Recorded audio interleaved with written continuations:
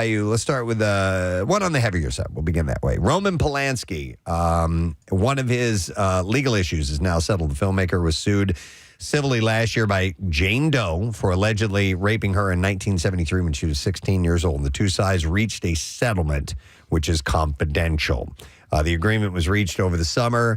Polanski's lawyer says that they settled in the summer, the parties' mutual satisfaction, and has now been formally dismissed. The Oscar-winning film director fled the U.S. decades ago after admitting to statutory rape of a 13-year-old. She has since backtracked, apparently. Yes. But she actually defends him now, which is wild. But still, there's all that out there. But he is settled with the woman who was 16. So when you talk about wrestling with the artist and the art, he's one of my favorite directors. But he's like, you just have to separate it. Mm-hmm. Yeah. Yep. Olivia Munn is highlighting breast cancer awareness in a new Skims campaign. Revealing her double mastectomy scars. Skims apparently planned to cover her scars with makeup at first, but she decided that it would be better to show them. And she shared the campaign on her Instagram. She said, I was tired of hiding my scars from the world. In a Today interview, she also shared her desire to help women feel beautiful with their scars. The campaign, launched during Breast Cancer Awareness Month, will also donate 10% of Skims bra sales to the Susan G. Komen Foundation, the breast cancer organization, of course. She was phenomenal. You know what's interesting about scars? Yeah. Mm-hmm. Scars have never really been any kind of a turnoff to me at all. It might be different if you have like disfigured facial things that are going on and might look a little off, but and that's unfortunate. But like a scar on your skin. It's never. Tina Fey has the slash scars, and she looks beautiful. What does she have slash scars from? She was attacked as a kid. Yeah, she lives in lived in Delco Cast. She randomly gets slashed by strangers walking down the street. Yeah, so if you look at her, Kathy, she's got a scar on her chin. Okay. And that's what that was from, a guy with a knife cut her in the face. I mean, I think it's just like, it's like manipulating it's not you. It's not, part of you, or wasn't supposed to be. And, now it is. And I think some scars, if you take care of them, then it's not that big of a deal. But if you don't, like, some of them can get like bumpy and a little bit swollen. So, I guess it just depends. If you watch the horror movie, The Substance, with Demi Moore, it is a body horror movie, but it basically addresses that, Preston. Who are you as you are?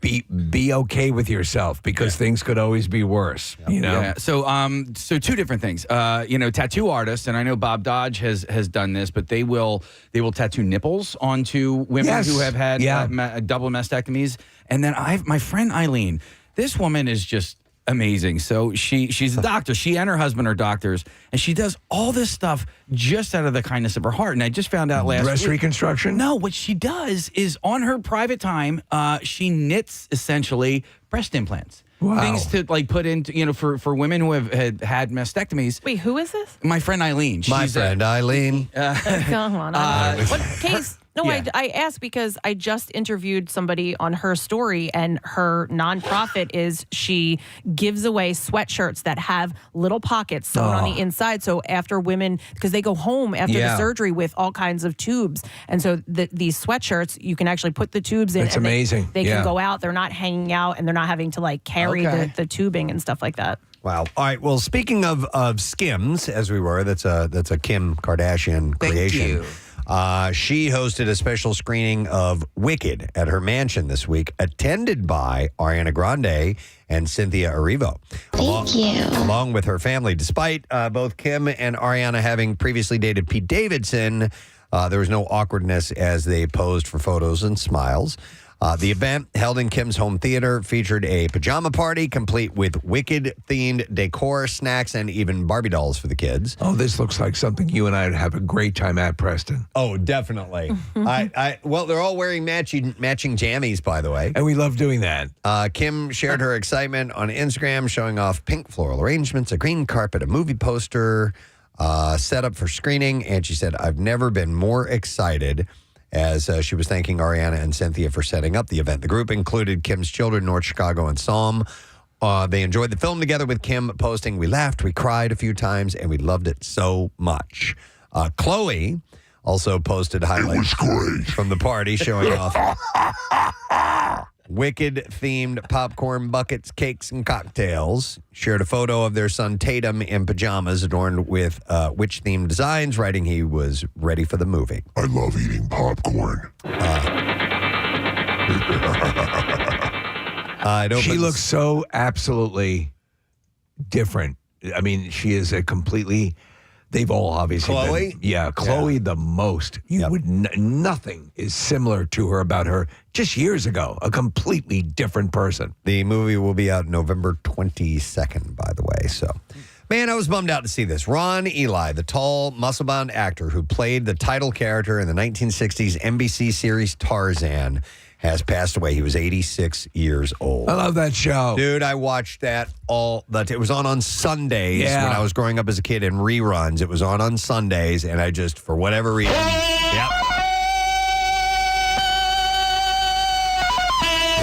I want to hear you do that, Preston. That's not him, by the way. No, not him? but he also starred in a movie, and I was a fan of the series Doc Savage. Do you remember that? I never He was saw kind of an adventure a la Indiana Jones. But, Okay. the dude was jacked. Yeah. And blonde hair. Eli's daughter, Kristen Casal Eli, told the Associated Press on Wednesday that her father died September 29th at his home. While Ron Ely was not quite as well known as Johnny Weissmuller, the Olympic swimmer who played Tarzan in the movies in the 30s and 40s, Eli helped form the image of the shirtless loincloth wearing character, further immortalized by Disney. His Tarzan scream was different. In 20...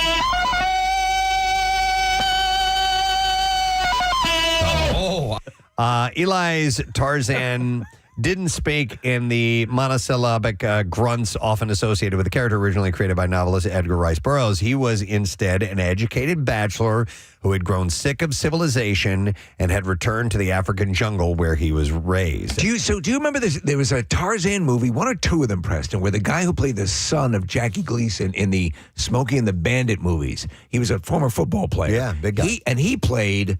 the same kind of, it was a cross between Tarzan and like a James Bond kind of guy. I don't remember he that. was completely educated No. and good with weapons, but it was that same sort of Ron Ely type Tarzan. I remember the Ron Ely because he spoke perfect English. Yeah, he was yeah. fine, and but he wore the loincloth and he swung from the trees and he there's- hung out with all the animals. There's literally like, that was his going to work outfit.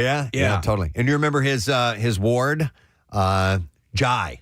Jai! Yeah, right? Oh my God! I Yep. totally forgot. Eli said in interviews he did his own stunts on the show, working directly and precariously with tigers, chimpanzees, and other wild animals that were Tarzan's 6 gerbils. friends and servants. There was a really messed up thing that happened in his life, though, not that long Yes, ago. you reported on In it. 2019, he tragically found out the news when his 62-year-old wife, Valerie, was stabbed to death at their home in Santa Barbara by their 30-year-old son, Oh my God. Cameron Eli, who was subsequently shot and killed by police. Ron, who was home during the stabbing, challenged prosecutors' report that his son's shooting was justified. Apparently, he wasn't armed at the time, and police killed him, and it was just Oh my God. And I think horrible thing all the way around. Ron Ely at that time, I think, might have been wheelchair bound. Oh, man. He lived a nice, long life, and Steve, outside of Tarzan, he was kind of typecast after that, but he did do Doc Savage, and he had a few small film roles after that, but he was also an author. He wrote a couple of books. Along with Kristen, his wife, he is survived by daughter Caitlin Eli Sweet.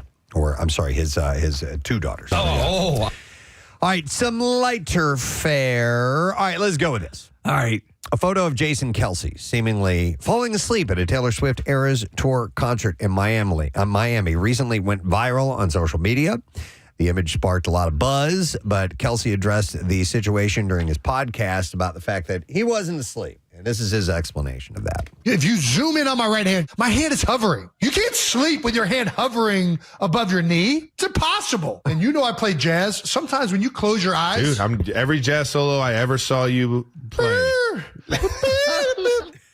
So he was grooving on the music. He was feeling it. Yeah. He was closing his eyes. He was getting into it. He was tapping his hands. He was all into it. Does he play jazz music or does he play a jazz instrument? I don't know if he plays an instrument or not. I thought he was a saxophone player, right? Okay. Yeah. Marissa? You guys know who took this photo? Oh, yeah. Was it Bo Allen? Friend Bo Allen. Yeah. He was down in Florida. That's what he was saying. The Miami Eras tour. They were like, oh, and it was your best friend. And he was like, that's what makes it the worst. And Travis was like, no, that's what makes it amazing. Preston, how often when you're playing drums, or do you at all close your eyes? Oh, most definitely. Oh, okay. Yeah. Yeah, he said, so a lot went into this. They got like a whole box because it was the first show that his mother was going to see. So they had a lot of people there. You know, they brought family, they brought friends. So he's like, I didn't show up and fall asleep. He's like, I sat down, I was getting into the groove, and he happened to close his eyes and like took the picture. People accuse you, Casey, of falling asleep at the Fish concert. You were just grooving. It was not a Fish concert. It was a Train Anastasio concert, and I was not grooving. I was resting my eyes. I was not passed out. Listen, man, it was a long day. I had drank a bottle of wine with his father and mother-in-law. I was a little bit tie-tie. Okay? And I'm just so grateful that Ike Richmond was there to capture the moment and to send it to Dan Gross to put into the Daily News. That was amazing. Thank you. Hey, Ike, just for that, you should get Trey on our show. You should do just something. his payback. Or Kevin Hart to the Camp Out for Hunger. Something. You owe me. Still holding on to that. Why not? Yeah, well, I Totally, wasn't man. until somebody had to bring it up. I had to. He had to. And now it's going to end up with Trey on the show again. All right. In the premiere episode of her podcast, Rachel Ray, it's called I'll Sleep When I'm Dead. She opened up about a relationship with her husband, John Cusimano, who apparently it can get heated with. She admitted to getting into frequent, quote, screaming matches with John. Ooh. But she believes that those are healthy. I don't know about that either, Kev. I don't think so, Osborne. She said, I don't trust people that are too quiet. Despite their heated arguments, they rarely apologize directly. Oh, wait, so they scream at each other and they don't apologize after the fight. This is so healthy. They use gestures like a pat on the back, serving Or as a kick in the ball. apology. God. Or a falcon punch. Punch in the face. I know. This doesn't sound good to me. No, that doesn't sound. But they've been married a long time. Have they? Yeah. The word is, Kathy, that they are know what you're gonna relaxed say. with their relationship. I never heard that, but you've said that for years. That is the rumor. That they dabble outside and can spread the love, as they say. She hosted was the speaker at one of the Her Story luncheons, and she talked about her husband at the luncheon and their relationship, and how they scream at each other and throw things. She actually talked about the decision to not have kids, and that their pets are their kids, and that's where the pet food line came about and all that. Her pet food line is highly rated. Yeah. My cats throw it up. So you can't use it. My cats love it so much they throw it up all the time. All right, so speaking of husbands and wives, Ojani Noah, Jennifer Lopez's first husband, has partly blamed Sean Diddy Combs for their 1998 divorce. In a recent interview, Noah revealed that their marriage started to fall apart when Diddy became involved in Lopez's music career, particularly as a producer on her album On the Six. He explained that the lies began when Jennifer was working between Miami and New York while he was busy opening his restaurant in Los Angeles. And he believes that the distance between the room for Diddy to swoop in, reflecting on the end of their marriage, he claimed that it also affected his career as Jennifer allegedly ruined his job opportunities in the entertainment industry. Yeah, we tend to forget that Diddy and Jennifer Lopez were an item for a while. He questioned why Lopez had taken legal action against him, saying, let her tell the truth, let her tell everything that happened. Lopez and Diddy famously dated from 1991 to 2001 after a split from Noah. The resurfacing of their relationship comes amid Diddy's recent legal troubles, including the accusations of sexual assault by several women and so on. Lopez has not yet commented on these particular allegations. I just cringe now when I hear his name. I know. Diddy? Oh, yeah. Yeah. I know. My God. And the stuff that keeps coming out, it keeps getting worse and worse and worse. Yeah. Yeah. And that footage of him beating up that woman, man. Kicking the crap out of her in the hallway. And then the rape allegations with men and women. Yep. And we're talking about an Epstein kind of vibe. Yeah. Not good. So is Teyana Taylor Leo DiCaprio's hall pass? Apparently, it's a legit question, especially when you're openly getting cozy with one woman just hours after you were on a date with your girlfriend. So, is Teyana Taylor Leo DiCaprio's hall pass with girlfriend Vittoria Soretti. Page 6 reports that just hours after squiring Soretti to an intimate dinner, Leo then met up with Taylor at the Stafford Room in Manhattan with a group of friends for a party that she was hosting in honor of the Rock and Roll Hall of Fame. And according to witnesses, they were dancing very closely. I will let you me. They hung out the whole night, and they were pretty much in a corner together. However, Leo may not have needed to use that hall pass, at least not that night. What reports say the two left the club together at 3 a.m. There was no evidence through the evening of any hand-holding, you have kissing, to put on Seeger, or suspicious PDA. So who knows? But you know, Leo is. He's getting, and my respect for him as an actor and everything has increased exponentially over the years. He is terrific. Yeah. But he is now in some of these pictures. When you see him with some of these ladies, you kind of like the dog looking in the fan, like. Yeah. So she hangs out with Taylor Swift on the regular. She's married to Ryan Reynolds. So when you're in that high of an orbit, is there anyone you lose yourself around? And for Blake Lively, there is. It's Chip and Joanna Gaines. Oh, man, I get it.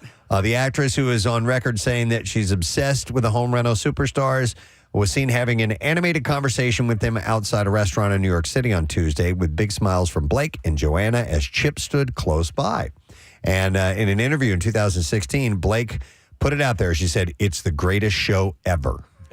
Talking about Fixer Upper. I really do love their dynamic. I don't think I've watched a lot of it, Case. Fixer Upper. It was, So, I mean, I started watching with like Property Brothers and then Love It or List It or whatever. And then these guys came on.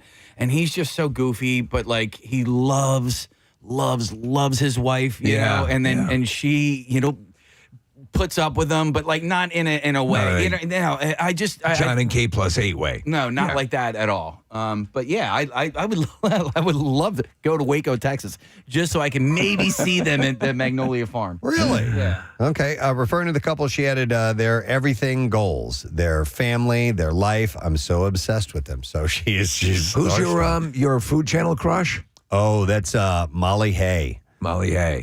She is, it's Girl Meets Farm is the name of the show. Me and intern James. Yeah. That's our jam. I just discovered her. Yeah. Like a couple of weeks ago. I put on Food Network. I haven't watched it in a long time. We've been cooking a little bit more, and I was just, I popped it on. Like, who is this stunningly beautiful little sweet gal? But Girl Next Door way. Very much so. Yeah. And We now should get her on. Now I'm obsessed. But I didn't know she's been on there for like 11 seasons or something ridiculous. Oh, like wow. that. But so Blake Lively, you were talking about, she's married to Ryan Reynolds. His birthday was yesterday. Did you guys see what Rob McElhenney did for his birthday? The animal adoptions? Yeah. It's terrific. I love it. Explain what he did. So he basically, I don't even know what animal adoption agency he did this with, but he named every single adoptable animal, Ryan Reynolds. So you can you can adopt a dog, a cat, but they're all named Ryan Reynolds. It's the Best Friend Animal Society, and Rob is going to match the donations, all the donations that came in yesterday, up to $25,000. And they've gone back and forth with these birthday celebrations for a few years, but this one I think is like the most charitable one that I've seen. I thought it was a really nice twist on how they celebrate each other's birthdays. Nice. And he's got like 2 puppies. He's holding 2 puppies. Oh, They're just adorable. At the end, he's like, Ryan just peed on me again. That's actually years ago. For a brief period, we would name our pets with just proper human names because I did want to be I was able to, in front of my friends, say, Linda just pissed on the floor. Right? And we had a cat named Linda. Right. Tom Holland has confirmed that production for his 4th Spider-Man movie will begin next summer.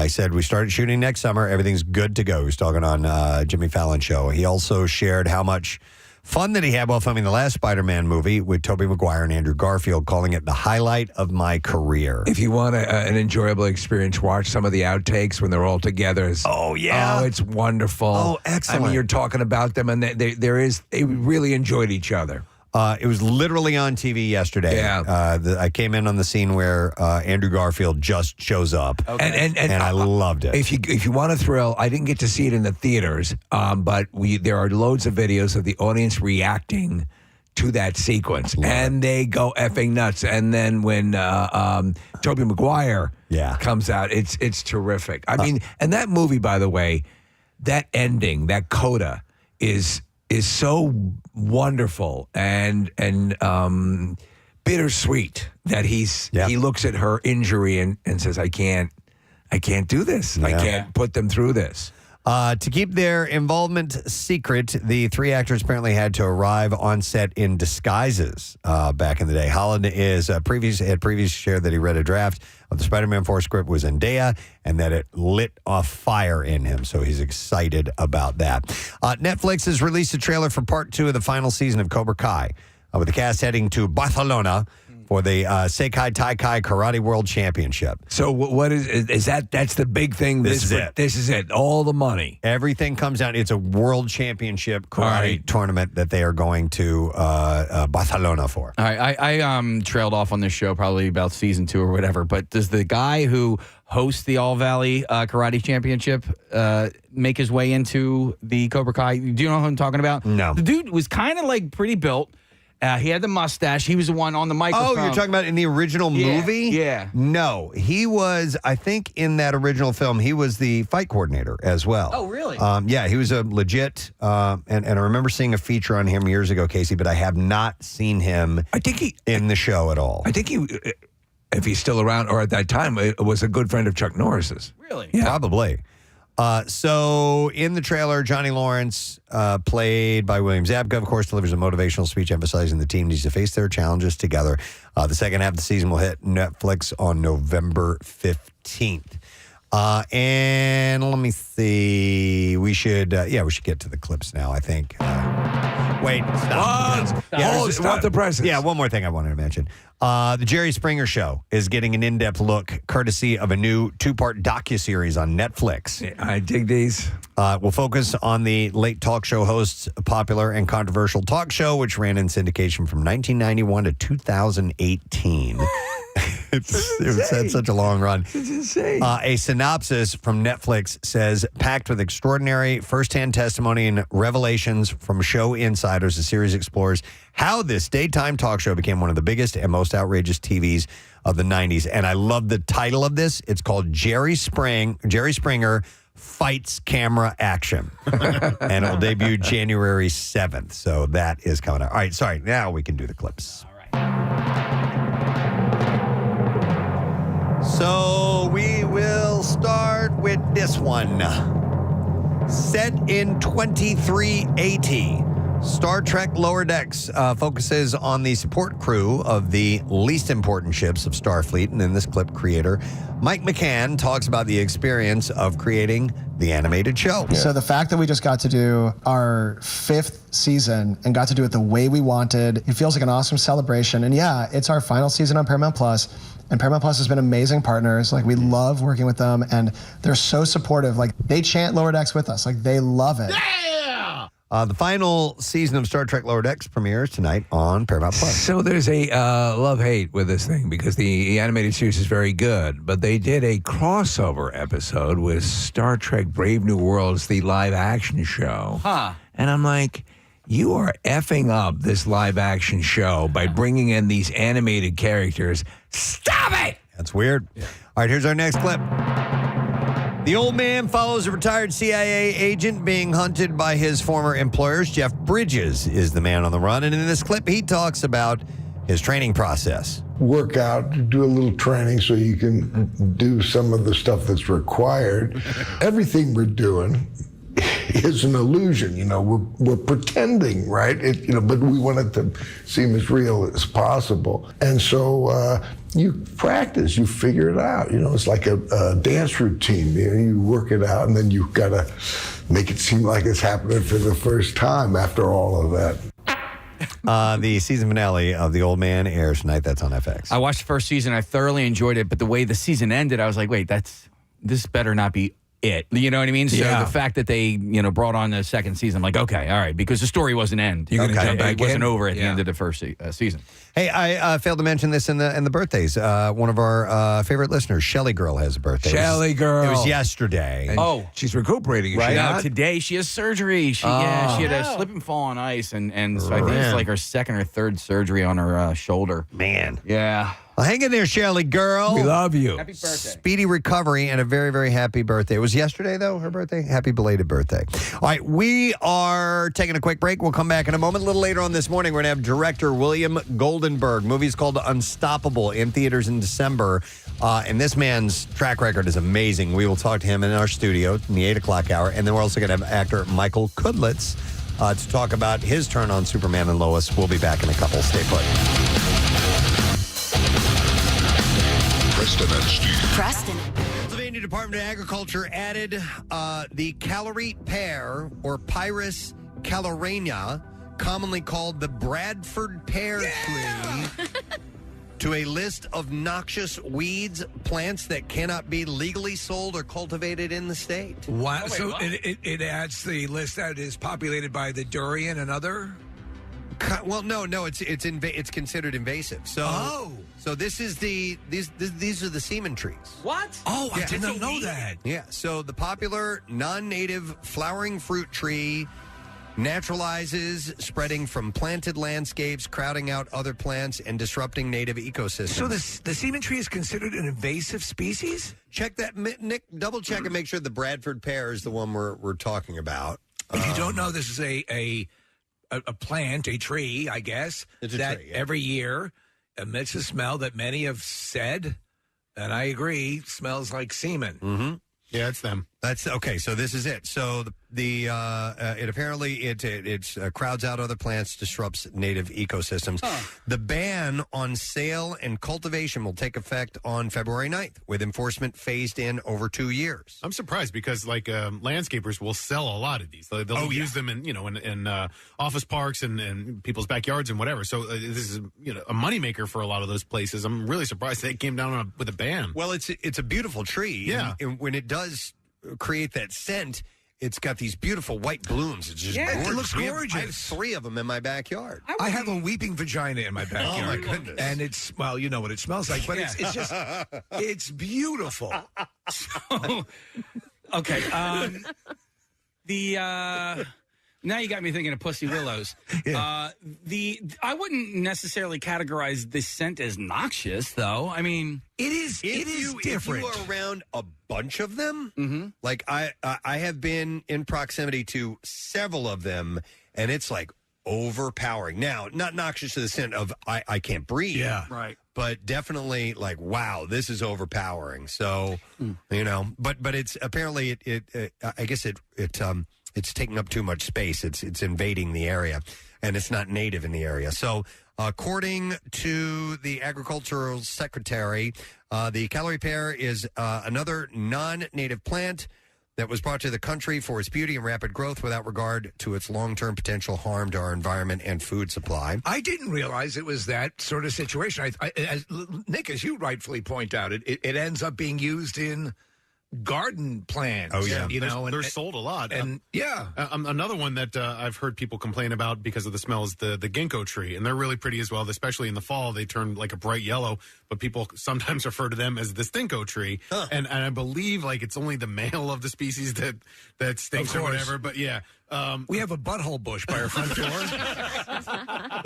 and the flowers are wonderful, but it does. What does it smell like? It smells like a butthole. Is it year round or only in the spring? No, it's like for 1 week. Oh, you can deal with that. Is your butthole open? Don't come over. It's butthole week. Is your butthole sprouting? Yes. Oh my God. The butthole's open. What's your and the scent You've got to come by. You got to come. It only happens 1 week out of the year when the butthole's We'll sit between that and the semen plant. All right, here you go. Here's some big news. All right. Kim Kardashian is making it clear, and I have a few Kim and Kanye stories here. Clear to Kanye wants to set healthy boundaries. Healthy boundaries. So in an interview with Hollywood Unlocked that will be released today, West claims that Kardashian's security team wouldn't let him into her house with their daughter North after he picked the kids up from school one day. Now, a source told People that while it's true that West was not allowed inside the house that day, Kim's security team didn't stop him from seeing the kids, picking them up, or dropping them off. The source continued saying he can no longer just walk inside her home without her permission, and Kim has a right to privacy and is trying to set healthy boundaries. So she's a lawyer, you know. Those who have gone through divorces, I assume, deal with this particular issue, which is somebody just walking right in. That has to because change. You've been doing right? it for years and years and years. However, if you've been married for a long time, and then all of a sudden it stops there, and you have to ring the doorbell, you have to knock or something like that. It might be uncomfortable, but that's part of the deal. Yeah, exactly. The nature of the relationship has changed, and though you would imagine Kanye would have an easy time adapting to change. No, right. He's not, apparently. Apparently, the need to set these boundaries arose from Kanye making, quote, recent unannounced visits to Kim's home. In the Hollywood Unlocked interview, West is quoted as saying... That's when he stops by? Yeah. Unannounced. Yo. Yeah. So West is quoted in the interview as saying, "Don't play with me. Don't play with my children. Ain't no security going to get in between me and my children, and you ain't going to gaslight me." End quote. Okay. Hey, he Don't goes play by, with my children. I thought you want people. Yes, of course. So they grow up to healthy. play. They like to play. I'm sorry. Go ahead. No, he goes by Yee now. So wouldn't he announce himself Yee? Yee.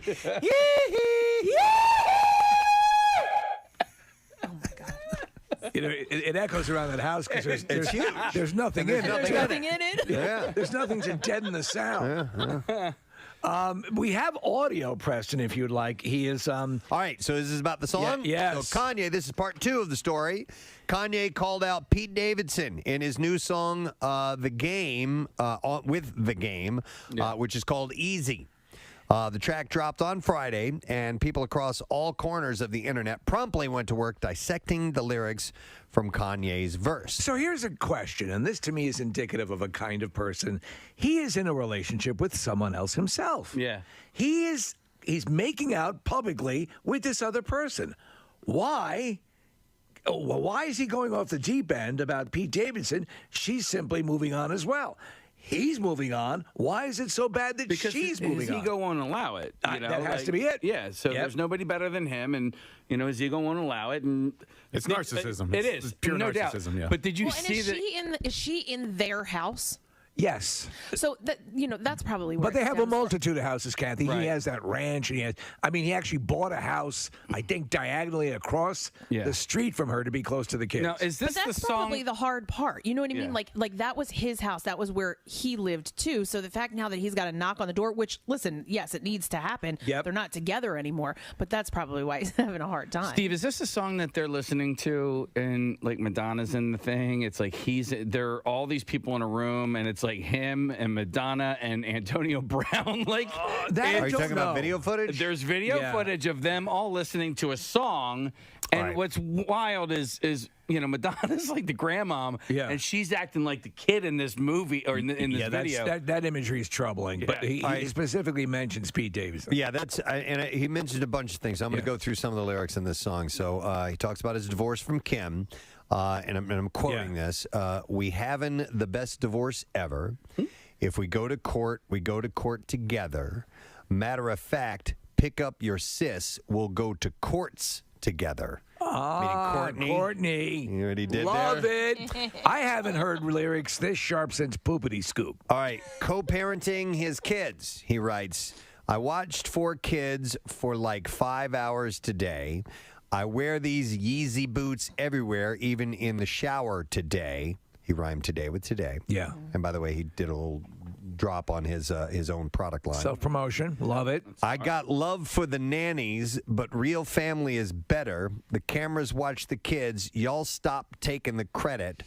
Non-custodial dad, I bought the house next door. What you think the point of really being rich for? Yeah. All right. That all makes incredible sense. So he doesn't want to besmirch the nanny staff, which he had a relationship with them as well. But he's saying Kim's not being the mother she needs to be because she's with that Pete Davidson. All right. Then you have grappling with his kid's privilege. And he writes, he spits, when you give them everything, they only want more. Bougie and unruly, y'all need to do some chores. Rich-ass kids, this ain't your mama house. Climb on your brother's shoulders, get that top ramen out. Ooh. Okay. So, all right, he had me at ramen. He had me at ramen. God save me from that crash just so I can beat Pete Davidson. ass. That's it. And my new bitch bad.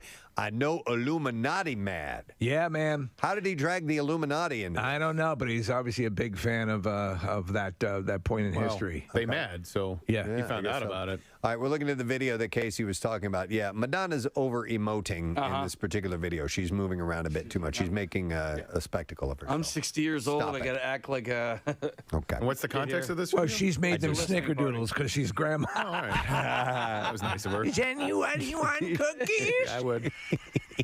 Snoop, do you? That's pretty much the only reason they invited her. Yeah. They're piping hot and they're great with milk. All right. Let her in. All right, last bit Yo, of... who let your grandma in? Last bit of lyrics are his public romance with Julia Fox, and he wrote, Oh, no, that was it. That's it. That's it? Yeah, that was it. Talking about I know my new bitch bad. New bitch bad. I know Illuminati So bad. beautiful. So there you go.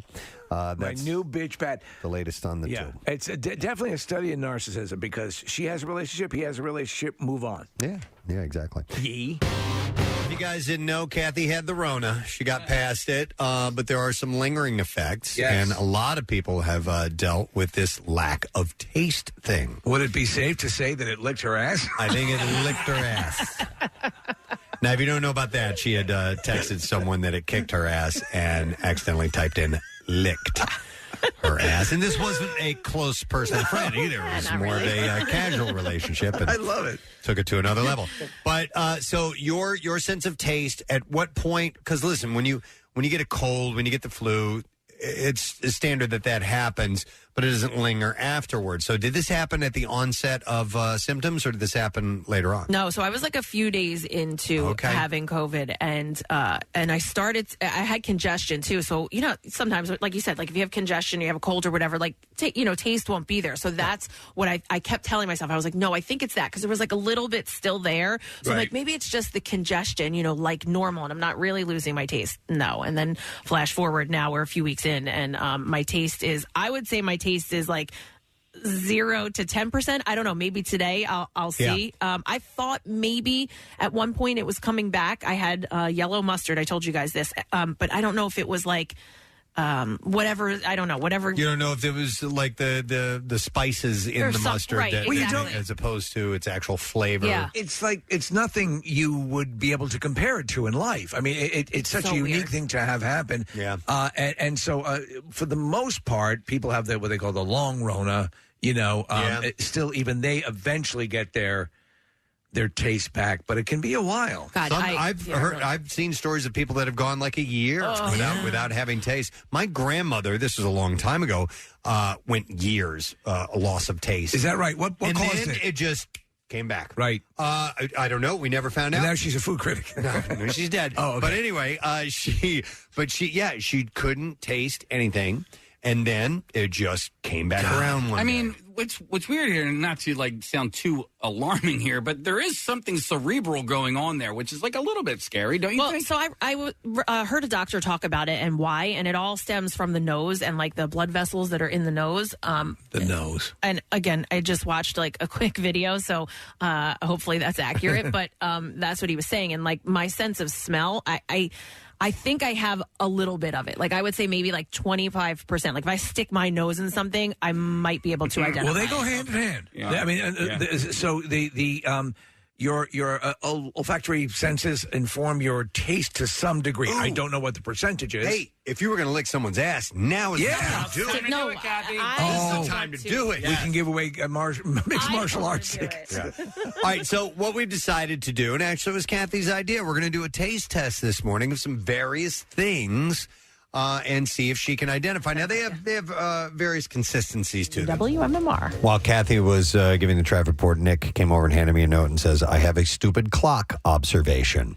I have 2 clocks in my house where you have to still set the time. And daylight savings time or whatever it is coming up, and it's the microwave and then the range. I'm bringing this up because I want to see if anybody can commiserate or feels the same way that I do. They must be as close and as precise to each other as possible because they're near each other. Okay. Yep. Yeah. And so I do you do the thing where when you set it, you then watch the other one and have to set it and hit the start button? I do it on with my watch. Okay. Right? Yeah, because my watch is the atomic time, I guess. I gotcha. Yeah. No, what I will do is they are very close to each other, and I will set the one on the oven, and then I will go over it very as quickly as I can. Right. Okay. Set the other one. I do that So too. it's maybe 15 seconds. They're very close to each other, and if they're ever off by more than a second or whatever, it gets under my skin and bothers me. However, currently the microwave is instead of it being PM when it's AM, it's the opposite. So it's 12:05 PM when it's supposed to be 12:05 AM, and I sit there and I'm like, all right, do I have to go through the entire process again to make sure that it matches up with a range? And then this is an internal struggle that I deal with. I have a super high tech, I'm a gadget guy. The toaster. The toaster actually gains time throughout the year, but by a couple, So and by nanoseconds a day. Yeah, and so they said you might notice this is the case, and they were like very candid. I mean, They told you ahead of time? It says it right in the thing that it might do that. So okay, but it doesn't matter because I just made my toast in the future, right? But everything otherwise works great and it's very cool. But it's just a weird anomaly of this particular toast. None of it really matters. It's just little crap that gets under my skin occasionally. I hate it. I hate when anything is set behind the time. I'm fine with it being set. Right. Yeah, agreed. I can't stand it. Yeah, it's got to be either on time or a little ahead. A little ahead. When you hear the time set on the radio and you look down at your digital readout and it doesn't match up, it's like, oh God, this is wrong. I got to drive home now. There's a void. There's something bad. That's it. All right. Thank you for your stupid observation, Nick McWayne. Right now, time for surveys. Got lots of surveys, and we'll start with one about daylight savings time. Talk about appropriate. It ends next week. There was a survey of 2,000 adults that asked about daylight savings time, and 40% of Americans feel a sense of dread when it is coming up. The feeling is so widespread that there's even a name for it. It's the daylight savings scaries that apparently people are dealing with. So the perceived earlier arrival of darkness, I guess. Yeah.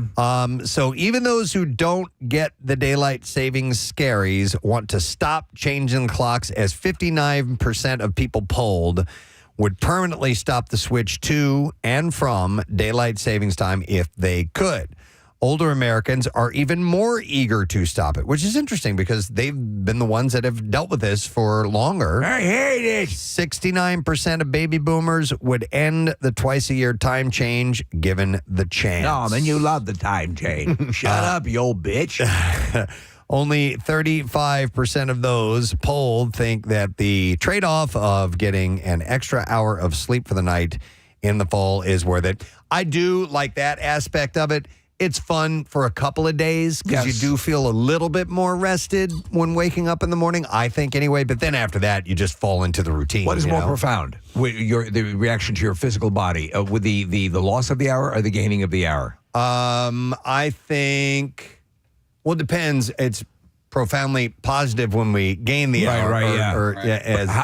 And the other way around. The lingering physical effects. Probably the spring forward thing is a little more of a pain in the ass. Isn't that the one Dr. Mike has said that's the one in particular that causes an uptick in heart issues where people have heart attacks? I don't know. Maybe. You have these like shift workers, like police officers and nurses and stuff like that who, well, especially police, because they'll work night shift for a couple of weeks and then they work day shift for a couple of weeks. And so they're switching the their clocks circadian up, rhythm is all off the place. time. Yeah. Are we bulletproof because of our hours, basically? No, we're not bulletproof. I mean, no, I'm saying because everything is so dramatically effed up anyway. No, I still have the scaries. Oh, do you? I hate the shift. I mean, I've talked about it a bunch, and I feel like it's a losing battle, so I don't even bother fighting it anymore. But I can't stand it. And in either direction, I want consistency throughout the year, but I don't think that's ever going to happen. I think you're right. I don't think this affects me at all. Not even a little bit. Not even the slightest bit. Yeah. I don't look forward to it. I'm not dreading it. I don't get any sort of scaries the day of, day after, day before, whatever. I don't feel more tired or more energy. I don't think it affects me at all. Do you know the one element of it that I do enjoy is that the light display for Halloween and for Christmas is more profound earlier. darker by the clock, and I set everything, so that's cool. But yeah, otherwise, less time to play golf, though. Unfortunately. Yeah. Okay. So for things like, but I don't know. Maybe I'm just going back to like when I was a child, and daylight savings meant Halloween was coming, and it got darker later, and so I like that. Like I don't know why I like it, but like when it gets darker later, I'm totally down with that. And then by the time the spring comes around, I love the fact that it stays longer. You mean it gets darker earlier? Earlier, that's what I meant to say. Yeah. So, so only 35% of those polled think that the trade-off is of getting an extra hour's sleep for the night in fall is worth it, and that might be related to the fact that 77% of those polled say they feel more energized when the sun is out, and once daylight savings time ends, 70% feel like their day starts and ends when it's dark. Is it possible we're not doing this the right way? That simply an hour is not enough? What if we were to shift 6 hours? Right? Let's try. Yeah, let's try. See how that works. Set your clock back 6 hours. Overall, 21% of those surveyed said changing the clocks negatively affects their sleep schedule, and 37% need more sleep in the days and weeks after daylight savings time ends. I always forget which is standard time and savings time. Are we currently in standard time, Nick? Do you know? Yeah, we're going to saving time. Okay, so we're going to saving time next. Yeah. I don't know. I forget too. The other thing that I find really strange is that there are like the entire western part of Indiana does not observe the shift at all. Yeah, Hawaii doesn't. Effed up, especially when you're within driving distance of people who are. Yeah. So if you're in Indiana one part of the year, you're an hour ahead, and if you're in Indiana the other part of the year, it's the same time as the rest of the state. Hawaii doesn't change. I think most of Arizona doesn't, but if you're on a Native American reservation, they do. Like there's no rhyme or reason to it. When you have appointments and things like that in those areas, how they have to clarify that with each other, They right? absolutely do. And Reservation time. This is part of the reason why the scaries actually exist, is because people are tired of dealing with it's such an antiquated concept at this point. Do you know what eliminated a lot of it was the fact that things would sync up with Wi-Fi, so that your clock, for example, in your car will set. It pairs with your phone. Right. And so, do you guys have to set the time in your cars anymore? I still do. You do? Yeah, really? it doesn't automatically change. I have to go into the computer system on the dashboard and change it. But it changed, like it says standard time, daylight time. Okay. So we're currently in daylight time. We are going to standard time. Oh, okay. All right, interesting. Well, that's what the survey says. Here's another one for you. A new YouGov survey asked Americans about their skincare routines. Oh, yes. Ooh. I know. I thought of you, Kathy. Tell me. 50% of Americans surveyed say that they have a very or somewhat consistent skincare routine, including 20% who say their routine is very consistent. Ooh. Women are more likely than men. So 60% of women are more likely to have a skin routine. About 39% of men say they have a consistent skincare routine. I actually found that kind of high. You do. You have a little bit of, you have your moisturizer every morning. Just on my hands, and that's only because they feel physically dry. And when I'm picking up paper and stuff like that, that's why I do. But otherwise, I don't really have a skin routine. Still do the dab of olive oil on your taint every morning? I don't do that anymore. Okay. I found that was futile. So none of you do like any sort of moisturizer on your face or a special wash? Sunblock every day. Yeah, on my face and on my arms. And, but it's like a moisturizer with SPF in it. Well, yes. Okay, so you kind of... That would be a skin routine. Yeah, skin routine. Protection routine. Because of the vitiligo, I make sure that I'm... Kath, got a little bit. I'm starting to feel and see my age in my face, like especially around my eyes. And I was thinking about You're beautiful. Starting, I don't know. Like, listen, man. Should we go get Botox? What? You still haven't done it, right? You chickened out and you never went back? She'll never do it. No, you know what? I actually Shut up. Well, no. So the dermatologist that I go to, she knows how scared I am of everything. So how could she not? Right. So she said, we'll just do like a teeny bit, because I'll probably be allergic to it and I'll die within 24 hours. Wait a second. Yeah, because listen, it's not just the needles; it's the fact that you're putting this poison into your body poison too. into my body. Yeah. That's more so than the needles. Okay. So she said we could do like just a teeny little unit if you want, and you could see if anything happens. So let me I ask don't know, you, maybe does it we'll- have to be Botox? Can you get, like, could you, if you both go together, Casey and you and Kathy, could you get his ass fat injected Stop into it. your face? Stop. I do not Great want idea. Casey's ass fat in my Yes, face. you do. Wait, so I actually just posted a video yesterday. Yes, I saw this. Of a skincare regimen or routine that I kind of. It was the first time ever for doing this one treatment. And so I posted it and I loved it. And listen, I said in it that it was my mission to like keep my skin looking young, but like not looking like a plastic, person that we always make fun of. Yes. So I saw the other day on, I think it was on the Gram, it was a short commercial for, they showed somebody getting a facial and they were scraping the blackheads. Okay. They were doing that. And they were like, don't do this anymore. And it's this green goop you put on there, and then You peel it off. and then all like before, right when they put it on, all of these blackheads start squeezing out. I'm like, that can't be. I don't. legit. Yeah, No, I it don't. is. I don't know. Is it? Yeah, have you ever gone? I think that would be a soothing video to watch. It is kind of oddly strange and Hypnotic. satisfying. Yeah. Case, Yeah, I got sucked into one of those videos and I bought the product. Actually, in this video on my Instagram, that was the makeup for the. So I bought the product and tried to do it at home.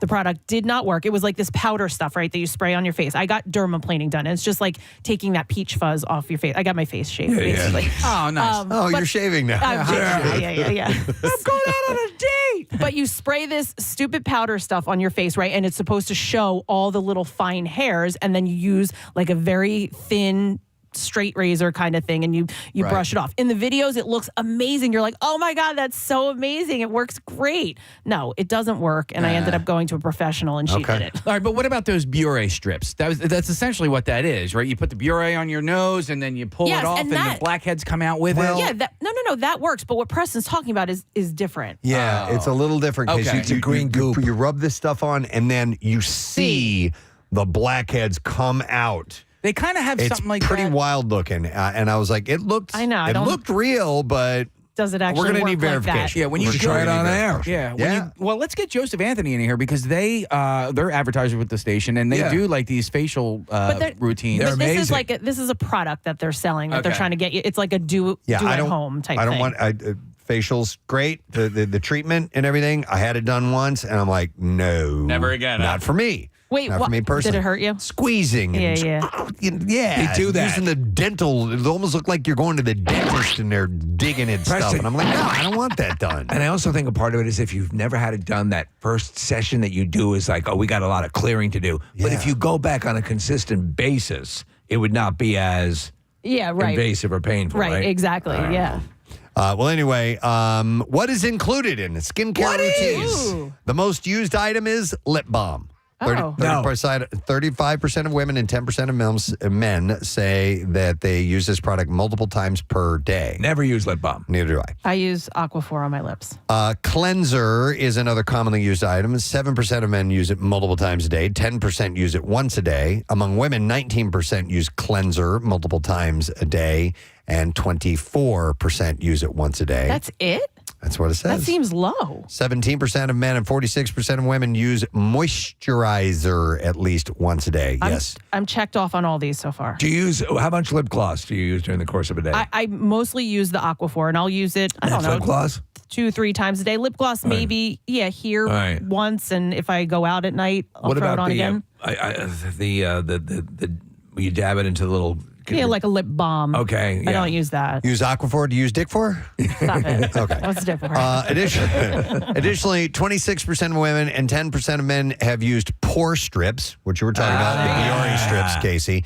25% and 6%, 25% women, 6% men have used retinol. Okay, so I've tried. It's a product that they usually put in. Sometimes it's in moisturizer, or you can get it separate. You can get over the counter, but it's also prescribed if you use a larger amount. It's a skin rejuvenator, isn't it? Yes, and I can't use it.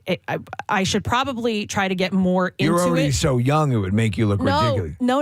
So it dries out the skin. It basically takes off, I think, that like top dead layer of the skin, and it like intensifies the wrinkles, but I think you have to get past that point because it's like taking off that. Yes, Steve, I swear. Now, You gotta Kathy, with the new, I have all things to tell you. Steve, I swear. Really? Yeah, but I think you have to get past that. Like, I think you have to use it for You got to look 2 like weeks a raisin and then, for 2 weeks and then. Yes. Dude, who wants that? Yeah.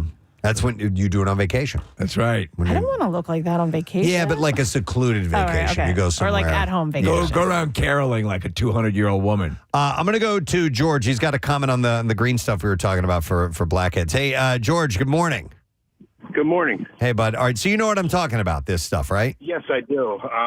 I ordered the stuff from overseas. It's called Green Mask Stick by Medium. Okay. And I've actually tried it. It doesn't work. It doesn't work. Man. And so yes, in the videos you'll see all this stuff come up out of that once you put it on your skin. Is this? We're looking at a commercial this right now. is it. We're looking at a video of this right now. This isn't what I've watched. Oh, God. And it like comes out immediately. And George, no success at all with it? No. I found out that it's a gimmick, that they actually cut the tape and they take coffee grounds and stick them on your face, and that's the appearance of blackheads coming out. Shut up. It never works. Oh, because this woman looks like she has coffee grounds or jimmies. It looked like too much. Yeah. All right, George. Sprinkles. I appreciate that, man. Thank you so much.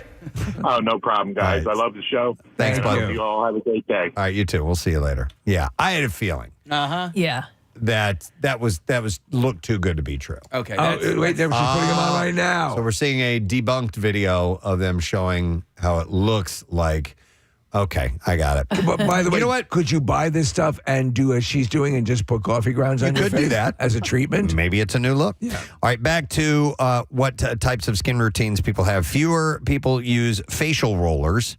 18% of women and 5% of men. What about Do you use paint that? rollers? I have one. I used it for a little while, but I don't often Do you use keep it. yours in the freezer?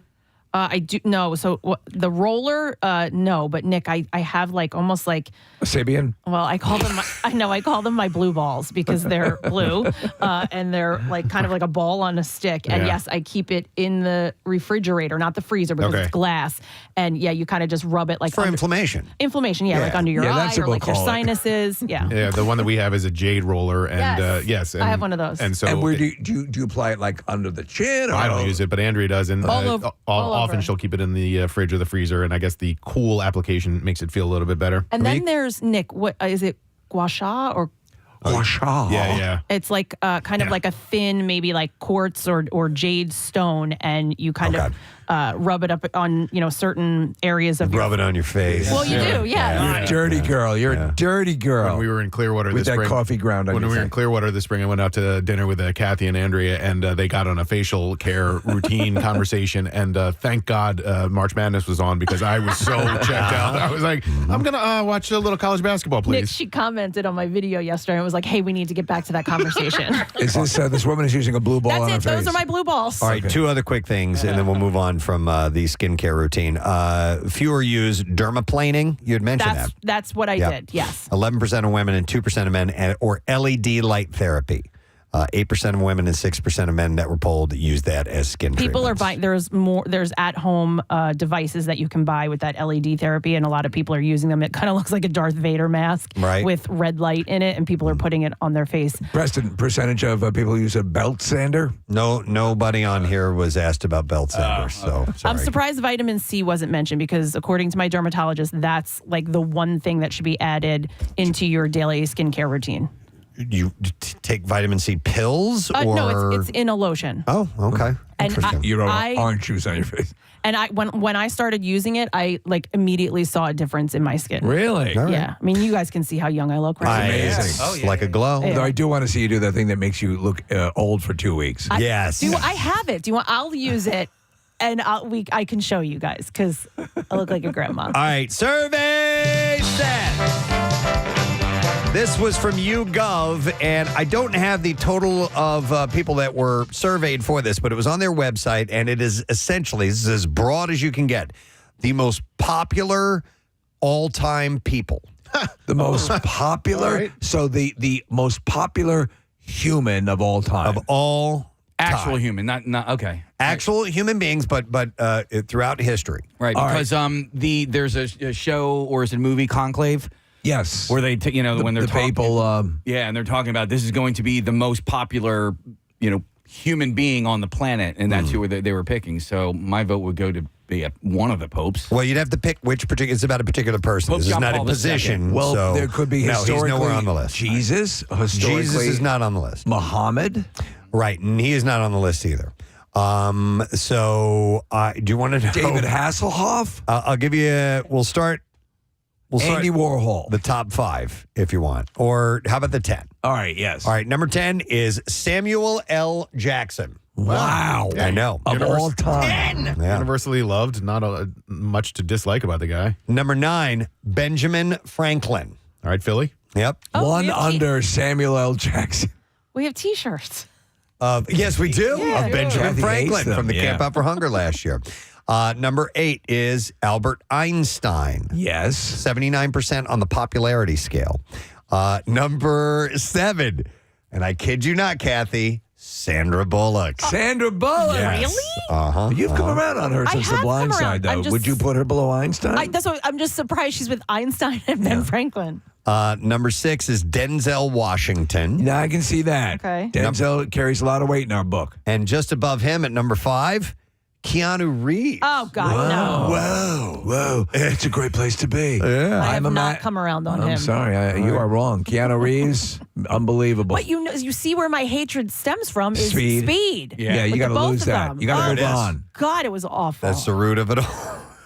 You like Dennis Hopper though? Was he in Speed? Yes, Yeah, he was the bad guy. See, how closely did you pay attention? He was the main nemesis. Steve, I watched it one time 30 years ago and never went back. Were you Not 30 applying yet. coffee grinds to your face when you were watching? And just a tick above Keanu Reeves is Abraham Lincoln. Abraham Lincoln and Keanu Reeves. This is a weird list. He is number 4 on the most popular all-time people. Someone has killed my dog, and now I'm going to seek revenge. John Wick. Yeah. Played Abraham by Wick. Abraham Wick. Yeah, I think I'm back. Number 3 on this list is Betty White. Oh, dead. Yes, I would see. Yes. So are many of the others. Yeah, this is all time. This is most popular all-time people. So Betty I White, heard 82%. putting a couple of dings in the reputation of Betty White, and this comes from other cast members on the Golden Girls. She sucked a mean one? Yeah. Okay. Hardcore off a boat hitch. Wow. No, she could be a bit of a bitch. Really? Yeah. Oh, I don't care. She autographed a picture of herself did. and her dog for me. Yeah. Number 2 on this list is Robin Williams. Yeah. Now, is there anyone that comes to mind that you would think that would top all of them? Yeah. Number 1, you probably looked over here and saw it. The most popular all-time person. Is it a historical figure? No. Is it a pop culture figure? It's somebody who is still alive. Tom Hanks? It is not Tom Hanks. Oh, that's a good guess, Interesting, though. but he's in company with Tom Hanks. Sylvester Stallone. No. Ryan Reynolds? Nope. Vin Diesel? No, but it's interesting you said Tom Hanks. Let me see if he's anywhere in the top 20 on here. No. What? So a worldly known good A person. worldly known good guy. Yeah, Chemo Tiemann. Chemo Tiemann. Yeah. He's the original worldly known good guy. I want to give a hint, but not give it away. I'm going to give it away, Chris. I hope you don't mind. It's Morgan Freeman. Morgan yeah. Freeman. Wow. Like I said, I don't know the parameters of this particular survey that was done because don't need to know the parameter. there's some holes missing here. The only musician that I see Paul McCartney? on this list, I would have said, so Paul McCartney is my all-time favorite person. Right. So I would have put him as number 1. No, Dolly Parton at number 11, just below Samuel L. She's Jackson. sensational. And she's absolutely worthy of that title. Yes. Number 12 was Isaac Newton. Number 13 is Harrison Ford. Number 14 is Dr. Seuss. And then you have Sean Connery, Leonardo da Vinci, George Washington, James Earl Jones. Mike Reno? And the bottom 2, of Loverboy? Yeah. No. Number 19 is Bruce Willis. And here's a surprising one. Number 20, Jackie Chan. Jackie Chan. So this is the most popular of all-time people. Morgan Freeman. Yeah, so thought that was kind of interesting Made the list. to share this morning. All right, sorry, This will be a timely one, so I figured I'd get to it now. New survey from Fairleigh Dickinson, University in New Jersey. Fairleigh Dickinson, not fully. More than 800 people across the country were surveyed, and they have come up with their idea of the age that Americans think kids should stop trick-or-treating. That kids should stop trick-or-treating. I am curious to hear this. Never. Yeah. Never? If you trick-or-treated at my house, Preston, I'd give you candy. Oh, it's true. Nobody comes to your house. Well, no, but even if they did, even growing up in my parents' house, if you came in a costume, even if it was like a hat, you were getting candy. What happened was with me is that the neighborhood determined when I should stop trick-or-treating. And I went out and, it was one of those things like, hey, you can go out and get food from, people. And it was that night and I went, knocked on the door and I had a costume on. And I was like, aren't you a little old for this? I said, I guess I am now. Yeah, I probably trick-or-treated later than all of you guys. I actually trick-or-treated my freshman year of college. And that was the last year that I did it. And just me and my college buddies, I'm like, hey, why don't you guys come to my hometown and we'll just do my street, So you had a prearrangement. No, it wasn't a prearrangement at all. But we just trick-or-treated on my block and stuff like that. But I did do it, and I love it. And my kids are all done trick-or-treating, and that kind of bums me out. Do you know what, for me, the process, the metamorphosis, which I loved, is you went from trick-or-treating, going around, to being the candy dispenser. Yeah. And that was a great transition. So right now, I that's what I live for, is at Halloween night. Of the survey, by the way, it's going to be great weather, Preston. Of the survey, on average, people say kids should probably stop trick-or-treating. You'll find this interesting when they are 13 and a half. I was going to say that. I was teenager. When you hit teenager. I was thinking more like 15. I think 15. Once you drive, I think that's I'll tell you what, maybe the marker for girls seem to get away with it more if they're older, and because they tend to also put more work into costumes. I think one of the hardest parts of parenting was when trick-or-treating stopped with my son. Like when you get past that and they don't either want to do it with you anymore or just don't want to do it, period, that's a little bit of heartbreak. You were crestfallen when you used to love that. Caroline and I did a tandem costume for years, and then one day you just don't. Not anymore. Yeah. And I was really bummed out about it. In the cradle and totally, man. But you're right, though, Nick. When the last one says, I'm done, they're not going to trick-or-treat anymore, or you tell them they're not trick-or-treating anymore, it's one of those little childhood deaths. Yeah. That another piece of childhood is over. And you look back, because you get pictures every year and you scroll back through them and you look at them, what you were doing in, 2006 or whatever. It's just like, it really is. It's heartbreaking. Morning yesterday. A quarter of respondents, though, think that kids should keep it up as long as they want to. 3% are against trick-or-treating at any age. I think it was last year where these young girls came to my house to trick-or-treat, and they were probably like young teens, but their mom was with them, and she trick-or-treated as well. Like, she had a bucket for me to put candy. I'm like, all right, here you go, old lady. Yeah. You'll biddy. Yeah. Older Americans are more likely to say that kids should quit at age 11 or 12. No.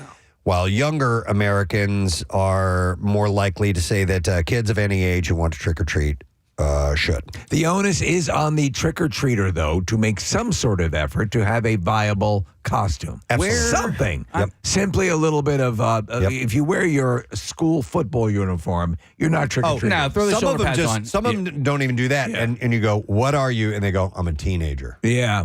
And you're like, okay, you're a teenager who's not getting any candy from me. Yeah, hungry teenager. Yeah. It ain't cool. And then come back later and throw eggs in my house. Where do they celebrate and trick-or-treat? I mean, obviously United States. Around the world? Yeah, around the world. Like, do they do it in England? I've looked that up before. There are some countries that do it and some don't. And Casey, I don't remember offhand. I remember being in France in 1996, and like it was the fun of trick-or-treating, the fun of Halloween, like as just sort of this American cultural thing, was spreading across Europe. And so people were into it just because... the way we do it. Yeah. And honestly, Steve, it was them watching like American TV shows, and they're like, all right, that looks like a lot of fun. Let's just have a costume party. Here in Canada, I think are the biggest celebrations. I remember when we had exchange students from Spain, they were so excited for Halloween. Oh, really? And they explained that they did have it there, but it was not like what we make it. Okay. And so they were very excited to dress up and go to parties. We got to get some trick-or-treaters at your house this year. Yeah. Because I mean, again, I advertise, my house is an advertisement that we're into Halloween. So we make, it's hopping. But I mean, you would gladly give away the candy that no one shows up. Nobody shows. I buy one little bag of candy. And Steve, even in years past, I even like left it in a bowl outside because I was like, I'm not sitting here. And it I'll stayed go out. there? No, like some were taken. Like we ended up with most of the candy. Wow, man! I've there's been years I've had to go back to the store during the night to keep replenishing. I know. My brother's house in Bridgeport is like that. We went over there last year to kind of celebrate with the kids. By the way, I agree with Frank, who's on the phone lines. No matter the age, I'll give candy if they're in a costume and say trick or treat. Yeah. That's all I'm asking. Trick or treat. You got to say that. I am totally cool with it. And I will tell you, in my neighborhood, and people drive their kids over, they are all terrific. Well-mannered trick or treat. Thank you all. There's never have a bad situation. All right, I'm going to do one more survey says poll. And then we will wrap it up. The last one is from today.ugov.com. When you go to sleep, do you prefer that the top sheet on your bed be tucked in on the bottom and side? No. Tucked on the bottom only? No. Completely untucked? Yes. No preference? I don't use a top sheet or not sure. Tucked on the bottom. Tucked on the bottom. All right. Oh my God! Then you're like sealed into the bed, Kathy. No. What it's if a a deer king. gets in the house? Yes. It's the bottom, not the sides. It's a king bed. My feet aren't even going anywhere near the bottom. By the bottom, she means towards her feet. Oh, yeah. Is that that's what? Only. That's what He I means. Really? What about? Okay, the sides as well. Is that what you're thinking? I Case? need all the sheets to be loose. Me too. Yeah, Yeah. so I can pot. Like. Yep. Yeah. I Yeah. used to be like you, Steve, where everything had to be under the covers, and now That's when I was a kid, but I'm Yeah. completely different case. Well, so right you're not now, afraid of witches anymore. no, I can beat them up. It's the deer that I'm aware of. By the way, Kathy, your answer is the most popular answer in the survey. I sleep like everyone else. 29% tucked only at the bottom. The funny thing is that, again, as you guys know, I sleep actually on top of the bed with a blanket. I never pull the top cover off. And the sheets underneath are never slept on, though they are changed. I swear, like if I go and check into a hotel, like I am like a dog, like when a dog gets on a bed and they start. I have to untuck everything. Me too. Yeah, Yeah, I'm Can't the same way. stand Case. that captured sort of feel. We're in the second place with 23% say completely untucked. Right, that's us. Top sheet. Nick, you want to weigh in on this? I'm the same as Kath. Okay, so you tuck the bottom. We're the untuckies. All right, we're the untuckies. You guys are the bottom tuckers. 20. Let me see. Tucked on the bottom and side, so you're completely sealed in. You might as well be a sandwich. 17%. Marissa, what is your tucking style with the top sheet? No tuck. No tuck at all. All right, so me, you, and Case. Yeah. Yeah. 14% say no preference, and 12% say I don't use a top sheet. When it comes to tucking, do you untucked or untucked when you're dancing in front of the mirror trying to? Oh, you have to tuck it. Yeah. It looks like you have a vagina that way. Do you remember? I look like a girl. No. Back in like my younger days, like short sheeting a bed on for somebody was I like never such got a that prank. fun prank. What is short sheeting? Why is that funny? What is short sheeting? Preston, it's you essentially take that top sheet and you fold it in half and then you fold it underneath the bed, the mattress, so that when the person gets in, they can't get their feet down to the bottom of the bed. I'm laughing. Maybe it is funny. That's kind of fun. I guess so. You're like, why is that funny? And I'm like, yeah, he explained it to me. Oh, yeah, all right. It's kind of funny. God damn it. Wrong with this thing. I always thought it was, that I misinterpreted what short sheeting was. Oh, really? And now you've explained it. I get it now. I always thought you would have a sheet that would not cover a person's body. Right, that's what I thought of when I Yeah. heard that, but that's kind of funny. Yeah, I mean, we only did it like I remember going on a church retreat, with other like high school kids, and it happened there. Oh, now that I know what it is, I got to make up for lost time. Yeah. All right, that's all we have time. Speaking of that, for survey says, but hopefully you got something out of this morning. We're going to take a break. We're going to come back in a moment. We have the Bizarre File on the way. And then after that, we're going to have director William Goldenberg returning to his hometown of Philadelphia. Yes. This man is super talented. And what a list of credits to his name. It's incredible. So we'll talk to him a little bit after 8 o'clock. And then actor Michael Cudlitz is going to be joining us as well in the 9 o'clock hour. And Red Robin is here. Yum. And that means we'll do some giveaways with those guys in just a little bit. So hang out. We'll be right back. Preston and Steve. Clue into what you might be tasting, but nonetheless, we want to see if you can identify. And some of these things are very strong flavors. We're not throwing anything. All right. You're not going to taste anything effed up. We're Yeah, not like doing toilet water. Yeah, we're not doing that. You wouldn't It's know all what that tastes legit. like anyway. It's all edible, and Or you'll like, be fine. Is like there a foot chance? shavings? Yeah, None foot of shavings. that. Thank No, you. nothing Is there a gross. chance that this might, because of the wide variety to her palate, is it possible this might kickstart your taste back up? Ooh. Possibly? Listen, I also read a lot about that. People trying to do that using like pepper, and, Right, and there was yeah. another thing where Yes. if you like burn an A burnt orange. peel, yeah, Carter told me about it yesterday. He's like, "Ooh, there's this thing," and I saw it, and I was like, "Really?" And he goes, "Yeah." He goes, "Hang on." He looks at me, and goes, "Oh, it's not real. Never mind." Not real. Yeah, so- like people were trying it, but there's no scientific evidence that it works. All right. hang on. Let me go to Steve real quick. Steve lost his taste. Hey, Steve, how you doing? Hey, how you guys doing? All right, buddy. So, did you have Corona? Yes, last year. Okay, and how long has it been since you've been able to taste anything? Over 400 days. 400 days. Now, Steve, let me ask you a question because you're not necessarily eating for taste anymore. Have you I lost? am anger eating. Yep. Yeah, Anger eating. All right, I so get it. have you lost any weight as a result, or nothing's changed? You know what? Everybody says, "Oh, you must have lost so much weight." I lost some in the beginning. In the beginning, I lost a lot. But I have. I mean, as time goes on, I'm just anger eating. I'll buy Reese's cups, and I'll be like, "Damn it, I'm going to taste these Reese's cups," and I don't. Steve, do you feel? And you're like constantly searching for it, right? Like you constantly. You're like, okay, let me try this. Maybe there'll be a little bit there. Yeah, and the only thing is, I have had twinges of, like, if somebody has like a lemon cookie or a lemon cupcake, I might get like the taste of lemon with the first bite, and then it's gone. Like there's just nothing. Steve, so you, this would not affect though your hunger, right? Hunger is. Oh no, of course not. Yeah, of course not. Yeah, that's the best part of the whole thing. Yeah. You still have to eat. You just have no joy in any of it. I always say it's like Captain Barbossa in Pirates of the Caribbean. They just want to watch Keira Knightley eat because they have no joy. Right. They can't experience. Well, look. I mean, statistically, it you should get a return, but and there's no guarantee it's going to be anytime soon. But man, my heart goes out to you.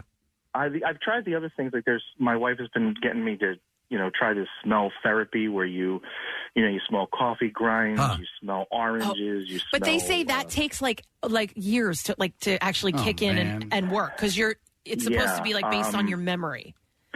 Yeah, it's really weird. And then I eat things because I like pizza. I know what pizza tastes like, right? So I eat it. But like now I'm more concerned with like texture. So I'll eat things that like I always want nachos because nachos have crunch, they have sauce, they have But December 9th, 2020 was my my last day. All right, Steve, man. were you vaccinated? Yeah, and boosted. Okay. Yeah, but that was all after. I mean, I know there's connections to any of this stuff. All right, dude, I feel for you. Hang in there. Hopefully it'll come back around. Preston, what about you, man? If I lost my sense of taste, forget it. I would be so upset. It's so weird. I find so much joy in eating, but I mean, I guess you. Wouldn't you switch to a healthier eating habit if you don't I'm pretty healthy. You're pretty healthy too. Yeah. So it's not like you're going crazy. Right. But like, so why I eat eat ice very cream? healthy. Yeah, exactly. Yeah, The little, because of the texture, the little treats. Yeah, Yeah. but it's the texture. Like Steve said, But if you're constantly searching for something. So like, yeah, you could sit there and eat healthy, but it's like you like. So for me, melted cheese, that texture. Does that give you pleasure? Yes. Okay. So right like, now, It's like- because I can't taste anything. Can't like you- zero sugar ice cream. And Yeah, stuff like can't you that, find know? something that like is will approximate it? that the approximates texture? the texture and that is not Putty? loaded Yeah, you with. could. Case, you could. Yeah.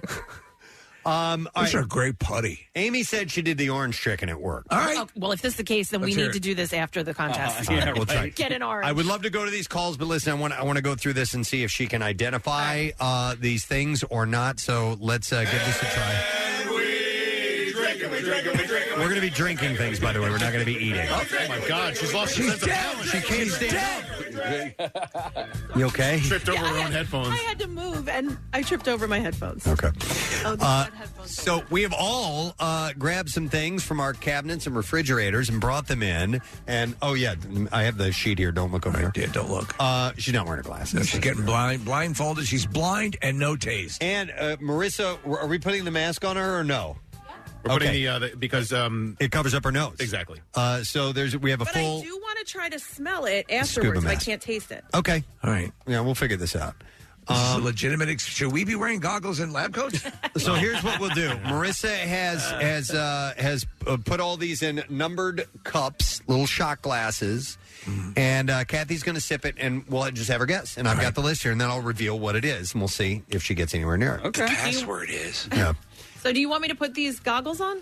Do you want to eliminate the smell as well fully? I mean, listen, I can sip it. If you hand it to me, I can sip it without smelling it. Because I want to see if my sense of smell is there or not afterwards. All right, let's leave him off as long as it doesn't tip you off. So, Marissa, give her number one. We'll start with us. We can go in order. This is a good one. Marissa, I don't know where you are. order that we have, and she'll up. Okay. She'll up. She'll put it in your hand. Okay. Man, I can smell it. Do you know where your mouth is? Shut up.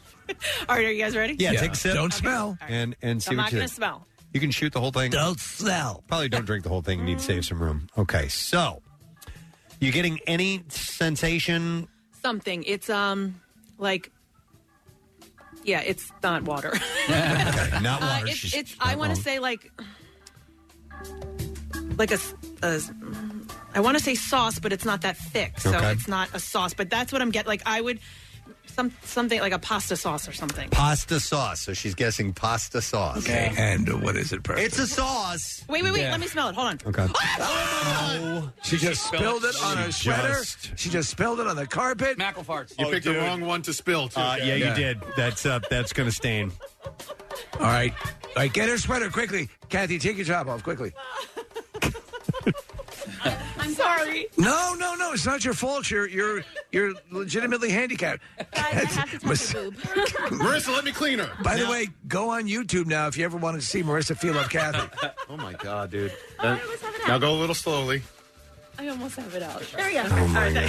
Preston, can you smell it on that side of the console? No, not from where I'm sitting now. Because I absolutely can, and the smell is very distinct. Can I guess now? Yeah, what is it? Smell. Is it hot sauce? No, it is not. Kathy, that is soy sauce. Oh, yeah. Yeah, so that's way off. Not even clear. And by the way, she took a sip. Like most people would go, "Whoa!" Yeah, it's soy sauce is very strong. It's very, very salty. All right, wait. And you could only handle a little bit of that straight, but she shot quite a bit of it. Yes. All right, I can't see, so I don't want to spill it again. Marissa, where's my water? A little bit. All right, here we go. Oh my God! I need a sip of water. Helen Keller had it Okay. together. Let's go with number 2. Don't spill this one either. You can do it. There's the microphone is right in front of you, so don't hit it. All right. Don't tip it or tilt it. Take a sip of this and see what you think.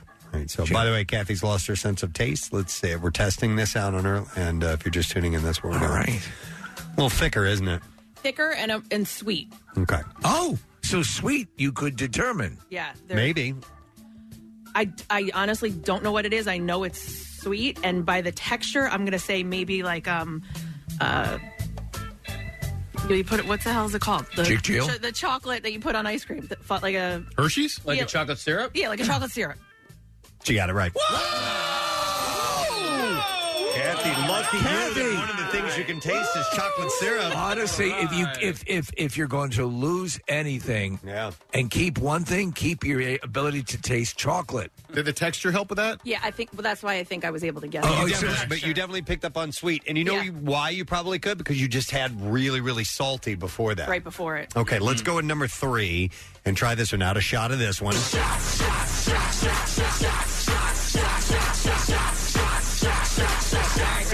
Yep. Jinx. All right. We'll sip of this one. Oh, wow. I like this one. Strong reaction from this. Oh, what the hell is that? Wow, so a big reaction. Like it definitely triggered something. Like prom night? No, like some sort of taste buds in my mouth, but I have no idea. Just describe what it is. Sweet, savory. What is the reaction? No, like vinegar, maybe.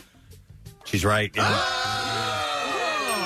But here's the thing, it doesn't taste like vinegar? No, it's the guess is the way it made me feel. You probably got a little tangy, sensation like you would on your tongue, like mouth watering a little bit from. Yeah, absolutely. But here's the thing: I'm smelling it, and I can't smell it either. It was white wine vinegar. But I could. Where's that? Is the hot sauce still? The FUD, the chocolate sauce. Sauce? The FUD. What about I think she was going to say fudge. Like Fud. so that I can smell. I can smell the hot sauce, but I can't smell that vinegar. That's not hot sauce. It's chocolate sauce. Sorry, chocolate sauce. That's what you would put on a chocolate fudge sundae. Let's do the next one. We got to move through these. All right. So number 4, Marissa, if you would please. So she's gotten 2 out of 3 so far. That's not But bad. it was kind of guessing. Well, and not going, yeah, that is this. You're right. It's a combination of cues that are helping her get to the answer. All right, Kathy. This is another one. All right. This one's kind of thick too. Pondering. I don't want any more of it, whatever it is. Okay. Yeah, that sounds about right. Does it? Yeah. I think so. You don't. Okay, I have no idea what it is. Mm-hmm. Do you ever watch Dr. Pimple Popper? No. Oh my God! Dude. Stop it, Steve! Don't do that to me. Can I smell it? Yeah. Try it that Yeah. way? Okay. So you don't have a guess. Oh, no, But smelling it, No smell. nothing. Nothing. Okay.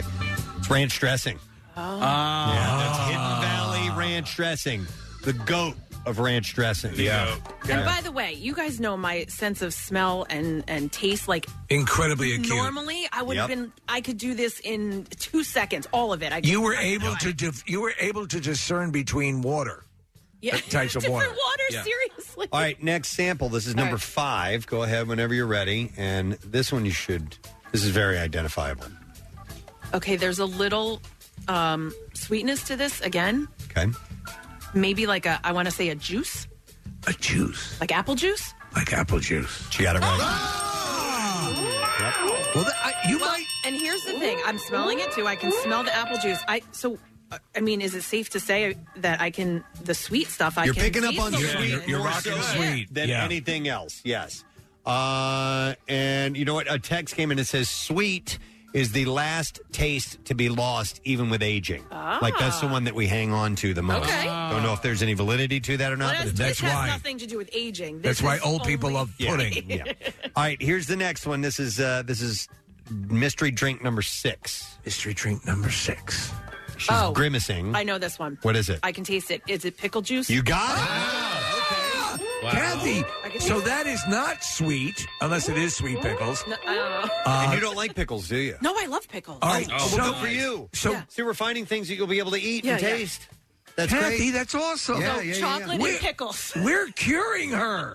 You're pregnant. No, we're Preston, you're legitimately curing her. We're getting somewhere. We should Listen, set up an institute. if you've had the taste issue, you should do this type of thing at home as well. You might find 1 or 2 things that stands out. By the way, Kathy, though you can't see it, I'm wearing protective goggles. Hey, I had to take mine off. you know what? And also the caller that we had earlier, though, Kathy had said that he could taste lemon for a moment. Yes. And then as he continued to eat, it would go yeah. away. So this is something you'll have to test with. Why don't you forget the moose? Oh, for a moment. For a moment. I got it. Yeah, that with happened. pickles. That happened to my mom. She lost her taste for a really long time, and the same thing. She said it came back. She would eat, and she'd get it at the beginning of the meal, and then by like mid-meal, she couldn't taste anything.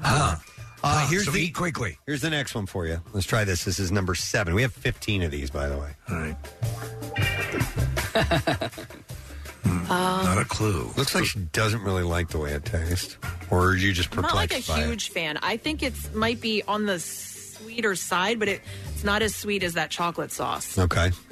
Like a pudding? WMMR. You want your stories? You got your stories. WMMR presents Preston and Steve's Bizarre File. Brought to you by Bud Light. Join Marissa tonight, 7 to 9. She's going to be at the Bud Light Thursday night kickoff at the Irish Rover Station House. That's in Langhorne. Make sure you stop by because you can enter for your chance to win a pair of Eagles tickets courtesy of Bud Light. All right, so German police busted a pizzeria in the western city of Dusseldorf that also delivered a side order of cocaine when customers asked for item number 40 on the menu. Item number 40 is cocaine. That is correct. All right. Well, that's a full service. The criminal director, Michael Graff, said that was one of the best-selling pizzas. Where's my meth? He said police were first tipped off by suspicious food inspectors in March when drug squad officers began observing the restaurant. They soon discovered why pizza number 40 was so popular. It'll be delivered in 30 seconds or less. When police buzzed the apartment of the pizzeria manager, the 36-year-old allegedly threw a bag of drugs out the window, which apparently fell right into the arms of police officers. Here.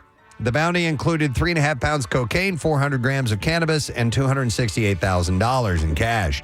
Police said the restaurant manager, who was released from detention after a few days, soon reopened his business and started selling pizza number 40 with the cocaine side order again. Were they competitively priced? And that gave investigators an opportunity to look into the supply chain. And after several weeks, some 150 officers busted an entire drug ring in Western Germany. Wow. They arrested 3 suspects, including the 22-year-old head of the drug operation, and raided homes and businesses of another 12 suspects.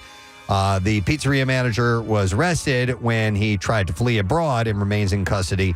None of the suspects' names were released in line with German privacy rules. Was it Loverboy, where if you ordered a pizza with extra anchovies, yes, you got a male prostitute? You got the male prostitute. Exactly, Casey. A Florida woman has been accused of instructing. This is a terrible story. And she's been accused of instructing a 10-year-old child through the online gaming platform Roblox to kill a 2-month-old baby by dropping it on a tile floor. Wait, can you believe that? Tara Sykes allegedly connected with the 10-year-old via Roblox social media function and then persuaded them to carry out the violence. The suspect also allegedly made a slew of other demands to the child, including to drown the baby in the bath and scald the infant with boiling water. She also told the 10-year-old to use a knife to slit the throats of the adults that they were temporarily living with while they slept. Then she allegedly told the child to douse the guardian's bedding with flammable aerosol spray and set their corpses on fire. The 10-year-old was unable to carry out instructions on the adults, but did allegedly harm the infant. The sheriff's office said that it was contacted by Children's Advocacy Center Gulf Coast Kids House, reporting that a 2-month-old infant had suffered serious injuries after being dropped on the kitchen floor by another child. At this time, the infant is expected to survive the injuries. I don't know how severe the injuries are, but... I mean, that just... Your mind reels. Yes. So Sykes was arrested and charged with one count of attempted murder while engaging in aggravated child abuse. Further charges could be filed. She and her husband, by the way, this is another horrible story. The same people were previously arrested in May of this year after investigators went to their home and found her 14-year-old daughter to be 31 weeks pregnant and suffering from malnutrition. Both Sykes and her husband admitted that they were aware their teen daughter had been impregnated by a 20-year-old.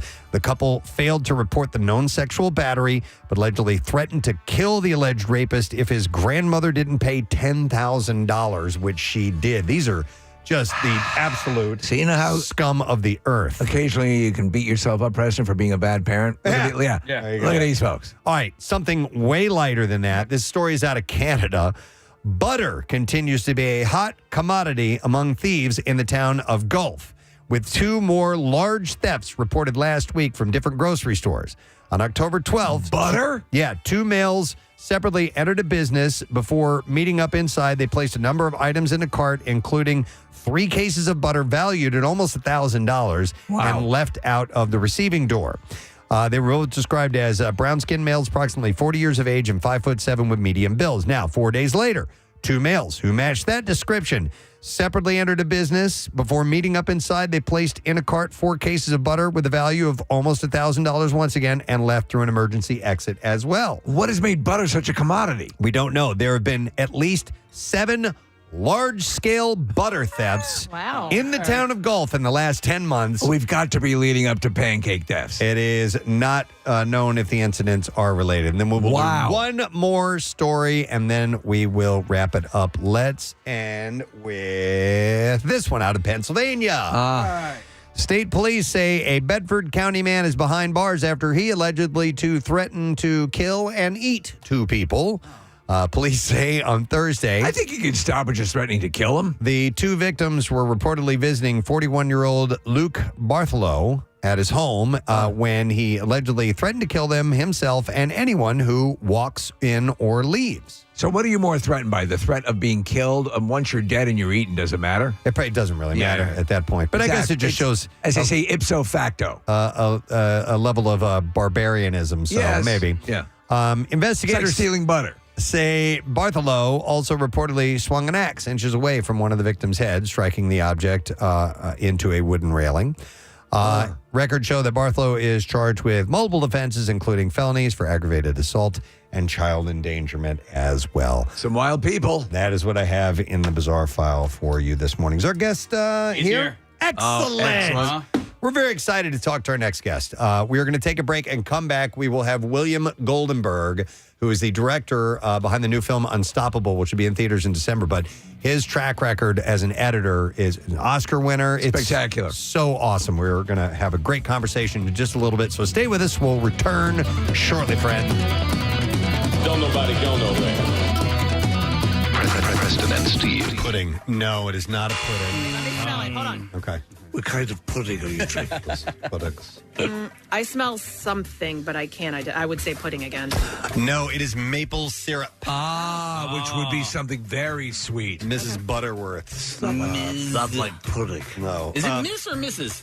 She married? I think it's Mrs. Butterworth. Yeah. All right. Good. She's spoken for. Yeah, absolutely. All right. Mr. Butterworth is an accountant. Here's the next one. This is number 8. We're at the pretty much the halfway point now. Let's see if you can identify this. No reaction facially. I thought for sure I would see a facial reaction from this one. Well, I mean, you should. I'm going in again. All right, this drink is all of it. It's a popular paint remover. She shouldn't be able to say, I'm going to go again on this. No, I don't think so. Wow. What do you think? Wow. I like it. Okay.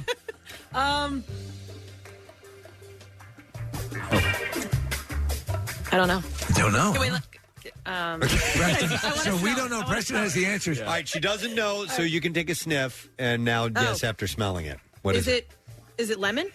It is lemon juice. It's straight up lemon juice. Normally, if one is drinking straight squeezed lemon juice, you'd be puckering up and going, Kathy, you didn't do any of that. Not even a win. So that Preston. So she got that wrong. She could smell it, but she couldn't taste it. That raises the question. That reflex. Yes. What causes that reflex? It's a good question. Well, let me ask. I'm going to show you guys. I'm going to try something. We're going to do a scientific experiment here. I'm going to drink this lemon juice, but I'm going to hold my nose. Now, we've never met. We've never. Well, we have met many times. Right. Many times. But I'm going to hold my nose so that way the smell part does it. That's the way to do it. It's still sour. Like you made the face? But your taste is intact. Yeah. But I wasn't sure if like any of that stuff Kathy drank it, and there was no puckering, no pursing whatsoever. Like, even with her drinking that, and I knowing what it is, caused my mouth to salivate a little bit. Yes. Because that's what I'm a little engorged. Your mouth will do. Well, that's great. All right, so here's... Okay, this will be interesting. Oh, boy. This is our only solid of the day. Oh, God. All right, Kathy, go ahead. So wait, do I have to like... Just stick your tongue in there. Yeah. Stick your tongue in there. Stick it in. Stick it deep in there. Ew. What? I don't like that. I'll give you a hint. It's not sand. Yeah, like that. It's gristly. Yeah. Move your tongue around. I have no friggin' idea. No idea. Smell it. I feel like it's probably a spice or something, but I have no idea. But it should be very recognizable by taste, no question. Nothing when you smell it? I'm trying. She's not getting it. And she's inhaling deeply. You would know this in a heartbeat. Cinnamon. Oh, it's just straight up cinnamon. No. Yeah. Nothing. Even after you know, you don't recognize it. Not that one. Okay. The more you know. If you're tuning in, Kathy lost her taste, and we're testing her on that. Let's do number 10, if you will, please. And we're back to liquids now. Okay. Let's have a little sipperoonie and see what you get from that. Is it alcohol? Like rubbing alcohol, yeah. No. That's all I She's get. saying It alcohol. doesn't taste anything, but I feel like maybe like vodka? Like a vodka or something like that. Do you get a burn from it, or like a little burn. Down your throat? Yeah. Okay, then that's why, because it's alcohol. It's vodka. She can taste that it's alcohol, and I get that, because outside of the taste in your mouth, once it goes down your throat, you get this warmness, this heat. Right. So, Marissa, can I taste that one just to? Hey, Kath, a question for you then, because I know you like to drink wine and you're pretty particular about your wines. Will you just go buy the cheapest ones possible now? Well, no. What's funny is because they'll probably give me a headache. Yeah. I was at my brother's house, and he knows what I like to drink, and he didn't have it, and I go, "What is this?" He goes, "It doesn't matter. Just drink it. You'll be fine." Thunderbird. Thunderbird. When friends drop by who can't taste anything, give him the cheapest crap you've got in the house. That's why I reach for the Thunderbird. James Mason approved. All right, here's the next one. This is number 11. You should get something for this. 11! Let's see. There's a reaction. Got a real scowl. She actually did De Niro there for a second. Yeah. You're talking to me? Whatever it is, I'm not a fan. Not so much. Interesting that there are bad tastes that work through. Nick, it's not a bad taste. It's like that vinegar feeling again. Like if so I have no idea. That makes sense for this. Do you want to smell it? Smell it. Smell it. You can smell it. You can smell it. Do you smell something? Yeah. Okay. She's doing De Niro again. I don't like this. I don't know what it is. I don't like it. It's Worcestershire sauce. And you know what? I don't put that on anything. So Okay. Not even in Bloody Marys? Well, it's already in Bloody Marys. no, usually, I'm not a Bloody Mary fan. Okay, all right. So no dice on Worcestershire. We've got 4 more to go. 4 more. Here is number 12. You've had a pretty decent degree of success, Kathy. At least your ability. Well, the vodka one I'm kind of only half giving to her because she couldn't identify it. You should be able to tell that it was vodka. All right. A big scowl on this one. Preston's the only one who knows what this is. Preston and Marissa. So we're guessing along. This gave the puckering again. I don't know what it is, but again, it's like triggering something in my mouth. Take a smell. Take a sniff. You don't know. You can't taste it. Vinegar. Okay. Wow. But it's a very specific kind of vinegar. The kind that smells like feet. Okay. It is apple cider vinegar. It'll cure everything. A shot of that every day, right? That's what they say. I should get my taste back after that. Yes. Right. All right, we have 3 more. This is mystery taste number 13. And let's see how you do on this one. My stomach's going to be great after this. I know, right? Fortunately, you're just taking little baby sips, so. You're going to be farting clouds. All right. Spending, get a reaction. Spending some time with this one. Okay. Not as much as a scowl from the Worcestershire. All right, so she's feeling it. There's like something in it, some peppers or something. Would you say Thunderbird? It was like there was substance to it. There's particles in there. Particles. I don't know what it is, but it's making my mouth burn a little bit. It has a little kick to it. Burn a little bit. All right, so but you don't know. Can I smell it? Sure. Can I? What do you think? What do you think, Kat? Can I? I don't know. I want to say like good.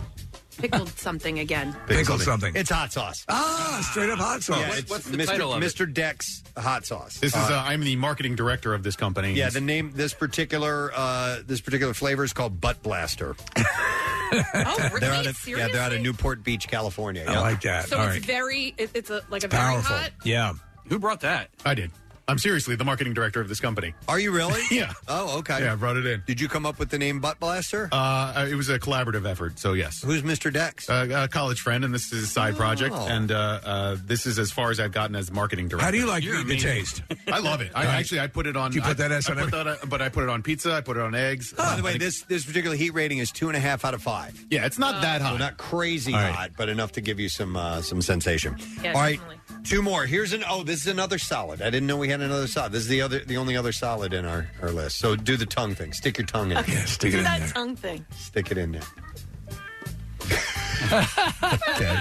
Love it. Stick it down in there. Come on, man. She's like an inquisitive look. This I get absolutely nothing. Really? Absolutely nothing from Okay, this. so that's a nothing, and you should be able to taste it, smell it, and see if you can come up with something there. Nothing, huh? Like I don't know, maybe there's pepper in it? No, because I didn't feel that on my tongue at all. No. It's garlic powder. Garlic powder. Absolutely no, I'll give you a right? piece of gum later. Yeah. Thanks. All right, we have one final taste in our test for you, and let's see how you do with this one.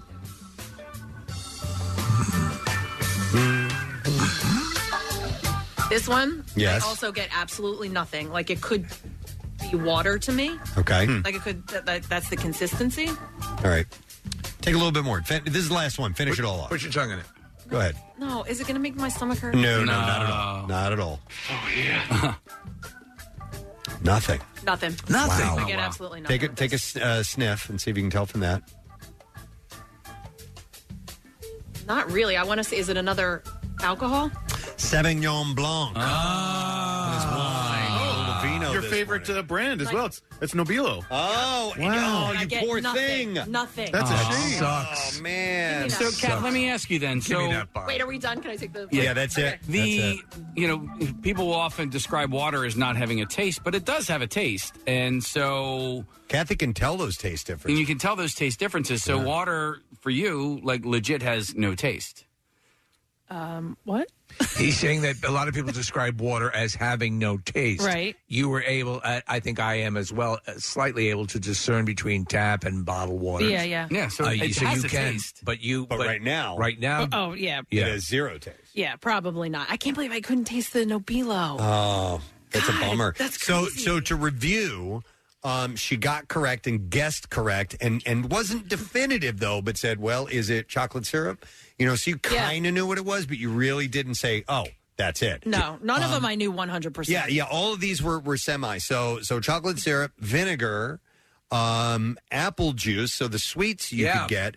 And one that you could definitely, that I think you got the best was pickle juice. Yeah, that was, so maybe if Have you some really pickles. want to taste something put pickles on it. flavor-wise, you could have pickles. Yeah. And the other one was vodka. Or I put in alcohol because you didn't quite get the vodka right. So out of 15, you were able to identify really 4, and that's it. Marissa, was the I'll just say it, the honey was that usable? By the way, I just grabbed these things out of the...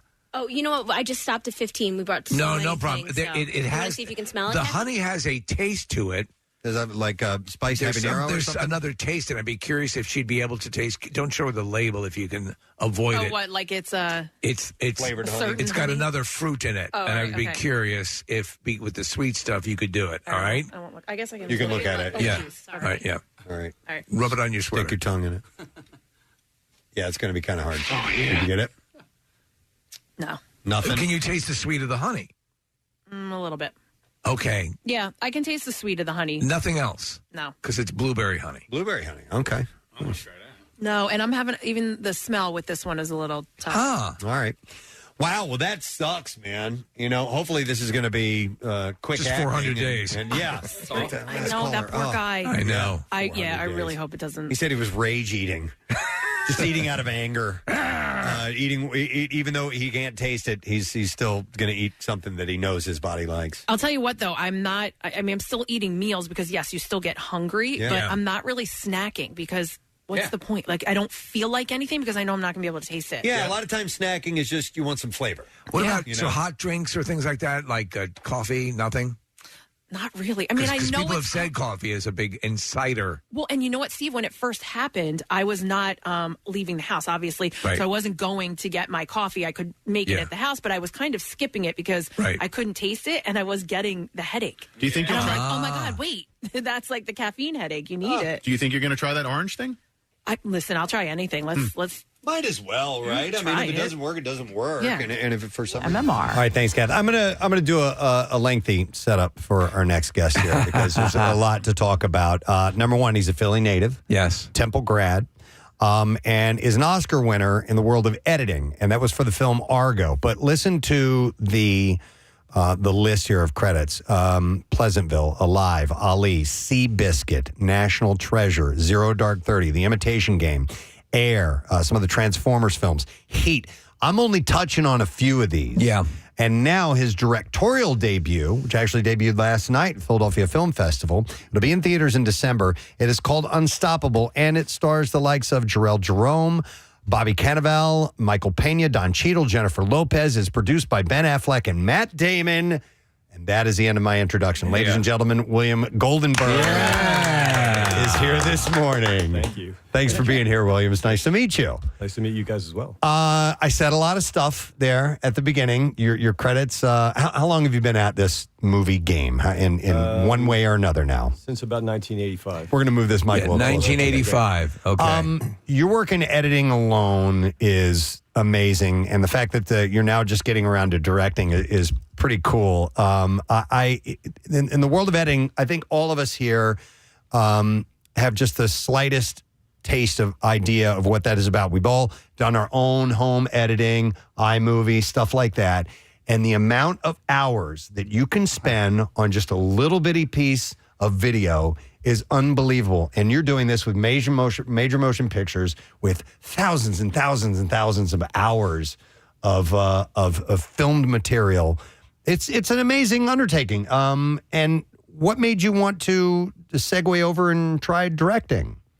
Well, after I won an Oscar for Argo, I hate saying that. It's you legitimately won. It is not bragging. Yes, conceited. A lot of people approached me. Do you want to direct? Do you ever think about directing? And I did, but I never felt like I was ready for it. And finally, about that time in my career, I felt like I knew enough and I had enough confidence in myself to do it. So. But then I realized editing full-time and trying to find something to direct is really not possible. Yeah. It's just too much time. So a friend of mine who is a producer brought me this project, and because he knew I was looking for something to direct. And just, the story was so incredible, and I met Anthony, and, who's the subject of the film, Anthony Robles. And he's an extraordinary human being, and once I met him and saw how he interacted with people and saw what he meant to people, I just was like, I'm on. And the story is amazing. Yeah. So it is, a gentleman born without a leg who became a wrestling champion, still with us, participates in the movie. What I wanted to ask you, coming from the world of editing and being a director, you've got to do two things with a movie like this. You've got to satisfy some of the quote-unquote sports movie tropes, but you also want to avoid some of the sports movie tropes. So when you're approaching this, was that weighing on your mind? Because the story is so pure and amazing, but I assume there are common pitfalls one could fall into while doing a movie of this nature. Very much so. We tried to shake it up, I guess, make it different than other sports movies. And, so I shot the whole movie handheld, so it's got a very, verite. Put you in the room kind of feeling, and it's all from Jarrell, who's our lead actor, but from his point of view. So a lot of it just sort of always following him. So we tried to do that a little differently and tried to film the wrestling in a way that was really intimate and people could really, see what these guys are going through emotionally. And so we tried, but like you say, there are common sports tropes that, are unavoidable, but that's a good thing. Yeah, because people will be disappointed if they don't see them sometimes. Yeah. But so if you put your own stamp on it, like you're talking about with the wrestling, where you can feel it's more visceral. And you had Anthony himself, obviously, who's a better source of information on how to do it. And so you're getting down and dirty. I remember like the difference between seeing the initial Rocky films or Cinderella Man, where they're there's like, or Raging Bull, where, anything that's sports or where people are boxing or wrestling, you can tell when, okay, they really went for something here to really put you in it. And was that weighing on your mind, or was that informing your decisions? Yeah, I mean, I've watched, I got to work on some of these sports films. I worked on Ali and Seabiscuit and Concussion and things like that, so I had a sort of familiarity with it. I just felt like I did what I felt like was the kind of coolest way to film it. Yeah. Where people, put them in, there's been some wrestling films, not that many, and I never thought the wrestling was done that well. So I just tried to do it in a way that was fresh, and it felt like, again, very visceral, and you feel like, you see every drop of sweat and feel every strain and every muscle strain. And we actually built an 8x4 piece of glass platform, so we were able to put the camera underneath it. Cool. And shoot up through the glass. So, because, wrestling, sometimes their faces are down. You want to be able to see them. And so we did a bunch of stuff like that just to, have that perspective that nobody's ever seen. It's brilliant because you're right. He's exactly right with wrestling. I think that's what's made it hard to capture because the real emotion is pointed down. In the combat, so that's very cool. Yeah, we also had guys like cameramen were on the mat, like a foot away from them with the camera down on the mat, so you could really see, get a real close view of what's happening. And and Anthony, you're talking about Anthony being involved. Anthony did a lot of his own wrestling in the film. Yeah, so it's got Jarrell and Anthony both did all the wrestling, and then in the editing room we cut it together the best way possible, and through visual effects we were able to make it look like one person. Oh, that's awesome. Did you also edit the film? I did not. I didn't really co-edit. I edited a little. Well, that was my question. So not being the editor then, were you sort of, trying to step in and do what you normally do, your editing job? Well, I mean, look, directors, all directors are editors. I mean, you're sitting there with the director. When you're the editor, you're sitting there and he's saying, let's try this, let's try that. So it's, they all have that skill. So, but the editor who did the film, Brett Reed, he was my assistant for almost 20 years. So he knows you. Yeah, we know each other really well. And he's gone on to become a really fine editor. And I wanted somebody who wouldn't lie to me. I wanted somebody who would, if something was bad, he would say, this is bad. I don't want somebody to go, no, it's great, everything's great. So I knew we could have an open and honest relationship about it. So I trusted him, and he did a phenomenal job. I actually was expecting to edit more than I did. I edited just a little bit, and he did such a good job that I didn't need to. It's going to be wild. Go ahead. Sorry, no, the director and the editor are always together when editing. Like the director is always there for that part of it. Well, every director's different. Some show up just for screenings, so they want to keep a distance. Some are there every day, every minute of every day. Some screen the movie every day. Some screen the movie once a month. It runs the gamut, so everybody does it a little bit differently. But the way I like to do it is the director's there every day, but they do what they do. Speaking from an editor's point of view and where your role comes in, and I'm curious about both directing and editing, when the editor's role comes in, is everything in the can? Is everything done? And then they hand it all over to you, and that's when you start the work? Or is there still shooting that's happening when the editor place? starts the first day of shooting. No kidding? Yeah, so if you shoot something on Monday, the editor gets all the film they shot on Monday, or in this case, digital material, on Tuesday, and the editor's usually cutting that on Wednesday. So you're doing scene by scene by scene. Okay. So you cut all these little movies, each scene is a little movie, and then when it's all done, you get to put it together. And as a director, will that sometimes inform the next few steps in the filming process? Very much and so. how those scenes turned out? Yeah, I mean, it's good to be able to show the director how it's going. This is what you did, and this is what, because it's never exactly like you think it's going to be. Yeah. And also, it's like if you're shooting scene 70 and I have scene 69 already shot, it's good to see what scene 69 looks like before you shoot. Yeah, and you you hear people having to reshoot and stuff like that. And I guess, if you can have an immediate, you immediately know, okay, this didn't work or this is not going to work. We have to reshoot that. It's better to know that sooner rather than later, correct? Very much so, Okay. yeah. And like when I did Air with Matt Damon and Ben Affleck, we were editing in the building we were shooting at. And they would come in the middle of the day, the two of them, and look at stuff and say, wait a second, we need a shot here where, we need a transition or shot here.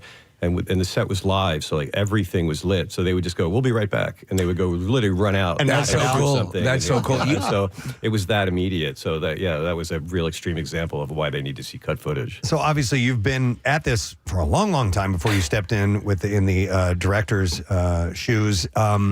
That first day on set, were there nerves, even though you've been in this business for a long time? I was petrified. Yeah. And I had to work with Bobby Cannavale, who is a lovely guy. He's just a great actor and a lovely guy. And he didn't even have any dialogue. So it kind of eased myself into it. But I took the attitude that I could either be petrified and freeze with fear, or I could just do it. And we had such a tight schedule. It was only a 33-day shoot and a lot to do. That's short. Yeah. So I just said, let's just do this and not be nervous. And I don't know, I just talked myself into it. All right. So give everybody an idea of what the movie is about. It is inspirational, and but again, it transcends in certain ways. But give it the thumbnail of what the story is about. It's about a gentleman named Anthony Robles who was born with missing his right leg and right hip, so there's nothing on that right side, and nothing that a really viable prosthetic is going to be able to address. He has a really elaborate prosthetic that he never uses because you have to strap something onto his waist to have something to stick the prosthetic onto. Right. So he's been on crutches his whole life, and they're a part of him. I mean, he just moves in a way with crutches. It's like ballet. So he's so good at it. Anyway, Anthony was born to his mother was 15 at the time. Didn't really know the father. She had the baby. Parents wanted to give him up for adoption, and she insisted on keeping it. And anyway, so the story is about how he overcame this incredible challenge to become a wrestling champion, but the other challenges he faced were a really difficult home life, a very abusive stepfather, and lack of money. But he in classic fashion, in real authentic fashion, he turns all of these negatives. For example, the crutches thing, he develops strength and control in ways that other wrestlers don't have. He also has a a different, higher center of gravity, which works to his advantage with wrestling at some level. So in every step, it seems his story is taking the bad cards you've been dealt and making it a positive. Right, learning how to like adapt your life and make a great thing out of it. And his mom always said to him, "You're no different than anybody else. You never treated him like somebody with a disability. Always treated him just like everybody else." So he played football in high school, which I don't know how, but he doesn't look at himself like somebody with a disability. He just looks like he's a regular person who happens to have crutches. Reading how he won or set a elementary school push-up record. Wow. Yeah. He actually had the world record for pull-ups in 1 minute, and then I think it was 60 or 61. Oh my God. And then somebody beat him, and then he was trying to do the world record for pull-ups in 24 hours, and he was really far ahead of I think it was like 7,500, and he was on track to do 10,000. Jesus. And but then he took a break, and then when he got back up on the bar, his arm got cold, and he tore his bicep. But I think he's going to try it again. He's always looking for something to push him, another challenge physically, because he can't wrestle. I mean, he could wrestle actually, but there's no place for him to do it. I mean, he's in unbelievable shape. I mean, it's a little scary. William, Michael T. Williamson is in the movie, and for those who aren't familiar, he played Bubba in Forrest Gump. He was also in the movie Heat, which you were the editor for. And Heat is one of my all-time favorite movies. I love every second of it, and there are a lot of seconds. It's 2 hours and 50 minutes long. And you were the editor on that movie. Yeah. Did you actually edit anything on Heat? Because it's so damn long. Oh, yeah, there's a lot of editing. Yeah. Actually, there's only one scene taken out of that movie that was shot, and that's unusual. I mean, there were shorter versions of it while we were doing it, but it was just like, what makes that different from just a normal crime film is like you get to like live with these people and see what their family lives are like. And I think it's just, Michael Mann, the director, didn't want to have it fall into like a strict genre movie. He wanted it to be a little more than that. So we ended up keeping all these like family backstories, and I think it makes it a better film. It's character driven. I mean, it's sort of an action heist movie, but you care about all of the characters in the movie, and I'm sure that's in part because you get to learn their stories because the movie's so long. Yeah. I mean, and there's a lot of storylines, and it's amazing how certain films just live on, and that is a. The great thing about so many great things, and Michael Mann is known for his fastidious sort of, very attention to detail. But there is one of the great, if not the greatest shootout in film history. I think it is. But also one of the greatest across the table titans of acting interaction. And so I wanted to ask you, when you're editing is, I think Steven Spielberg was Vera Fields. Directed Jaws. Verna. Yeah. And so he credits her with the success of the movie because knowing the little extra second here, little extra second there, is that something you were imbued with from the get-go? Do you pick up those chops as you're going along? Because I don't think a lot of people understand that you don't see the strings to a great scene. It just affects you the right way. And how does that come to you? Well, some of it's practice, and I think a lot of it is instinctual. Like for me anyway, it's like there's no way to like put that on paper how to do like feel something emotionally, So you have to have like a preordained talent for it, I guess. But then you develop it over the years. You get faster at it because you get to recognize things and how things are going to work more quickly. But ultimately, it's just like. If it's a comedy, does it make me laugh? If it's supposed to be a sad scene, does it make me cry? I mean, it's because I'm the first audience for the scene, so I just go by what it makes me feel. Do you sometimes get a kind of a sadist sense when you are working on building tension in a scene, and you're doing it because sometimes time dragged out will cause tension in a scene? And you're editing this and going, oh, I'm going to kill him on this one. Oh, this is going to be great. They're going to be going crazy in the seats. It's got to feel kind of satisfying. It's more satisfying when I actually see somebody doing it. Somebody squirming. Yeah, I mean, while you're doing it, it's just like you get into this headspace where you start working at 8 o'clock in the morning and then you sort of, all of a sudden, it's like, oh, it's 10 o'clock at night. How'd that happen? So you get into like a losing your forebrain kind of headspace, so you just start doing it, and like you don't really think too much. You just, or if you're thinking, it's sort of all happening To me, consciously. And it would be similar to a stand-up comedian. I mean, you know, you don't know until you get in front of the audience. You don't know until that movie is presented to an audience. And the relationship between a director and an editor is it's one of the most personal, I think, because you talk about the gentleman who edited this film. You've got to be able to sort of read each other and know what you want. And to me, it's an amazing partnership. You know, it really is incredible, and that's why I like having the director in the room all the time, because I feel like it, you know, some of the parts, you know, that expression, you know, it's just. It's just something like a synergy that happens, especially when it's going well. Like I've worked with Michael Mann 4 times and Ben Affleck 4 times, and we have, you know, it's like you get to have this sort of shorthand with each other where you can read each other's mind practically, and we had all the same sensibility. So it's, you know, somehow the combination of the two of us is so much better than it would ever be just two of us by ourselves. It's a fascinating dynamic. It really is. Now that you've had directing, is it, you know, and you've done editing for so long, is this now like, I could get used to this? I like this now. No, I like it a lot, actually. And I'm going to direct another film, hopefully, in the spring. But my plan is to go back and forth, because I have these relationships with directors that I just love. And I love editing. It wasn't like, I'm tired of this, I want to direct. Mm-hmm. But it's so much different. It's so different because when you're editing, I'm by myself most of the time in a room, dark room. So on set, there's hundreds of people, and I have a whole it's like a family, and it's fun to be around people, and especially in a happy set like we had.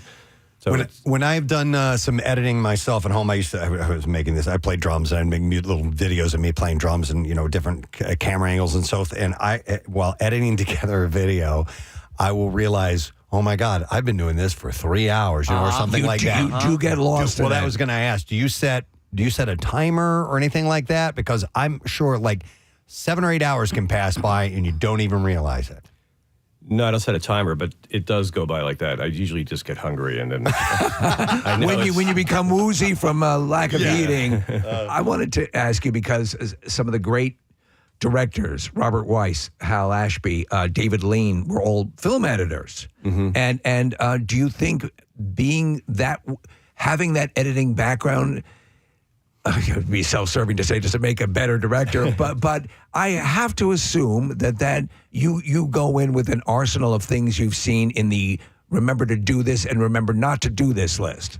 Very much so, yeah. I think, being an editor, and that's what I meant by like having the confidence to I waited till I had the confidence to do it, or felt like I was ready to do it, because I got to the point where now I can know how to cover a scene, know what angles to shoot, know what I need to make a scene work in a way that I didn't before before that, and before I thought I was ready.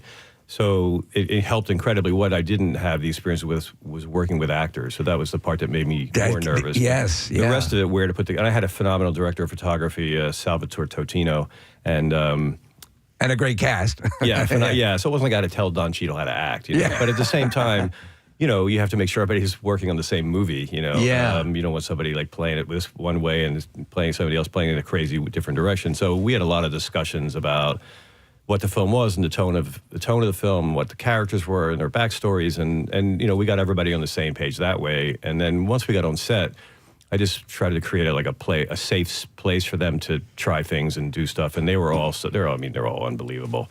And it was a blessing to have them, because with lesser actors, maybe, you know, it would have been a worse director. If you're just tuning in, we're talking to William Goldenberg. The new film is called Unstoppable. It will be in theaters in December. Casey, you had a question? Well, yeah, the Philadelphia Film Festival is going on right now, and you guys had a viewing of this, or screening of it last night, and then there was a Q&A. So how was it received, and how was the Q&A?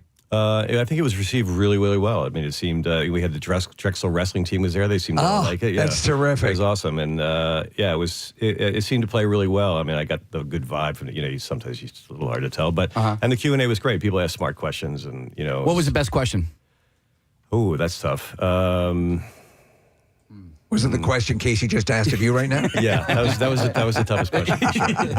Was it the peanut chew thing? Yes. Casey immediately asked, "Are you with the Goldenberg's Peanut Chew family?" No, but I when we were in pre-production, actually, in the middle of the night, you know, you get up and buy things on Amazon, you know, of course, you're out of boredom. So I saw Goldenberg peanut cheese. I said, they have milk chocolate now. So I ordered 2 big bags of them.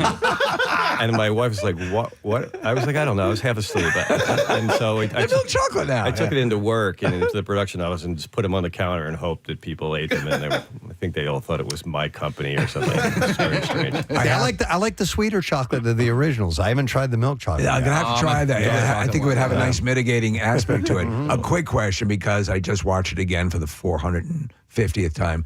Seabiscuit to me is just such a sensational movie. It captures a time. It is done so well. The sequences of themselves of depicting taking horses and adding spirit and competitiveness, and that the second that Seabiscuit needs to, he needs to compete against another horse.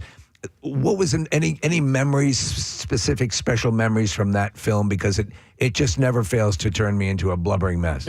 That was a really fun film to work on. My most vivid memory of that film, because I'm not on set all that much, right. But when they went to Kentucky to film certain sequences, but they filmed the match race between Seabiscuit and War Admiral in Kentucky. At the racetrack there, and it was an old racetrack that looked like it did in the 30s. It was standing in for, I'm blanking on the name of it, but it was standing in for Pimlico. Pimlico, right. Yeah, and... was it Keeneland? It was Keeneland. Okay, thank you. And we had 8,000 extras, all in period costume. Wow. I mean, it didn't fill the bleachers, but we had to do a lot of that digitally. But 8,000 people in period costumes and the horses, and Chris McCarron, who's a really famous jockey who was riding War Admiral, and... blank on his name now, who played Tobey Maguire? Tom Wolfe. No, the guy who sat in for him. Right. I'm just blanking on his name. He was a great actor. Yeah. No, he's actually not an actor. I mean, he's a jockey. He's also a professional jockey. Think of the other guy. Okay. And because Toby's character was hurt, so being out there and watching these two guys with on those horses and the way they controlled them and the way, I mean, it was just... you felt like you were back in time, and some people from my family were there, my in-laws, and my wife was there, and it was just, that was an incredible day. It's going to be wild. The amazing thing was, there were several Seabiscuits, like there were several horses. Yeah. They would bring them in and out because you can't run the horses all day, but Seabiscuit kept losing. At the end of the day, they can control them to a certain point, but then at the end of the day, they're horses. They do what they do. So like Seabiscuit kept losing, and we're running. It's like it's getting dark. And finally, they put for the War Admiral, they put like a lead pony in, which is not really even a full thoroughbred, so that Seabiscuit could win. Oh no!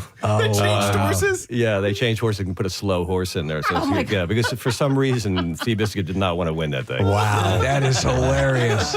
Steve, the moment where the Iceman turns and goes, "So long, Charlie. See you later, Charlie." I'm like, that's my cry moment in that movie. Oh, you know what does it to me as well? When the trainer's describing the first time I saw Seabiscuit coming through the mist. Yeah. That's the editing, everything. What are you looking at? So amazing. Yeah, that's his name, David McCullough, who's doing the voiceover, and his voice is so perfect. It's so emotional, and it just feels like it puts you into place. And that was shot inside in a soundstage. Was it? Yeah, because they wanted, it was all foggy, and they wanted to be able to control the smoke and the light. So they shot. It was like just filled the soundstage with fog and smoke, and just so it looked very mystical and.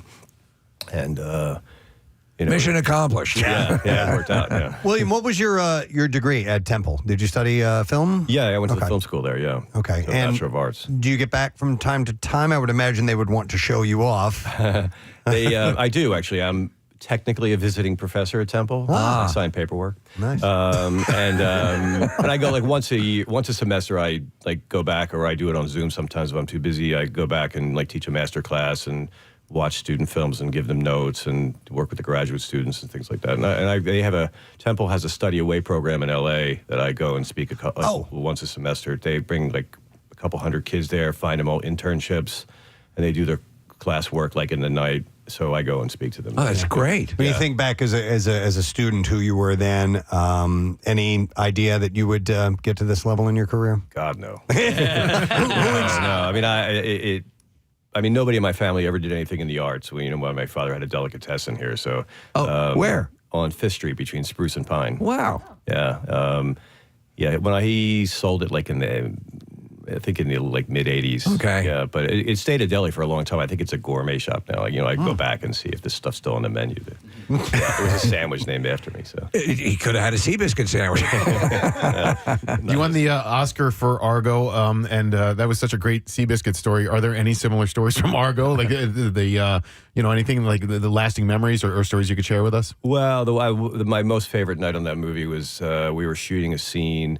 And I went to the set that they were shooting, and I went to the set that night, and there was a long break, and I was sat with Ben and Alan Arkin in the room, just the three of us, and Alan Arkin was telling stories about. Oh my God! I was just like, can I make this last forever? I love that. Was, I mean, it was nothing to do with the shooting of the movie. It was just getting to spend time with Ben, and I mean, I see Ben all the time, but getting to spend time with Alan Arkin was really a thrill. A massive fan of the movie The Heart is a Lonely Hunter, which he doesn't utter one word in, the Carson McCullough story. And then the same guy is in Catch-22. I mean, the versatility is amazing. I mean, we always talk about this, and you're obviously a fan of film. It's how often do you find yourself having to fight the urge to fanboy? A lot. I mean, I've known Ben Affleck for 18 years at this point, but I barely knew Matt. I met him a couple of times, but very briefly. And then on air, he did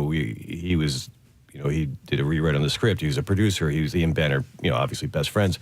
And so I spent a lot of time with him, and it was at the beginning, it was hard not to be fanboy. Yeah. And for air, you were talking about that. I was reading that you guys.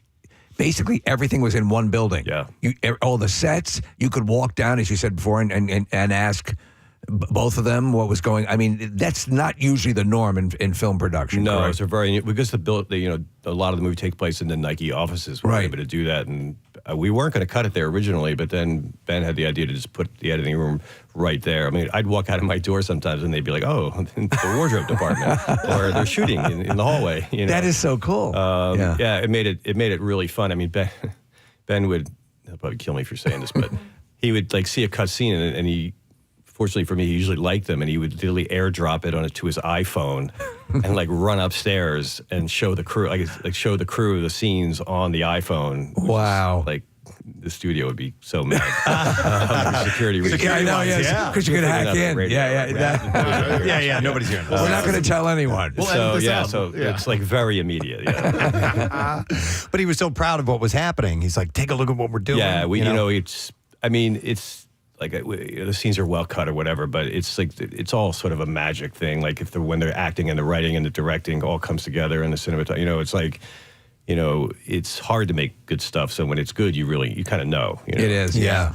We're always fascinated by the amount of time it takes for projects to go from concept to consumer.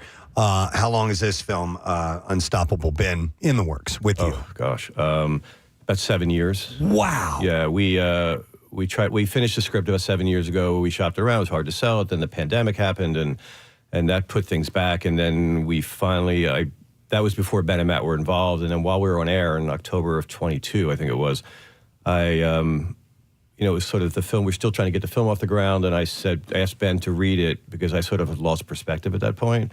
And I said, look, I'm not asking you to make this because they just started this new company. I just want to know your opinion. And he read it, and he loved it, and gave it to Matt, and Matt loved it. He said, we'll make it. And I was like, oh, wow. Great. Wow. And so we started shooting in May of 23, and then 11 days into shooting, we got shut down by the writers and actors strike. Oh, yeah. An actor strike. Yep. We shut down for 6 months, and then we got back up and shot the remaining 22 days. So it was a long, and then we finished the movie in June, but the visual effects took until September to finish. I can say this: we're fans of your editing work, fans of your directing work, your brand new directing, quote unquote. And so, what you will be producing in the future, we are definitely tied into. So please make sure you apprise us of it when you have new projects coming out. Yeah. We'll help get the word out for sure. Thank you. Well, welcome back to Philadelphia, and thank you for stopping by WMMR. Which, by the way, William leaned into me. He's like, I remember this station way back when. Oh, my God. It's so surreal to be on MMR. I was telling all my friends last night. They were all jealous. Excellent. Well, it's wonderful to meet you. Congratulations. Great to meet you too. And good luck with this film. Thank we you. appreciate it. It's called Unstoppable, out in December. William Goldenberg, everybody. We're going to take a quick break. We'll come back in just a moment. Stay with us. Preston and Steve. you're good to go. Okay. All right, this has been the Kathy Romano Taste Test. And, you know, we cured her. Sacks are yummy.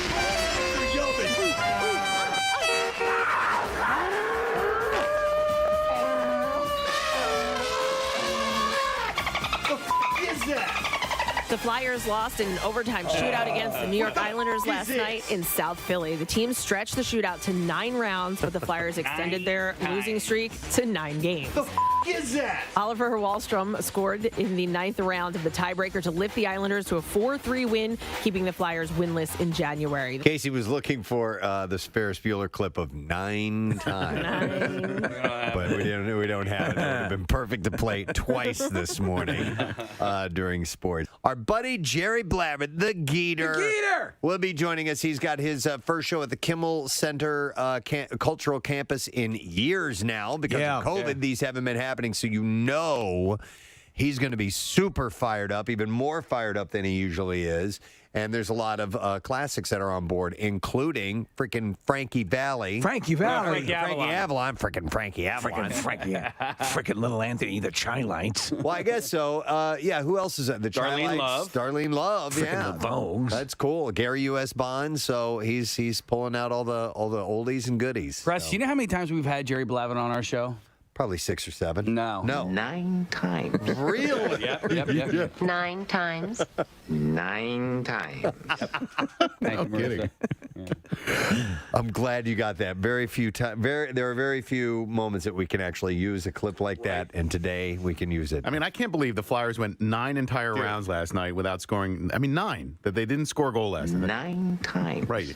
All right, so didn't they have a stretch earlier this season where they lost 9 in a row as well? Well, they've lost 9 in a row. 10? Now they've lost 9 before. 9 times. Before they lost 9 times. Yeah. And then last night, 9 entire rounds of the shootout. Wow. That's crazy. 9 times. Yeah. But the good news is the Sixers have won 9 of their last 11 games. Oh, 9 times. Yeah. 9 times. 9 times. All right, well, maybe we'll celebrate that the entire day today. It's a beautiful thing. Hopefully we don't get to... I love it! We're going to pray that doesn't happen. Listen, we can't let a Friday go by without talking about some food stories. I want to make sure that we do that now. It's time for the Friday edition of The Connoisseur, the most popular version of The Connoisseur. It'll be a quick one. Today is National Pie Day. Ooh. Sunday. Oh, is it Sunday? Yes, I just wanted to send that to you so that you were armed with that knowledge. Okay. And we all like pies, don't we? I love pie. Yeah. Well, I don't have pie enough. No, but why don't they do Pie Day on Pie Day? 314. Yeah. Good question. Yeah, that's it. That's when that should be. Do you guys prefer pie or cake? Like if you had to choose. Well, it depends on which kind of pie and which kind of cake. All right. So if you're saying, and I understand the parameters in the most general terms. Yes. With the accumulated vast array of pies and the accumulated vast arrays of cakes, I'm going to have to go with cake with the acknowledgement that I adore pie. If you took my favorite cake and my favorite pie and put them in front of me, I would go with the cake. I'd go with the pie. Would you? If it was my favorite pie and my favorite cake, well, it depends. See? What's your favorite pie? Remove a la mode. The first thing that pops in is a great apple pie. Just a well-made apple pie. You just can't beat it. But like a coconut cream pie is freaking God, we fantastic. Have such different taste palates. Oh my God, Nick, I would. Yeah, you hate hot fruit. I would go 100% cake. That's the main reason. Is most of them, a lot of them, have some sort of warm fruit in it. So for me, the pies, like if you're talking apple pie, blueberry pie, I love. I'm not a big fan of cherry pie. But Boston cream pie. What about key lime pie? That's my. I love key lime pie, and I don't know, and I love lemon meringue pie. Okay, let me throw this at you. Pies are made with more love than cake. Yo, I think that's how can you say that? What a horrible thing to say. Nope, I know it's made with disgusting hot fruit. You call that love? To me, it just seems it's more difficult to make a pie then I believe than a wonderful cake. I think there's more love in a pie than there is in a cake. I disagree. You know, listen. Especially if you pleasure yourself. If it's all willy-nilly. Maybe. But willy-nilly? Are you kidding willy-nilly. me? You just chuck stuff in a pie crust that's already been pre-made or whatever. Yeah, that's what an amateur says, yes. You would say that. That's what a Marxist says.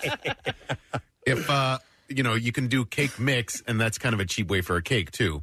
But Steve, watching like the Great British Baking Show, which I've referenced my God, far too many times, when they make a cake on there and it's like a cake made with love, I think like if it's a chocolate cake and it's a cake made with love, I'm gonna err on the side of cake over my favorite pie. Cakes are decorated with love. Pies are made with pies. love. To get it, here's the deal.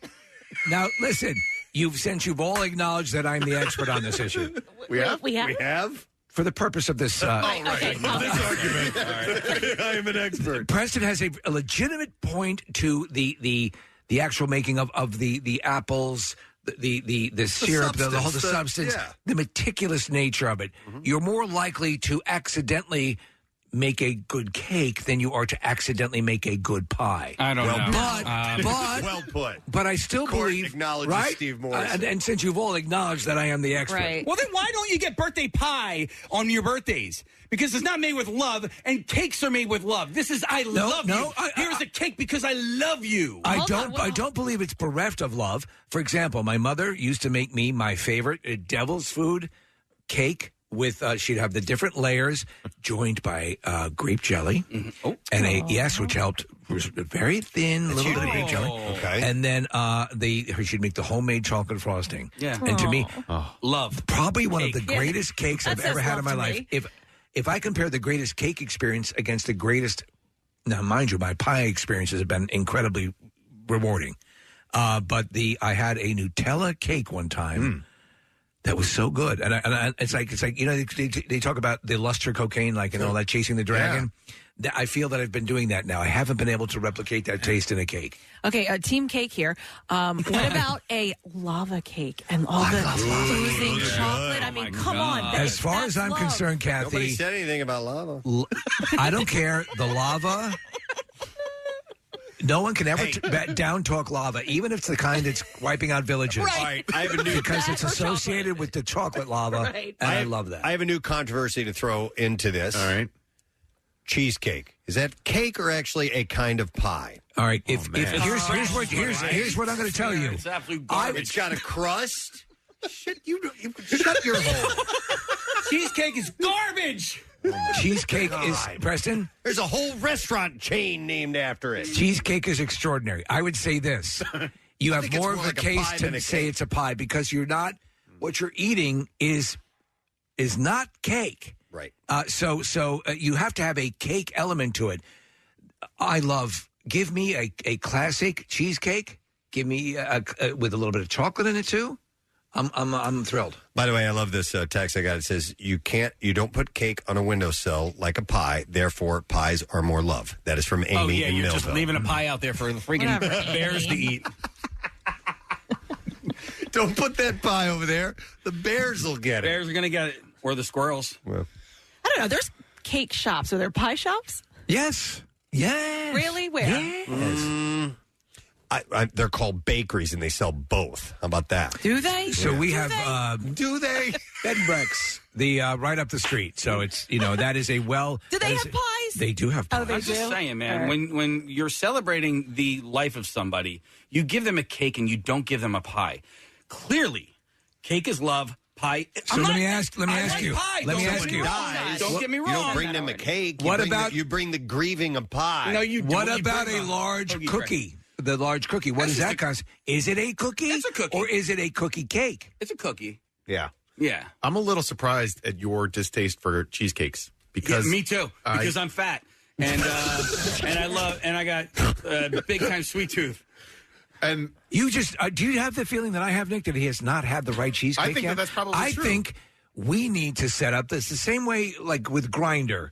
We need to hook you up with the right cheesecake. No, he's got to go to let you guys Kriebel's. spend the night together. Kriebel's. Oh, Kriebel's. Yeah. Yes. So, or they should come here. Yeah. They're make it easy for us. I will say, cheesecake though, is unbelievable. I love a cheesecake cheesecake crust. You know, so if I had if you're at a wedding, right? It's not. You're at a wedding and you're. It's not a classic pie crust though. It's not. No, it's graham cracker crust. So if you're at a wedding and the meal is done and then they bring you a cheesecake and that's all you can have for dessert, I will eat the crust. No problem. Preston, here you go. So we're going to go to Bread and Beck's Bakery. We'll say that they would be experts in this. They're right? an exceptional bakery. On their menu, Preston, they have cheesecakes listed with the pies and tarts. So there you go. That's it. That's it. Yep. Okay. Should we put up like a Twitter poll? I bet your Marissa already has. Yeah. Why did I even bother bringing that up? It was already done. Marissa actually had it up before we started talking about it. Well, she did the cheesecake question. Okay. That's good as well. All right, yeah, but I'm also curious as to whether or not people prefer cake to pie. You'll get cake. Cake. Listen, I'm just sticking up for pie. It's okay. You'll probably get cake because.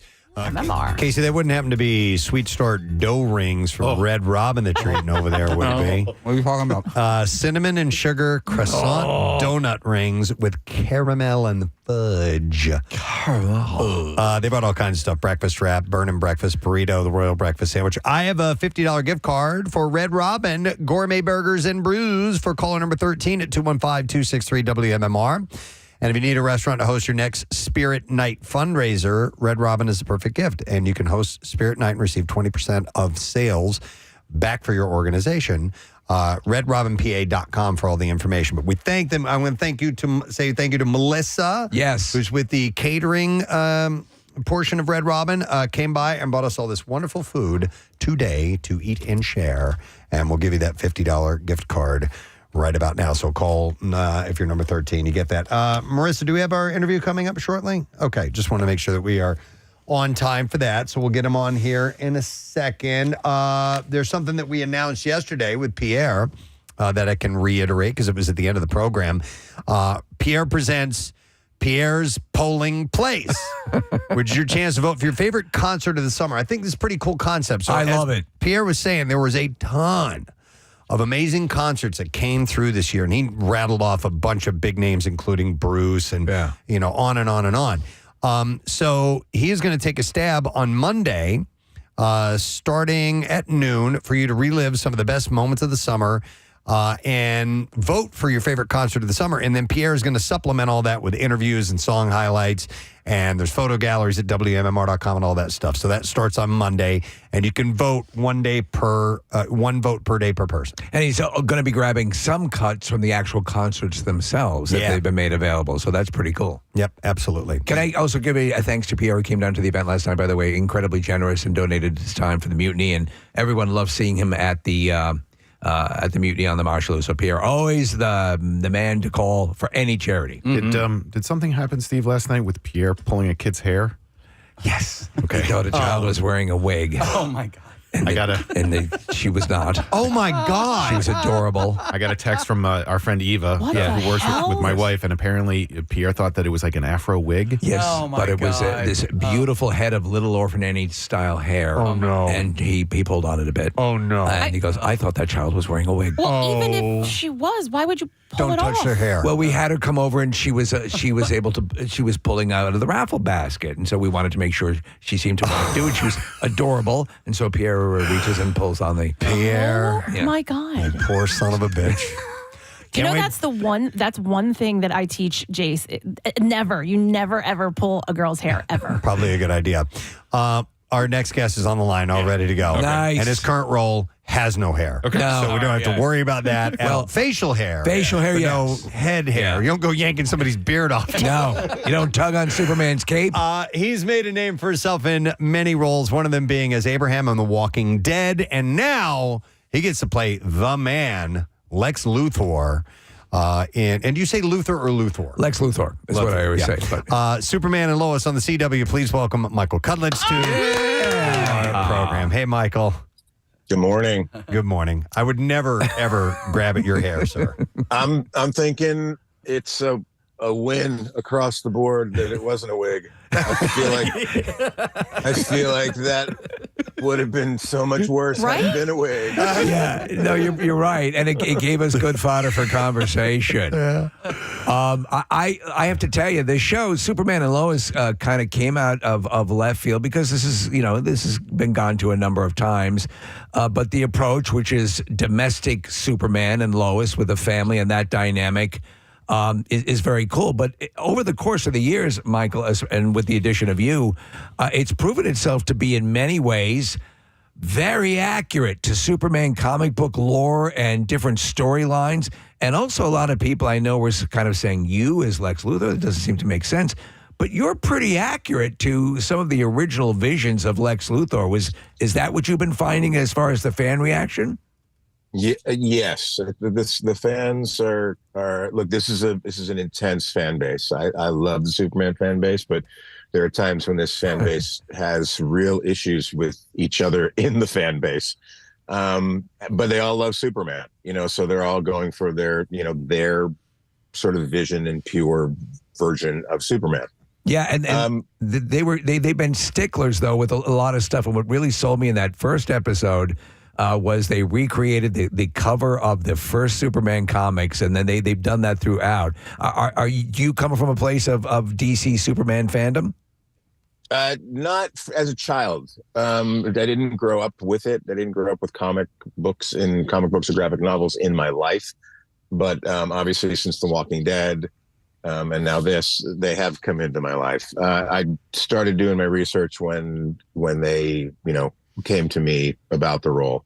And yeah, I was one of those people who as well thought, I don't know if I'm, visually the perfect fit for this. And the more I did the research on the different worlds and the different universes and the origins and the sort of the retcons and all the different, stuff with Lex, it's like I'm very much in that wheelhouse. And as we move forward in the season, you're going to see we sort of pay homage to many different Lexes throughout history, so far as visually. Well, it's been a blast. It's a season and series wrap up, which is wild to be at that point. But I have to imagine when you have so many things dishes spinning on plates here that have to be resolved.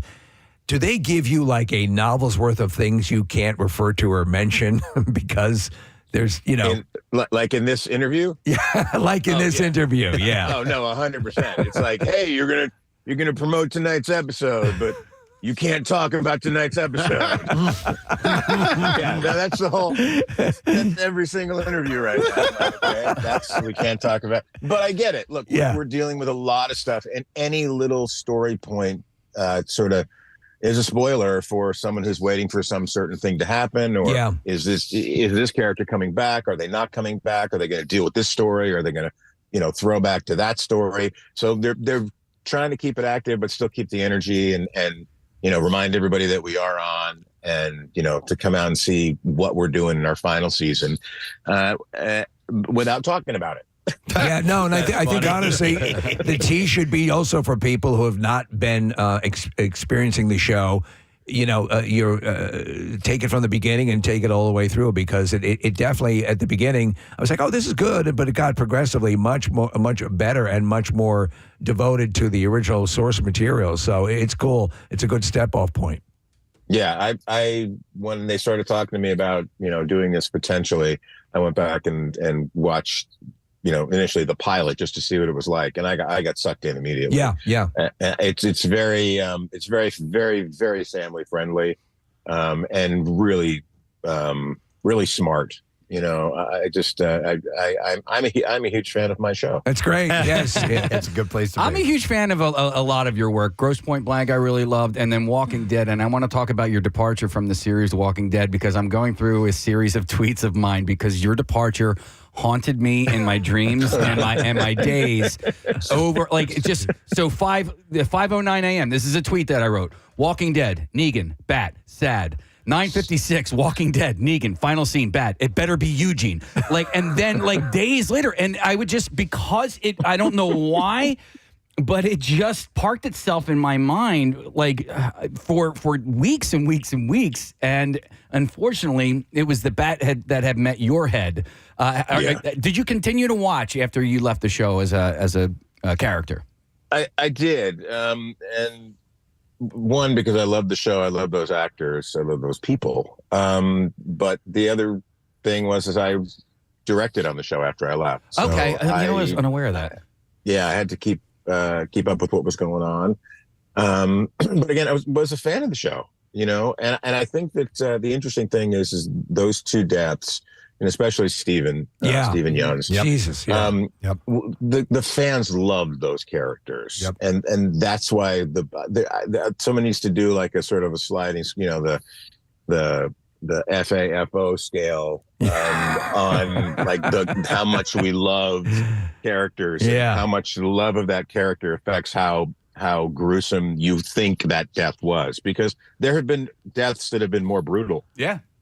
But there's not been more deaths that have been more brutal on the show that have happened to characters that we love more than these two people. Let me ask you about that, because you did direct on Superman and Lois as well, correct? Mm-hmm. So yes. when you're working with a cast and then you are placed in the sort of authoritative position of being the director, is there a blessing that you already have this relationship, or do you have to be the all right, kids? Now we gotta work. Is that dynamic? Oh no, this is time to get back at everybody for every little thing that they ever done.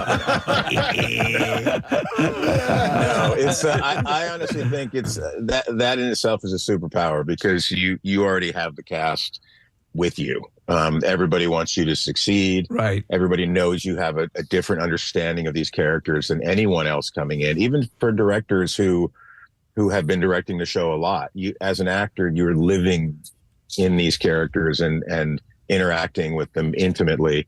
So like what a look means between two characters, at a level that no one else understands, right. I think. That makes complete sense. And they want you to, everyone wants you to succeed when you're doing that. And it's like home team advantage, home field advantage. It's like everybody gets excited when somebody from the inside the crew. We had one of our producers, Ian, directs as well, Ian Samuel. And when he comes in, he's running everything day to day, and then he comes in and he's not only producing but also directing. Everything again tightens back up, and everybody wants everybody to succeed, and there's just a whole different energy when you have somebody from inside who directs. No, I think absolutely. You get a lot out of it that we don't get from guest directors. Okay, one final question: how does it all end? The boat sinks and the whale dies. Oh, okay. A little bit of heard that somewhere before. All right, Michael, good luck with everything. You're doing great. Final season of Superman and Lois is on the CW. We appreciate you checking in this morning. Thanks. You guys all have a great day. You too. Michael Cudlitz, guys. Yeah, I've forgotten about the end of his character's arc in Walking Dead. I wonder if I might go back, revisit that sometime. It's a lot. It's a whole great. lot, but those first few years are great. His character was so heartfelt. You and I both had the Negan re-embracing was too much to embrace for us as viewers. But that whole run was some of the most riveting television. Yep. Like, again, this season 2 of The Last of Us is supposed to be, on that level. You know what? I did get tired of those when people would say, yeah, but the zombies, they're not zombies. All right? Calm down with that crap. They're zombies. It's fine. Yeah. It's okay to call them a zombie and everything. But yes, the Last of Us, man. When's that coming? Wait for that. Should be I don't soon. know. Yeah. They've been throwing teaser trailers out, so there's good stuff coming. I was looking at the list of things recently of what I've been waiting on. Real Housewives of Dubai. Come on. And Real Housewives of Abu Dhabi. Abu Dhabi. Oh, now, man. I prefer Abu Dhabi's Housewives, because the Real Housewives of Dubai don't like the Flintstones, but the Real Housewives of Abu Dhabi do. So I'll let the laughter die down in the audience. I'll never get tired of that. And before you finish, Nick, I'll never get tired of this either. Your mama is a whore, and even she knows to watch the tram car. Classic Swayze. Last of Us Season 2, New Year's Day. Oh, okay. January 1, 2025. And then did anyone else watch Severance? Because they debuted the trailer of that yesterday, too. I found that a bit arduous. Well, yeah, I don't disagree. It's work, but it's a brilliant show, and I've never really seen anything like it. And the season 2 for that is also in January 2025. I got a message from a friend of mine named Mark, because we were talking about Disclaimer earlier this morning with Kevin Kline and Kate Blanchett. And he's like, dude, watch it. He's like, just, and then he said, text me after you finished, I think he said episode 3 or 4. I just finished. What, of Severance or the Disclaimer? Of Disclaimer. Okay. I think Apple is putting out some really, really really stuff. There's only so much time to watch things. I know. Otherwise you become like Lawnmower Man. It's too much. Yeah, and Casey, it's interesting. He said, call me after like the 3rd or 4th episode. I am now. It depends on how long they are. If they're an hour-long show, you get 2 episodes to bring me in. If they're the half-hour, 40-minute thing, usually the 3rd episode is the mark. Agreed. And usually Agreed. it'll get you. Yeah. Usually. If you wait it out, because Nick and both Casey have been telling me about Shrinking. And I had initially watched just part of the first episode. They're only 30 minutes long, and it didn't grab me. And I'm like, okay, I'm giving this the Ted Lasso. I'm going to do 3 episodes, and I did. And Rochelle and I watched the entire first season. There you go. In a weekend. Yeah. I want to get really great. I want to get Bill Lawrence on the show. He's a creator of Shrinking, of Ted Lasso, of Bad Monkey.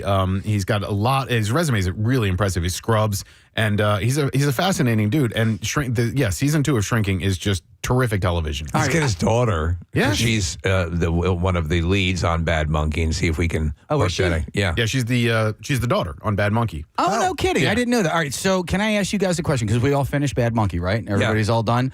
I know that there is a monkey in it, but do we know why they call the show Bad Monkey?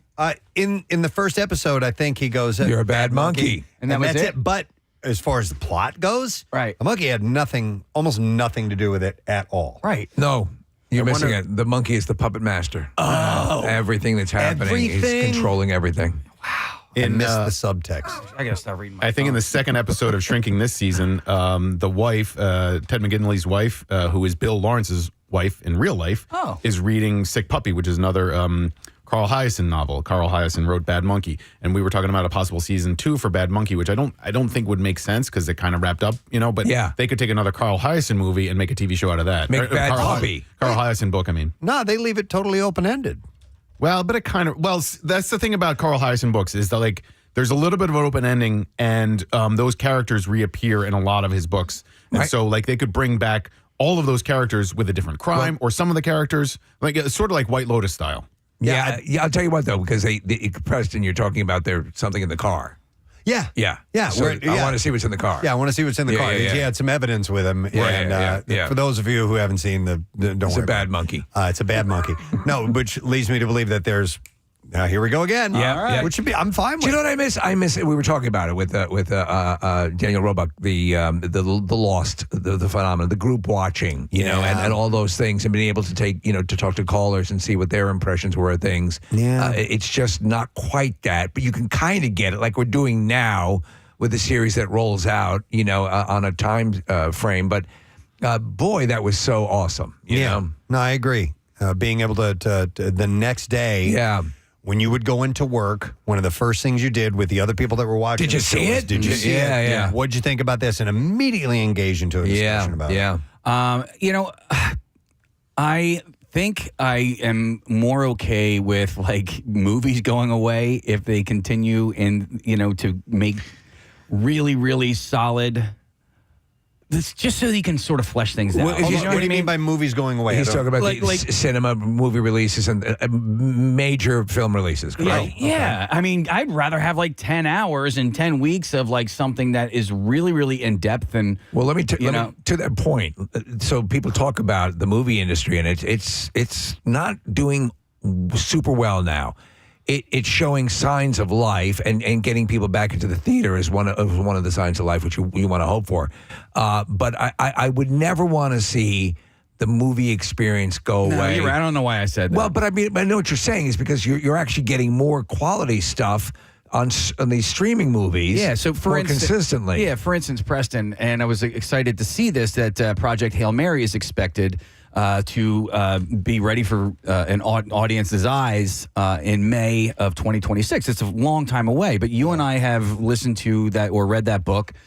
I've listened to it twice. Me too. And I love it so much that I don't want it to be a 2.5-hour movie. I want it to be a 10-hour series. Yeah, to cover the material, which there is a lot of. I agree. That's why this, Carrie's coming out as a series. I'm interested in that. I want to find out what they're going to do with that. Yeah, I know exactly what you mean. And yet there are other things that could have been simply one, like Small Wonder. Yeah. It could have been a half hour. How many years did that run? It could have been 1 hour. What are your thoughts on the Dune series that's coming to Max? Oh, I'm very much looking forward to it. I have no idea where any of that takes place in the Dune. 10,000 years before. Okay. Yes. 10,000. It's the origin of the Bene Gesserit. Okay. And you're seeing Mr. Belvedere as a boy. Gotcha. Young Belvedere. But yeah, it's literally 10,000 years before the events of the Dune novel and film. So to Casey's point, are you more excited that it's going to be on TV rather than another movie? Yes. Okay, yeah. Yeah, very much so. I'm like, we were talking yesterday or the day before about the Harry Potter TV series, and I love those movies and those books so much that part of me feels like a little, I don't know, violated or whatever. No, like, I know what you're saying. It's like walking out onto a frozen lake and you're not sure how. It's like, I hope this, because listen, I agree 1,000%. You look at Rings of Fire. The Amazon, right? That's what it's Power. Rings of Power. Rings of Power. Yeah. So the I'll tell you what, man, it sucks. It really is bad. Is it really? Yeah. And if you compare it to things, to other shows that really are it's the writing, and it's not. It's it's the most expensive TV show in history. I don't think it's good. By the way, a few people are texting in and saying in Bad Monkey, the book, the monkey is a much more integral character. Somebody said the monkey has more to do in the book, was just not suitable for TV. Another one says, read the book, Bad Monkey. The monkey is in that way more than the show. In my opinion, the book is better than the show. Usually the case. You get more material. That's why a lot of times I prefer not to read the book, because I want to enjoy the movie. I read a lot. Reading hurts my eyes. I read a lot of Carl Hyacint's book, and he wrote Bad Monkey, but I did not read that one. There's a lot of material there that could be turned into a TV show, no problem. Especially with the success of this one. All right, so if it's a book, then it's got to be an audiobook, right? That's something. Yeah, not always. It pisses me off when you can't. So I do a lot of history, and I do a lot of nonfiction. And, like I just ordered the Pacino book. I was about to say, Pacino's book is coming out. Yeah. I've got it on my wish list. Right, and I'm getting ready for that. So does he read it? He talks about going to Oregon with Jimmy. I don't know if he mentions Jimmy in it at all, but I would like to find out because it's a mystery. Back home to Oregon. So Bad Monkey, the unabridged, is narrated by Art Johnson. Does that name sound familiar to you, Preston? No. All right. By the way, about the Pacino book, it's only like 4.5 hours long. I know. It's short. Yeah. That's really like short. him. Yeah, exactly. He did a great interview. He did a terrific interview with Conan O'Brien. Yeah. And he'd be awesome. He'd have such a good time on this show. Love to get him on here. And why? Because you're awesome. It's funny, though, if you talk about someone who in their latter years, if you were to look at a picture of him as a younger man, speaking style and everything, you would say, have you ever met this? This is Have you ever met this gentleman? Yeah, it's me. Yeah. Really? What happened? Yeah. So who narrates his audiobook? Do we know? I assume it's him. Okay. I haven't Weird Al? looked at it yet. Weird Al hell is that? does Al Pacino. Weird Al Pacino. Well, it was about this time when I was on the Godfather set. What are you doing? Pacino narrates the audiobook version of his memoir. That would be the consummate hybrid performer, Weird Al Pacino. I love it. Oh, my God, I love that. That's a great idea. Wow. Okay. Let's see. We got a couple of minutes before we need to take a break. And obviously we're talking about... Oh, you know what? I did want to mention this. I saw this story. I actually noticed... Oh, boy. Let's do it. It's Noticer Supplemental. Yeah, thank you. Yeah. We need a version of When the you don't Noticer. have all the time for the Noticer. Yeah. So there's a city in New Jersey that has already decorated its streets for Christmas. Oh, I bet you it's where Tim Graham lives. Monroe Township? No, because they're big Halloween people. They decorate for Halloween. Yeah, they're Merchantville, and they go all out for Oh, I'm sorry. I Halloween. thought you said Halloween. No, Christmas. Oh, I'm an idiot. Christmas. Of course it'd be Monroe Township has decked Main Street out with the holiday cheer. It's 62 some odd days before Christmas, and but they also have a Halloween parade. They already had it. It was on October 19th, so they kind of get the jump on the holidays. So do you know how I'm having, and Kathy, I know you have to do this as well, or you pay this kind of attention to the rollout of the calendar. Right after Halloween, right after, I'm dismantling everything immediately and rolling right into Christmas because I have to because of the way the campout's falling this year. Oh, God. So we have a shorter run. Ruining decorations. Right. So I'd rather roll early, leave it there inert, and then flip the switch on Thanksgiving. Do you usually wait until after, right around Thanksgiving? We usually do it on Thanksgiving Day.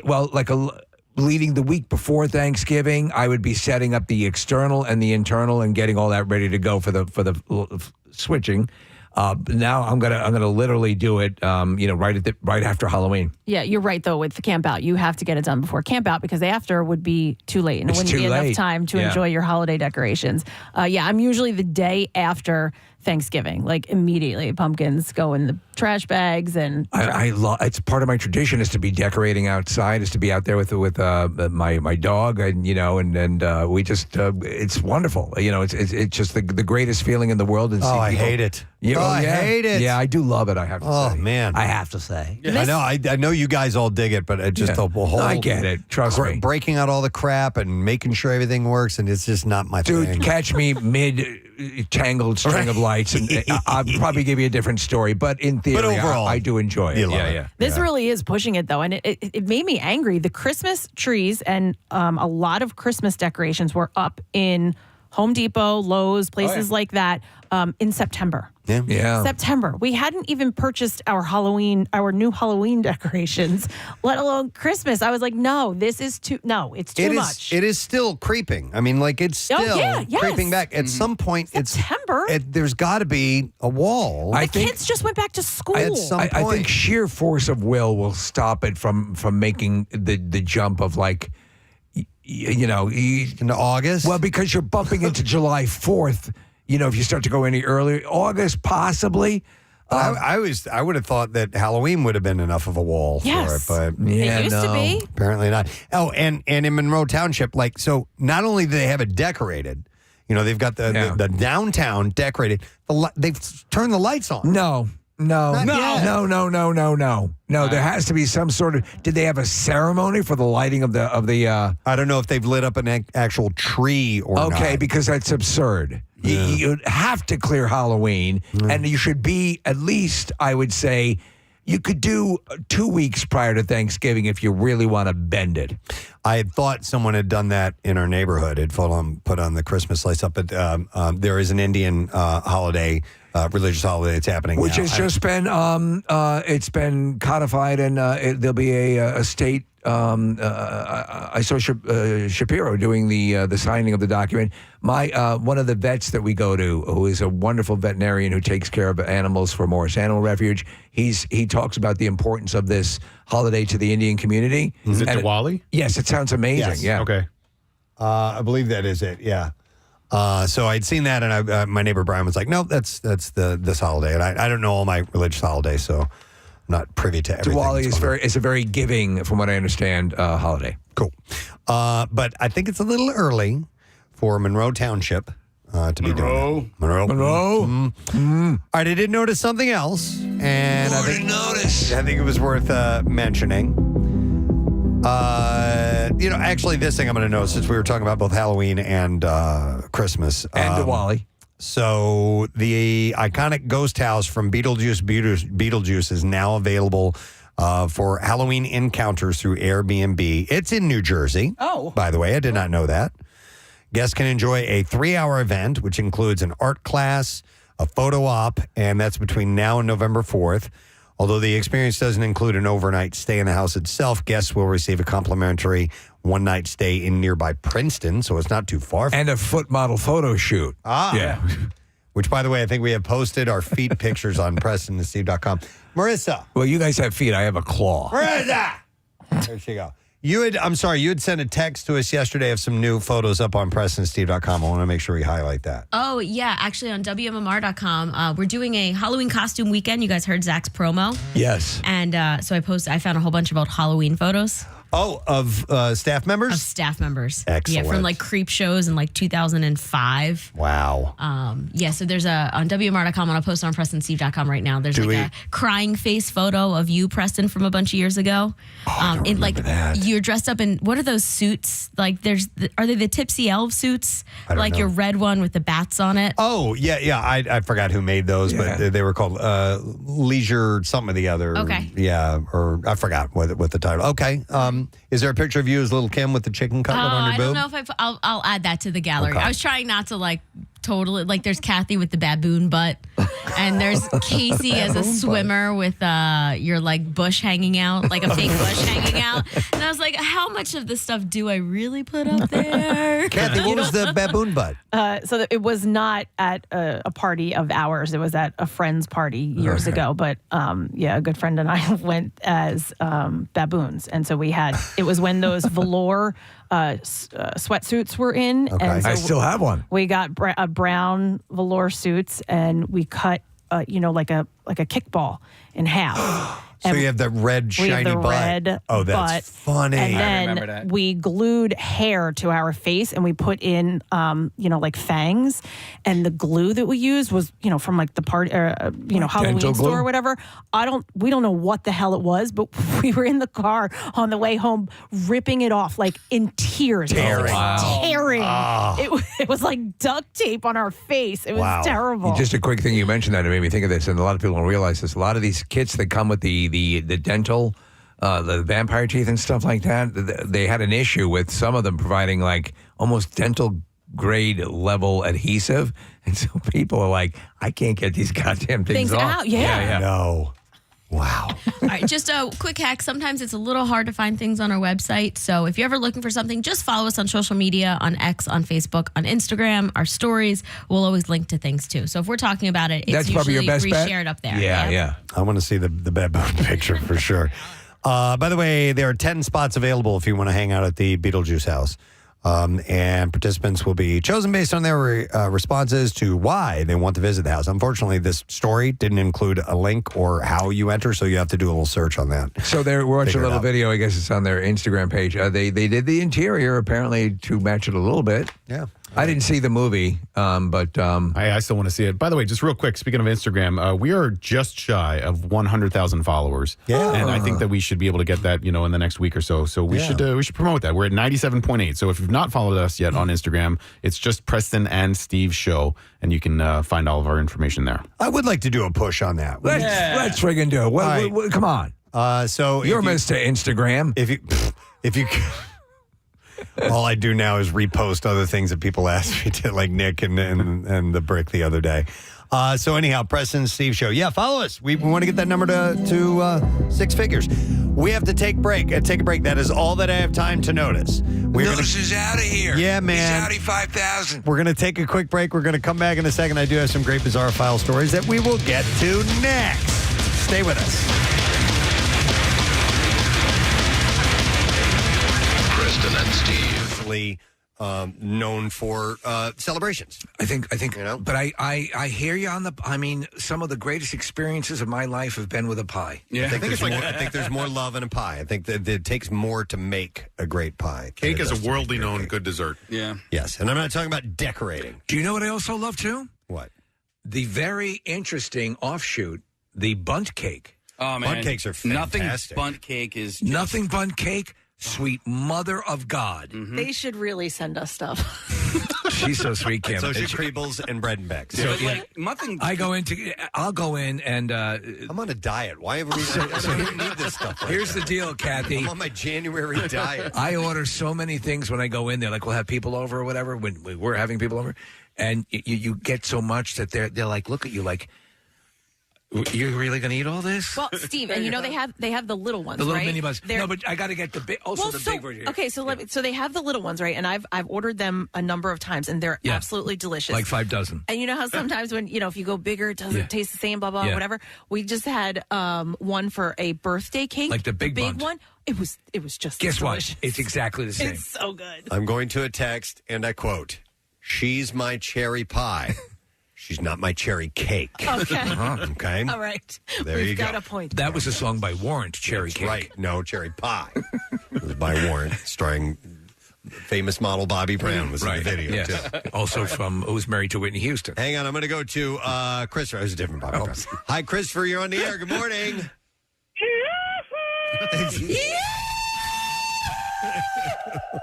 Oh my God, this is insane. This is my first time ever on the radio. Wow. Welcome, sir. Oh my Welcome. God, this And is what crazy. did you want to share with us, sir? So there is someone on the show asked if there was an exclusive pie shop. Yes. In Ambler, Pennsylvania, there is a restaurant called Pie and Plate. Wow. And they are an exclusive pie restaurant. Okay.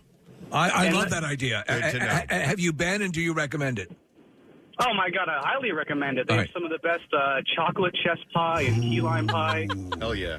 So not only do they have sweet pies, but they have savory pies like quiche and pot pies. I'm down with that too. Yeah. What is the name of it again? Pie and Plate. Yeah, it's right on Main Street in Ambler. Oh, All I right. make a good quiche. Thank you, Christopher. Do they make, are there savory cakes? I guess so. like meatloaf. Like meatloaf and crab cakes. Yeah, just put an icing on it. Crab cakes. There you go. Juliana. Hi, Juliana. Good morning. Hello. How are you? Wonderful. What's up, Juliana? So there's an awesome pie place down in Kenneth Square owned by a great gal named Molly, and it's called Nomadic Pies. Nomadic Pies. Nomadic Pies. We have the website up on our screen here, Juliana, and it looks pretty impressive. Her crusts are the bomb, and all of her ingredients are local. Okay. I love So that. all of her fruit, all of her meat, and if you ever get a chance, you got to try her pie. They're really, really good. I'll say this, and it's been echoed a number of times, and you brought it up, and Preston, you agree. A great crust is a very elusive thing in the world of piedom. If you stumble across a great one, you're lucky. Man, this is a great name Marry for, that crust. for a pie shop. This is in Boyertown. It's called Semper Pie. Oh, I love that. Yeah. That's great. Is it like veteran owned, maybe? I'm not sure, but it's Semper Pie. That's great. It's on Reading Avenue in Boyertown. I love it. Okay. So, yes, there are pie shops. In fact, for Pie Day, there are specials that you can get. And, Steve, there's none in our area that were really Rat mentioned on bastards. this. But Red Robin has the Mountain High Mud Pie on National Pie Day. And Red Robin's good. Let me see. What They have kind of great deal burgers. is it? I don't know what kind of deal you get there. But And just mention the Preston and Steve show. They'll give you 2 pies, and you bring one of them to us. No, don't do that. That's accurate. Don't do that. I mean, They try it. won't do that. I mean, you could give All it a right, shot. I'm just trying. I like But, Steve's idea. They also have Red Robin also offers unlimited refills on sides when purchasing burger, sandwich, or entree. Unlimited refills on the bottomless root beer float. Bottomless root beer float. And even bottomless entree. The Mac It Yours is swirly twirly pasta. What? Okay.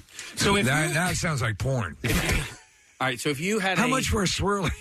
A swirly twirly. Swirlies are blowies, right? No, the toilet. is Well, a swirly. no, there's 2 different kinds of swirlies. There One is? is the one where your face gets shoved into a toilet and you flush the toilet, and then another swirly. Because my friend was a cab driver, and the chick didn't have money and offered him a swirly for a ride. I think she was just a crack whore. She might have been a probably- crack whore. Swirly. So she offered to shove his face into a toilet? We also did where you would lick your, spit on your finger and stick That's it a somewhere wet willy. in their ear. That's a That's wet a wet willy? willy. That's a wet Yeah. willy. Used best when it's your pinky finger. Also, you can use pinkies for stinky pinkies. Jesus Christ. Can Okay. you stop that? Yeah. What's we better? Were talking about cake A and pie Yeah. or finger Use your blasting? head. We're talking about hot fruit. Kathy hot doesn't fruit, even come like on that. What's better, apple pie or finger blasting? What if you had a pie shop? I mean, come on, really? Is that really a debate? It's already up on the website. Yes. What if you had a what? Oh. A pie shop and the mascot was a rabbit, and you called it hair pie. Would that work? Would you go to a place like that? H-A-R-E. Yeah. Actually, that's And then kind put of it a funny idea. in parentheses underneath, like vagina. Yeah, like pubes. Get it? Wow. Okay. All I know is I really desperately want either a good cake or a good pie, and I thank all the businesses that have offered to drive them over to us. Let me go to Pam here real quick. I didn't see what she had to say here at the end. Hi, Pam. You're on the air. Good morning. What's up, bitches? Yo, bitch. What's your story? So I called in because there is a place, and it's not in the area, but if you have a chance to go in Savannah, Georgia, called Pie Society. Okay. Pie Society. British pies. Huh. So they're meat pies, meat and potatoes, but they're baked in a pie similar to, chicken pot pie. They also make fruit pies, but everything is a pie. The pastries are awesome. Pam, this looks like it might be like a franchise, is it? I only know of the one in Savannah, but I do know that they have a website, and if you guys want to try one, you can go online and purchase one. Most of them you have to bake in the oven. They come to you already pre-made and frozen so that when you bake them when you want, and they give you directions. I highly recommend them. The other thing I want to say to you is that my nephew, for all the times that I had sleepovers with my nieces and nephews, he always wanted pumpkin pie. The kids were asked what you wanted. I love pumpkin pie. I made the pie the cake or pie that they wanted, and he was the only one that wanted pie, and I was happy to make him pumpkin pie. Even made him one to take home. What was I think it's a personal preference. What was the cake that the Tom Cruise cake? Thank you, Pam. Sorry, Tom Cruise pie or whatever that thing that we attempted to order prior to the holidays. That was a cake. Yeah, it's a cake. Yeah. Is that so? I know Marissa hunted it down. They hand cooked them, hand baked them, and but prior to the holidays, they were absolutely unattainable. Yeah. Marissa's got her finger up. Oh, hang on. Her swirly finger. Steve, we just got a message from Goldbelly that the white chocolate coconut bundt cake from Doan's is now available. So I will gladly purchase so we can taste on the air. Like $150. I will do it, and I will hand that receipt to Bill Weston. It's for the show. Mm-hmm. All right. Anyhow, Sunday is National Pie Day. Should you be a pie person or not? It does incite the passions, doesn't it? It's what we love. All right, that's all we're going to have time for for Connoisseur this morning. I think we solved a lot of issues. Did we? Yeah. Well, we do have a poll that's up, and is cheesecake a pie or a cake? And then do we have another one, pie versus cake? Okay, so you can vote. Now, I expect cake to win, but I believe that pie has more love. Throw out pie versus finger blast. It's what I believe. All right, Connoisseur, outro music as stuck we. Here. The screen got stuck. It's frozen. Oh, yeah. Oh.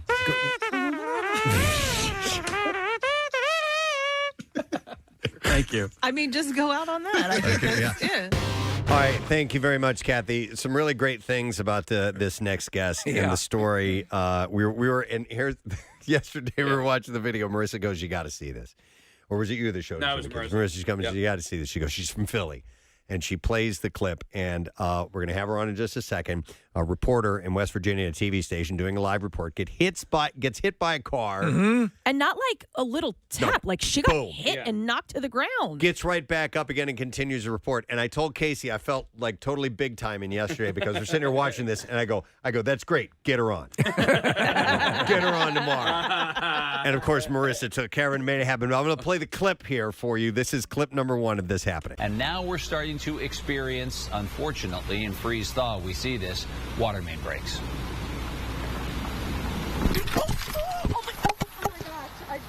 Got hit by a car, but I'm okay. I just got hit by a car, but I'm okay, Tim. That's the first for you on okay. TV, Tori. Woo! We're all good. I'm okay. I actually got hit by a car in college, too, just like that. Wow. I am so glad I'm okay. You sure you're okay, Tori? We're good, Tim.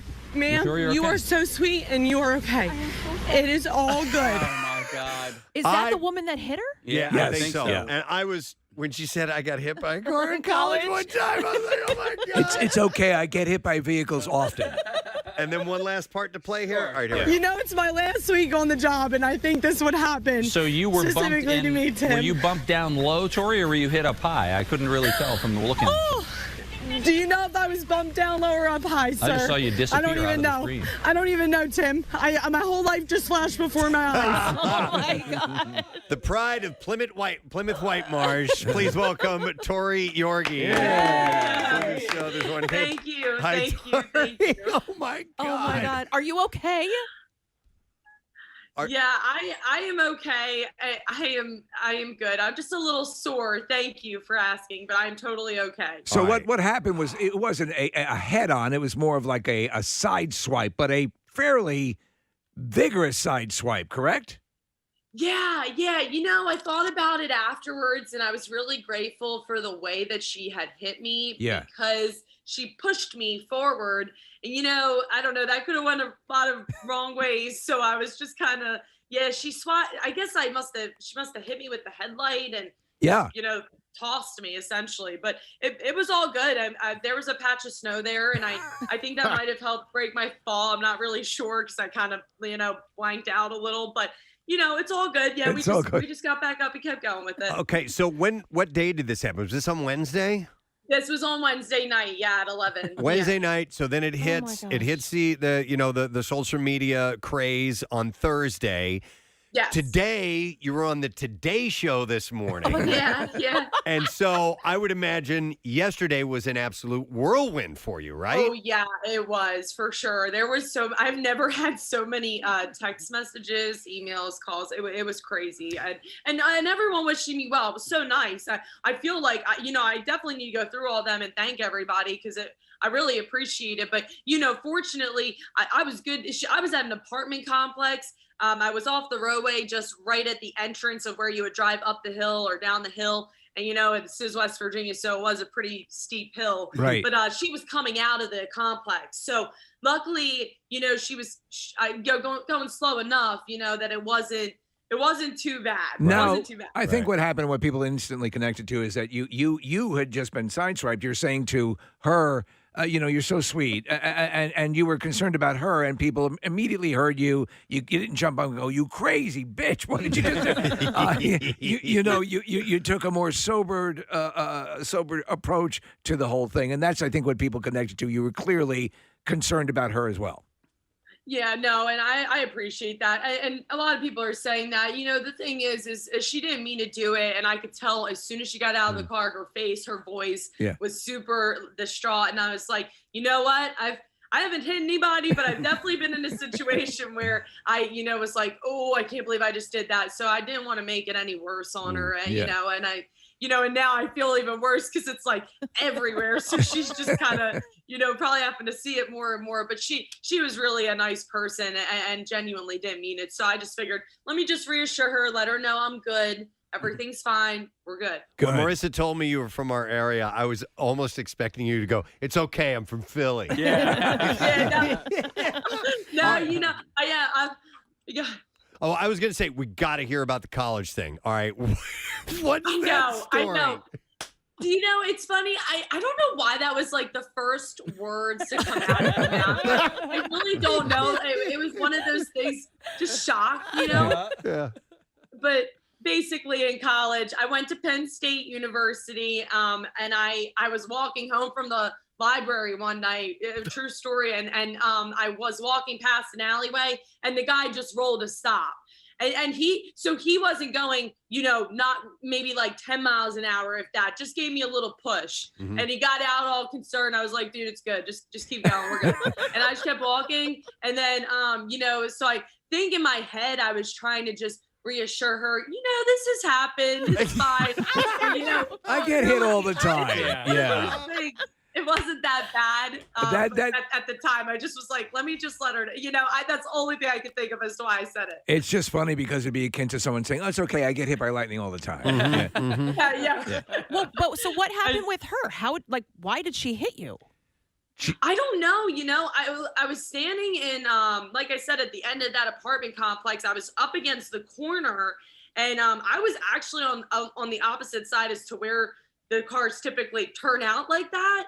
I think she just cut it real good. And I don't know, maybe the emergency crews, because there was a water main break and the whole road was not closed, but down to one lane, and they were doing slow, the workers out there with their slow and stop signs. Right. So maybe she got a little, distracted with that, or, just it could have been a lot of different things. I definitely know I will not be doing a live shot in that area, in that spot ever again, though. Well, I've learned from this. It's all good. I don't need to get hit by another car. Yeah, it's clearly, and this is a common thing. They send, you do the live shot from a location where a water main break or whatever, and it happens. WMMR. WMMR presents Preston and Steve's Bizarre File.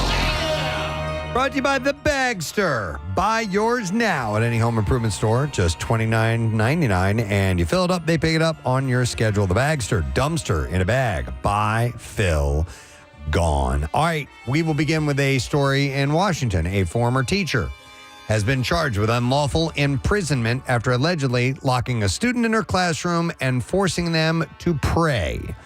Rosalinda Torres, a former teacher at Leona Libby Middle School, locked her classroom door with a 14-year-old male student inside and forced him to pray with her for about 90 minutes. 90 minutes? What were they praying for? To get out of the room? The day before the incident, Torres emailed the student's mother and said that he had been disrespectful to her and cheered when she said she wasn't feeling well and may have to miss the next day. Torres reportedly told the student's mother that he had apologized, but that he didn't believe that she didn't believe that he was sincere and felt that he should do more. And on April 12th, the student stayed after class to apologize again to Torres. I apologize. At which time she locked the door leading from the classroom to the hallway and said that he could not leave until they prayed. The student allegedly told Torres that he was not religious, and she responded by calling him Satanas, which means Satan in Spanish. Devil. Over the next 90 minutes, Torres made the student recite a prayer in Spanish, would not let him leave the room or call his mother, and ordered him to the back of the classroom. Spanish is terrible. Saying, "Get away from me, Satan." The student, so she sent him to the back. She said, "Get away from me, Satan." The student ended up missing lunch and his fifth period class while locked in the classroom. When it was time for the next class, he was the devil. The vice principal unlocked the door from the outside and found Torres and the student in the room. Torres was placed on administrative leave. Made a terrible mistake, teacher. And is scheduled to be arraigned on the unlawful imprisonment charge. I'm in fact the devil, and now you will eat all of the paste. That is messed up. A landlord is raising a stink over the city fining him. This is in New York, fining him for a foul odor in his Bronx building, which he claims was, quote, just a fart complaint. Just a fart complaint? Yep. John Crotty, co-founder of the East 147th Street Housing Development Fund Corps, got socked with a $1,000 summons from the Department of Health and Mental Hygiene for the stink, which an inspector in my face. Which an inspector identified as resembling animal waste. Oh, okay. So the complaint read, a nuisance condition exists in that a foul odor resembling animal waste was detected at the bottom of the stairwell located at the lower level of the exterior of the premises. So the contention was that it was only a fart. Yeah, so I'll explain. Crotty is crying foul, saying that the only thing that stinks is the summons. He said, this is totally outrageous, denying there being animal waste in his building. He said, it's a fart complaint. And he joked that maybe the health inspector got crop dusted. Crotty and I rip ass. Building superintendent, Rashad Priyat, said there's instances of getting hit with a $50 ticket from the City Department of Sanitation for a violation regarding a defective trash container or issue with a garbage truck pickup. They then rectify the problem to curb odors and prevent rat infestations. But a $1,000 fine from the health department over a mysterious foul smell is unprecedented, they said. Crotty will fight the summons before the City Office of Administrative Trials and hearings on October 28th. So he says, no, it doesn't stink, and somebody probably farted while they were around, and that's fine. I don't know. Police in eastern Canada are investigating after a 19-year-old woman was found dead inside of a large walk-in oven. This is horrendous. At a Walmart in Halifax, Nova Scotia. By the way, I had no idea there was such a thing as a walk-in oven. I will explain that in just a moment, exactly what that is, Steve. The woman, an employee at the store who was not publicly identified by police, was discovered inside the bakery department's oven Saturday after police responded to a call. The exact cause of death is still unknown. The investigation is complex and involves several partner agencies, may take a significant amount of time. So a local labor department issued a stop work order on the bakery and one piece of equipment. The Walmart also shut down until they carry out the investigation. So walk-in ovens are commonly used in industrial baking settings for commercial scale food production, and some businesses use them in tandem with special product handling equipment. Many models have safety release valves or other design features in place to prevent accidents. And despite being called a walk-in oven, some may not be large enough to easily and comfortably step into when equipment and baked goods are loaded inside. It is very large, though, but I don't know. They don't know how she got in there. Well, A, B, how was she in that not able to extricate herself? Yeah. You'd assume they'd have all sorts of fail-safes. Yep, do not know. Not sure if she was alive or maybe somebody killed her and put her in there. Yeah, that's a point. I'm not really Yes. sure. I worked at a restaurant. We had a walk-in smoker, which was huge, and it was because the ribs were their specialty, and they had all these trays of ribs. Oh, wow, You could walk yeah. all the way into that thing, but I've never heard of a walk-in oven either, No. Steve. All right, and then we'll do one more story. A Nebraska man was pulled over by police Wednesday for driving with the biggest front seat passenger imaginable. It was a fully grown Watusi bull. Stop it. These things are gigantic. Yeah. They're huge. Norfolk police responded to a call about a bull riding shotgun with a man on 275 eastbound at around 10 a.m. Yeah, we're looking for the nearest Red Robin. The man, identified as Lee Meyer of Neeli, was driving with a bull named Howdy Doody. That is ridiculous. This story keeps getting better. Authorities performed a routine traffic stop and saw a yellow barrier on the side of the car to keep the bull inside. Kathy, look at the picture. Look at the picture. Dude, he outfitted this car just to fit a bull. This is definitely not the first time he's done this. In fact, he hasn't. It isn't, Casey. Okay. So the officer wrote him some warnings. The police said that there were some citable issues with the situation. The officer chose Can't you let him go? to write him a warning and ask him to take the animal back to home and leave the city. So Meyer made headlines in 2019 when he drove Howdy Doody down a parade route in town. So, if you've ever been behind a car that has like a dog leaning out and spittles coming out? Yeah. Can you imagine what's happening behind this? Oh, my God.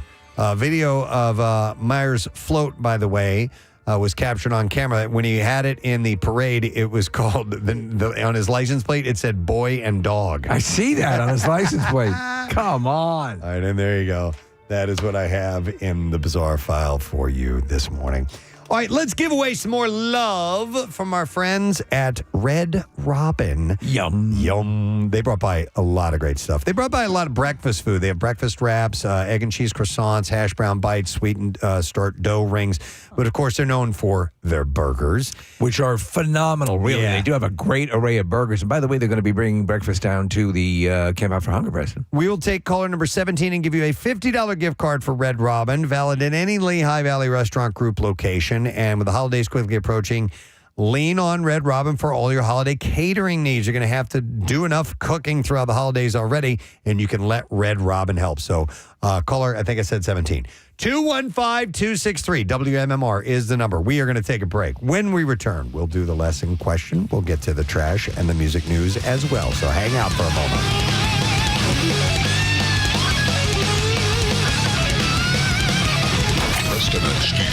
But, I mean, we've had stories here. We had the Fox 29 reporter, Steve Keeley, just got blasted by a snowplow. Yeah. And that became a viral sensation. The truth of the matter is, you guys are out doing this stuff. Are we good there? Yeah, you guys are out and doing this stuff. And it's always a risk when you're standing roadside or by something that might distract a driver. So do they when you're one of these kind of reporters that's going out to this sort of thing, do they give you a little instruction on how to maintain your safety while you're out there? Yeah, they definitely do. And, we do have safety gear if needed, but I wasn't on the road. Yeah. So Yeah. I didn't think, I just had so many indicators that I'm in a safe spot. Even the water guys were like, yeah, just park up there. You won't be in our way. You'll be good. And I was like, okay, great. This is going to work out so good. And but the thing is there is a lot of journalists out there now taking this incident and they're, kind of advocating for journalism safety. And I totally understand. I think it's a conversation that should be had. However, in that moment, I did not feel in danger. Right. Had I felt in danger, I would have left, and my boss would have never second guessed it. She's first to tell me, just head out if you're not feeling safe. Cool. But, it's just one of those freak accidents. But yeah, they do teach us to be safe and stuff. I don't know. It was just a crazy incident. And I really don't know how she hit me. My car was parked like 15 feet away from me, look up a little bit. But I thought that was going to be safe because people typically just go around it. Yeah. So they'll kind of, go around you too. Sure. Close enough to it. just didn't work out in my favor, man. Yeah. Well, Tori, so you talk about people advocating for your safety, and that's one of the things that started happening last night. Is people were commenting, journalists all over the country and maybe even the world have been talking about, because there have been cost cutting measures that TV stations are implementing, where normally you'd be out there with a photog, and so now you're out there by yourself. So people are saying that if you had a photog with you, he or she could have warned you that somebody was on the way, right? Somebody was coming, and so there has been that sort of viral aspect of it all. Is your contemporaries are advocating for you and other people like you. Absolutely. Yeah, and we could do the what ifs all day about it. The thing is, when you are in these size markets, they're smaller, not as many people, so smaller, mid-size. Even the larger markets, though, I've noticed lately, they're having one woman, one man bands. And the thing is I signed up for this. I knew what I was getting into. This wasn't my first rodeo on a live shot by myself. So the issue, I understand advocating for the safety. I am all for it. And again, think a conversation should be had. However, in this situation, I didn't feel in danger. I was just like, all right, I'm just going to do a quick live shot. And then, a car hit me. But I mean, it's a water main break. Yeah. It happens. You know? So Tori, listen, I know you're going to Pittsburgh next in your career, and oftentimes as you move up the chain in broadcasting, you'll hear from directors and producers to lose that Philly accent. Please never ever lose your Philly accent. We can hear it. It's so endearing. You know what? I know it's because I'm comfortable with you guys, so that's why I'm talking the way I normally would talk. But yeah, on TV they do tell me you can't have an accent, so I do try and clean it up, but. In that incident, I was like, there is no way. I do try and put a filter on it and try, and I practice my speech. And but yeah, it's always going to be there. It's just one of those things. And I appreciate that so much because, it is home for me. Yeah. So, I mean, just part of me. By the way, if you're just tuning in, it's Tori Yorgi. She went viral yesterday, works as a reporter in West Virginia and was hit by a car during a live report. And her last week of work, by the way. Oh my gosh. I mean, like this happens on the last week. Somebody had texted in and says your aunt owns a restaurant in the area. Yeah, so why not go ahead and give that a plug? Oh yeah, I would love to. It's the best restaurant in the whole world. My Aunt Peggy. It's on Flint Hill Road and King of Prussia. It's called Gateway Cafe. She was. They actually a few years back when I was interning at Fox 29, they went out there, Bob Kelly, and so Gateway Cafe, Flint Hill Road. They have amazing food. I think they are relocating soon, but of course we'll keep up with that. But yeah, no, that's too funny. Maybe they'll name a dish after you, like pedestrian or head on or something like that. Yeah. My uncle was saying last night, he's like, we need you to sign a picture. We'll just frame it. Just for being launched. That's too much. Well, too much. But yeah, I am a Plymouth White Marsh graduate. I'm very proud of my high school. Nice. And, Montgomery County was where When did you graduate? So I'm proud of my roots. When did you graduate from PW? I graduated from PW, in 2014. Then I went to Penn State. Okay. So if you think of the confluence of events here and how everything worked out, and it's your last week at this station, you're going to a station in Pittsburgh, and you have this, I saw it, the whole incident was covered in the Daily Mail, for crying out loud, with the video and everything. It's global. Yeah. For all of the way this could have played out, it played out in the absolute best viral way possible. It's got to be mind-blowing to see that as a journalist. You get information out, you try to get information to people, and yet it's the reporter being sideswiped by a car that becomes a global news event. I know, it's crazy. I mean, and you're right. The last week, like today is literally my last day at the station. I'm thinking, I'm going to be a big old crybaby going in there and saying bye to all my people that I love here. And now I'm like, okay, I guess I'm going to interview with a bunch of, it's just crazy how things have unfolded. But yeah, I don't know. I really enjoyed my time here, man.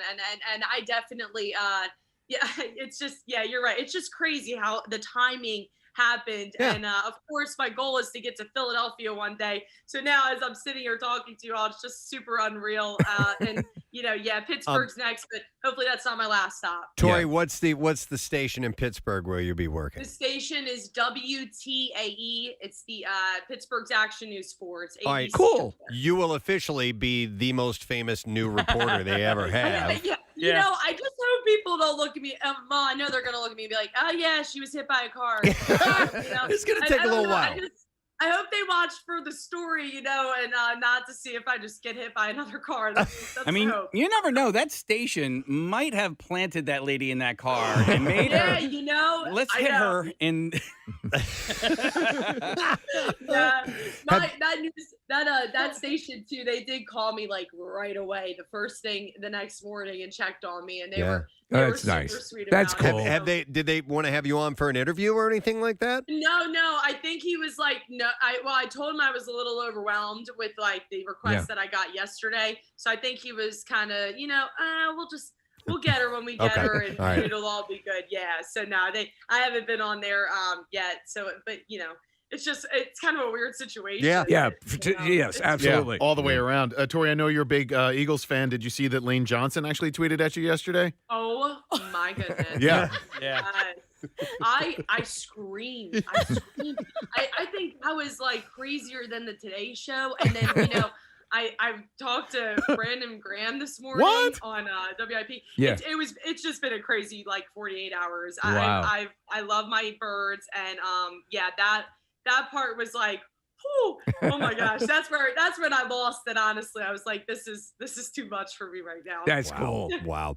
Well, listen, I can't say I'm happy you got hit by a car. I mean, that's just there's no way to say that. But I'm glad you're getting the attention you're getting. That's really cool. Yeah, thank you. I know. I it's going. I don't know. I guess it's just one of those things. You just take a negative and make it into a positive. Everybody tells me my reaction was priceless, and I don't know.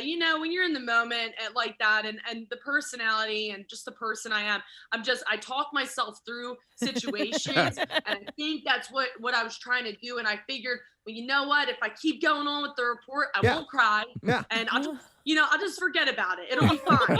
And then, of course, when I was done, the report, it did not. That was. It didn't mitigate it at all. No. Yeah. But that's it. That's what a professional does. Yeah. You carry on, man. That's what you do. You're on your way. You. So that's Thank awesome. you so much. Thank you. Well, thank you for coming on this morning, Tori. We know you're overwhelmed, but maybe we'll see you in person someday. Okay. You guys are so fun. Thank you so much for everything. Good luck with everything. Tori York, you guys. Headed to Pittsburgh, hit by a car on live TV in West Virginia. I hope we see her here. I hope she makes it back to Philly. You know. Oh my God, she's adorable. Yeah, she is. She's great. She seems as sweet as you could possibly be. Man, what kind of flavor is it? Cognac? I've never really had it. Is it a liqueur or is it a? It's kind of sweet. Okay. It's like Yoo-Hoo. It's a lot like Yoo-Hoo. Yeah. That's the grossest drink on the planet. Why would anybody ever drink Shut Yoo-Hoo? up with that crap. I'm tired of hearing that. Every time Yoo-Hoo is mentioned, you guys crap all over. I it. don't. It's a chocolate drink. It's not chocolate milk. It's not And that's the problem. Why bother? It's positioned as chocolate milk. It's a chocolate drink. And I'll tell you what, and here we go again. And I'm going to relive a bad dream. But no, not a dream. It happened to me. It was real. I was there. A nightmare. Field trip to the Bronx Zoo. My mother was actually one of our... chaperones. Chaperones. So she puts my Yoo-Hoo into the freezer so it'll be nice and cold when we're walking around. Oh. What happens? We arrive at the zoo, walking around. It's overcast, little light drizzle. Then comes time for lunch. I sit down. I have my peanut butter and jelly sandwich, and I figured now's the time to take a swig out of that Yoo-Hoo. Frozen solid. One kid found out. They all found out. And then the monkeys started laughing and pointing. They're all going to laugh at you. They're all going to laugh at you. No, Mother. My Yoo-Hoo is frozen, Mother. They can see your dirty pillows. I actually brought dirty pillows that day. Why would you bring dirty pillows to the zoo? For the animals! I had somebody tell me yesterday, I'm going to bring it back to this. They were like, it was so enlightening to hear you guys talk about a female-based product, the menstrual cup, not fart jokes and porn. Here we are. We're back. And we just did it all. Don't worry. We did it all. Absolutely. Hey, this might be the perfect opportunity. All right, Marissa, I sent you guys this instructional video. Oh, my God. Oh, yeah. Yesterday. Did you watch it? I heard you watching it in the office, and I could... Beautiful song from U2 on this beautiful Thursday morning with the Preston and Steve Show. 93.3 WMMR. It is everything that rocks, of course. We're happy that you are choosing to join us today. It's 18 minutes after 10. So we have a lesson question to pose to you. And up for grabs, a 4-pack of GA tickets for the Lincoln Mill Haunted House, Main Street in Manayunk. And let's see what we're going to ask this morning. Let's go with this. What is the comedic amalgamation of the actor Al Pacino? Or who is going to narrate his book? Yes. Could ask that too. Same thing, yeah. 215-263-WMMR. All right. Al Pacino, who's narrating his book, the comedic amalgamation of him. Let's see if you were listening, and if you heard, you need to call now because we got a prize if you get it right. The trash business is a gold mine. 93.3 WMMR with Preston and Steve's Hollywood Trash. All right, and this morning is brought to you by College Ave. Build a private student loan that keeps pace with your family's budget and your goals for your students' future. Go to collegeave.com. Sorry, I saw a picture of Al Pacino's face on Weird Al's. Anyway, it's okay, Casey. Don't worry about it. What's going on this morning, Steve? Well, a passenger aboard a Taylor Swift-themed cruise is listed as missing after jumping from the 14th floor of the ship on Tuesday. Sadly, I've seen this happen at many of my concerts, said Corey Feldman. Hey! L.A. County DA George Gascon saying they will have a decision concerning Eric and Lyle Menendez by the end of the week. According to Gascon, they could be resentenced, get a new trial, or replace the Property Brothers. And finally, Nicole Kidman revealing that she had to pause filming sex scenes on her new erotic movie Baby Girl because she was getting too turned on. Kidman says she eventually had to learn to tap that energy by using a jackhammer-mounted Sybian. That's Hollywood Trash. All righty, we will see if you know the answer. What is the comedic amalgamation of the actor Al Pacino? And we will go to Jordan for the answer. Hi there, Jordan. Good morning. All right, Jordan, who's going to narrate Al Pacino's book? Weird Al Pacino. Weird Al Pacino. Well done. Hang on a second, Jordan. We're going to give you a 4-pack of tickets for Lincoln Mill Haunted House, Main Street, Manayunk, featuring live scare actors, production quality sets, animatronics, and special effects. Plus, you can learn more about the serial killer Victor Kane's secrets in Manayunk. Tickets and information at LincolnMillHaunt.com. Now, Preston and Steve's Music News on 93.3 WMMR. All right. Thousands of artists, including musicians from ABBA, The Cure, Radiohead, have signed a protest letter against using creatives' work to train artificial intelligence tools. Musicians, actors, and authors signed the letter, warning against the mining of their industry in what is the latest outcry about AI tools that can spit out synthetic images, music, and writings after being trained on huge troves of human-made works.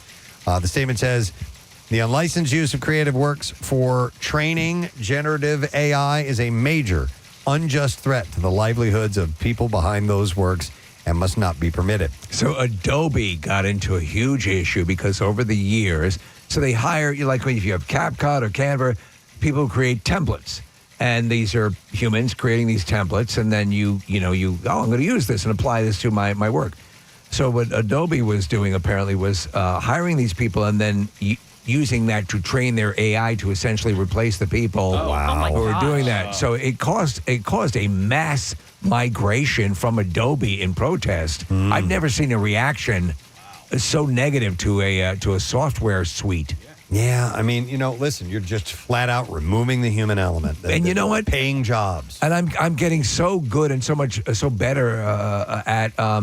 You can tell when something is being phoned in. There is a general consensus out there that the Disney movie Wish might have been written in large part by AI. And it bombed, but I don't know if that's the case. I can't validate it, but it is all by its very nature, in one way or another, plagiarism. Among the 13,500 signatures are Bjorn Ulvaeus of ABBA, The Cure's Robert Smith, Tom York, and his Radiohead bandmates and composers John Rutter and Max Richter. Other industry figures who've signed the statement are writers, including Nobel-winning novelist Kazuo Ishiguro, Emma Donahue, Ian. The name goes on. James Patterson, tons of people, and then actors. Kevin Bacon, Rosario Dawson, Kate McKinnon, Julianne Moore, and so on and so on. I think the larger question is, what do ABBA and The Cure talk about when they hang out? The recent statement follows ongoing legal issues between the creative world and tech firms over the use of their work to train artificial intelligence models such as ChatGPT.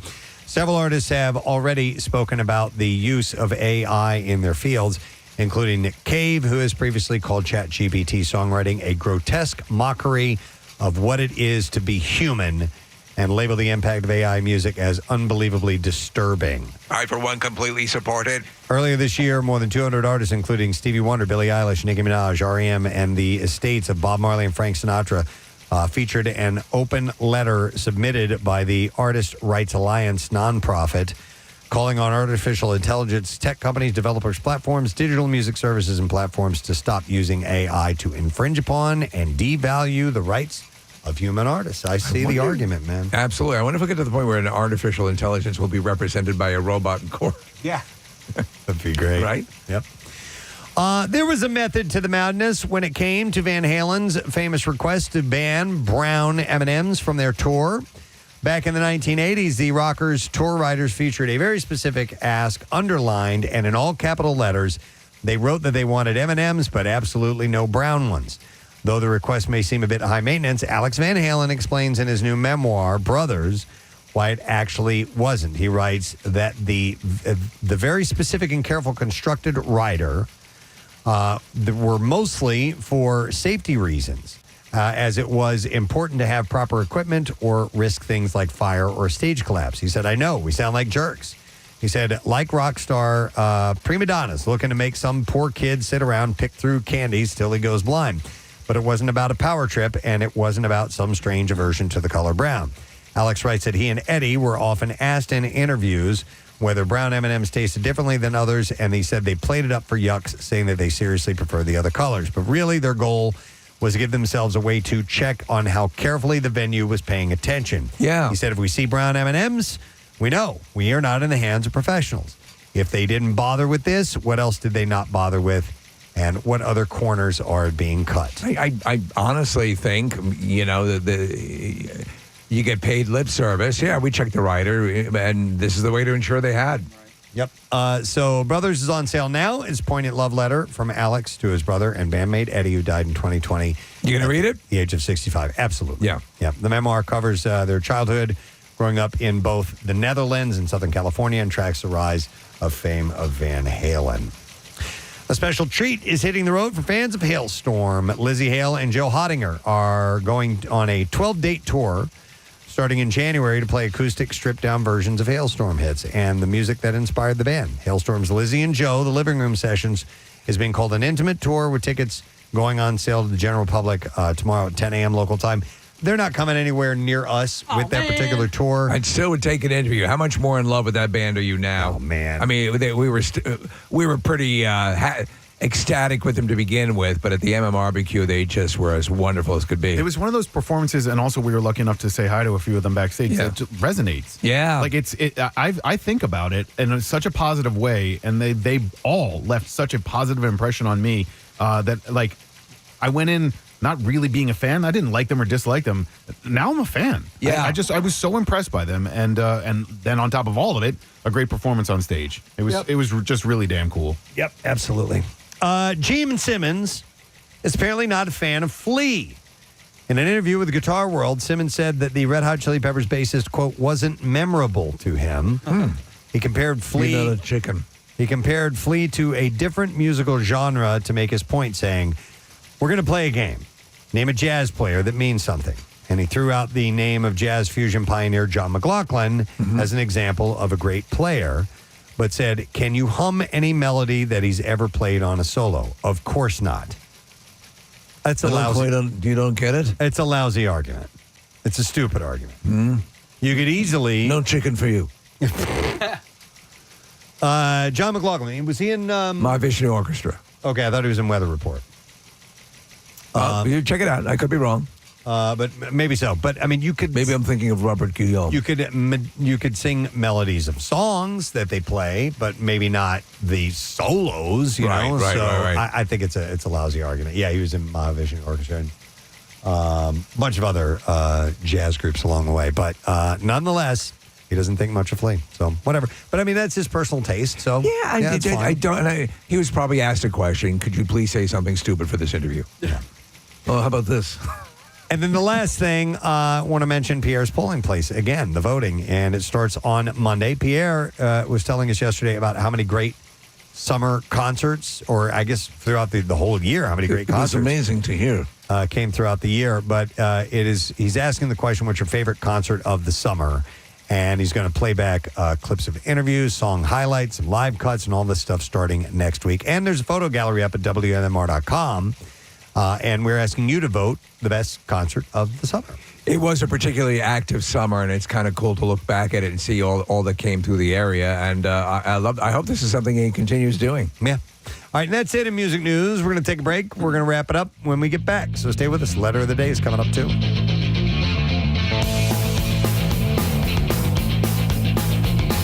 Preston and Steve. What? It's got to be some sort of sex toy or something. So it's this bizarre product, and I sent it to all of you guys. And the subject line I used was instructional video. Please watch. Nobody got back to me. Like not one person responded to me, and I'm like, yeah. Did I offend Marissa and Kathy? Well, I know I didn't offend Kathy because she was in the same room.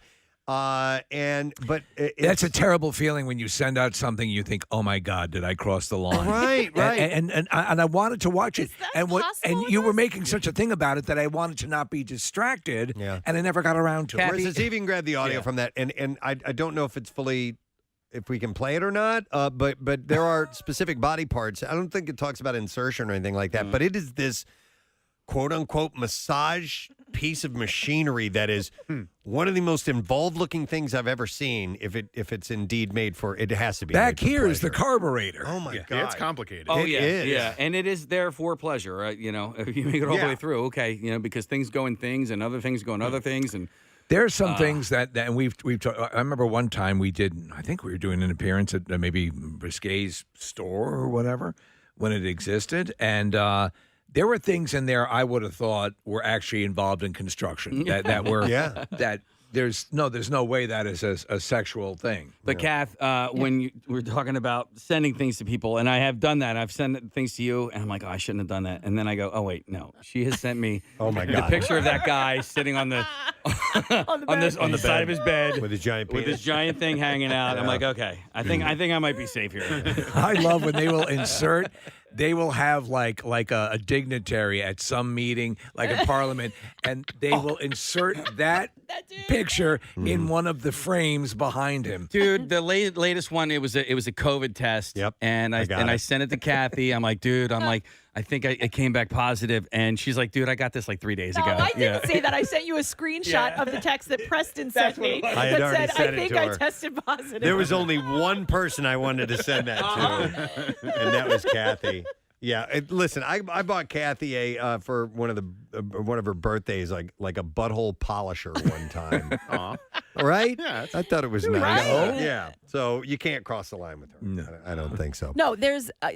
I don't. Yes, I don't get offended by anything. I don't think it's all funny, but I don't. Right. You know what I mean? Yes. But I don't get offended if you get me a butt plug. Like I've lost. I traded in, and I've always said this. I say of offensive things all the time. I do not have the right to get offended. It's just it's my deal. Right. If I dish it out, I have to be able to take it. Right. But if Kathy ever wanted to get us fired, oh my God, Jesus! Oh yeah, there's so much ammo. It's not even. I mean, then all you have to do is funny. show the text from her on the phone. Yeah. You'll be reinstated. I will also think of the time that you put a Sharpie in my butt crack, and you don't remember that, but I do. No. I'm like, yes. Did I draw on your butt? No. I was like bent over, and my crack was showing, and you were like, bloop. Wow. Okay. Do we have it over the audio? No, I don't. Are you editing it? It might have. Yeah. Oh yeah. You don't need to. We don't need to hear all of it. It's just I want to give the tone of this guy that is doing the narration for it. That is actually the instruction. It's like he's being as serious as you can possibly be about it. I love that. And talking about this stuff that's just like it's like these things. We never play these fully, but Dad, can I talk to you for a minute? Yeah. There's a much longer piece of that, but I love. And what is the exact product? I don't it's even like a know. pleasure device. It's something you buy for, and It's got to be extremely expensive because it's super complicated. I was curious as to what the cost was, but it's for the front and the back and the underneath simultaneously. Yes. Yeah. Okay. Yeah. So And is the it thing like that goes in the a back- Sibian? The thing that goes in the back, no, it's like nothing you've ever seen before. Is it a revolution in home entertainment? I can't even explain it. Okay, so remember when we were talking about packing a flounder before? Yes. Okay. So there's essentially this thing that packs a flounder for you, but it's there to stimulate things. Oh. So it, okay. But it's just wild that, like, Press, you talk about the narration, but, like, somebody also had to animate this, Yes. There's a professional animator with it, too. Here, I'll play some of it. Before using the Shinfly full coverage men's massager, all body parts in contact with the massager and the massager itself shall be fully cleaned. Music. After assembling the massager, lock the rear massage bar in the initial position, adjust the front massage bar to the maximum angle away from the body, and tie the belt at the waist. There's a belt. Smear the orange lubricant on the anus and surround. Oh, you got to watch that one. She missed that. She missed that one. It's okay. I would say the anus sensor. Yeah. So it is funny what we can and can't say because it's all technical terms. It is. But there are some. We get away with murder in so much. And the skin. Yeah. The surrounding skin of the perineum, thigh, inside, and all surfaces of massage head in contact with the skin uniformly. Okay, that's all we're going to play. So initially when I saw the picture of it, I thought it was one of those office chairs that you sit in that doesn't have a back to it, but it's actually a device that you wear.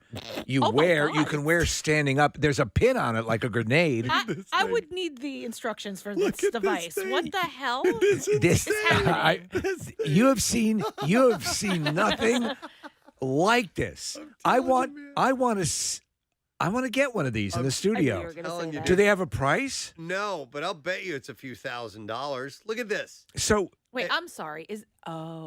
See, that wraps around. Is that supposed to go over your Johnson? There you go. And then it goes up and down. There you go. Watching the animation.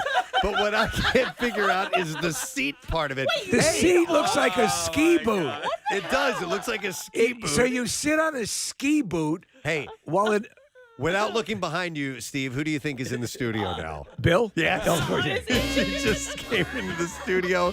He's shaking his head. He's he not has happy. one of these. It was his birthday on Sunday. He came in to clarify. He's going to let us know the price. What do those things cost, Bill? You should get one that instead of a motorcycle seat. Bill, honestly, have you ever seen anything like this in your life? You know, I'm in my office last night, long after you've gone. Right. I listened to the Kathy Menstrual Cup segment because I missed it live. Right. What'd you think? It's pretty straight ahead, right?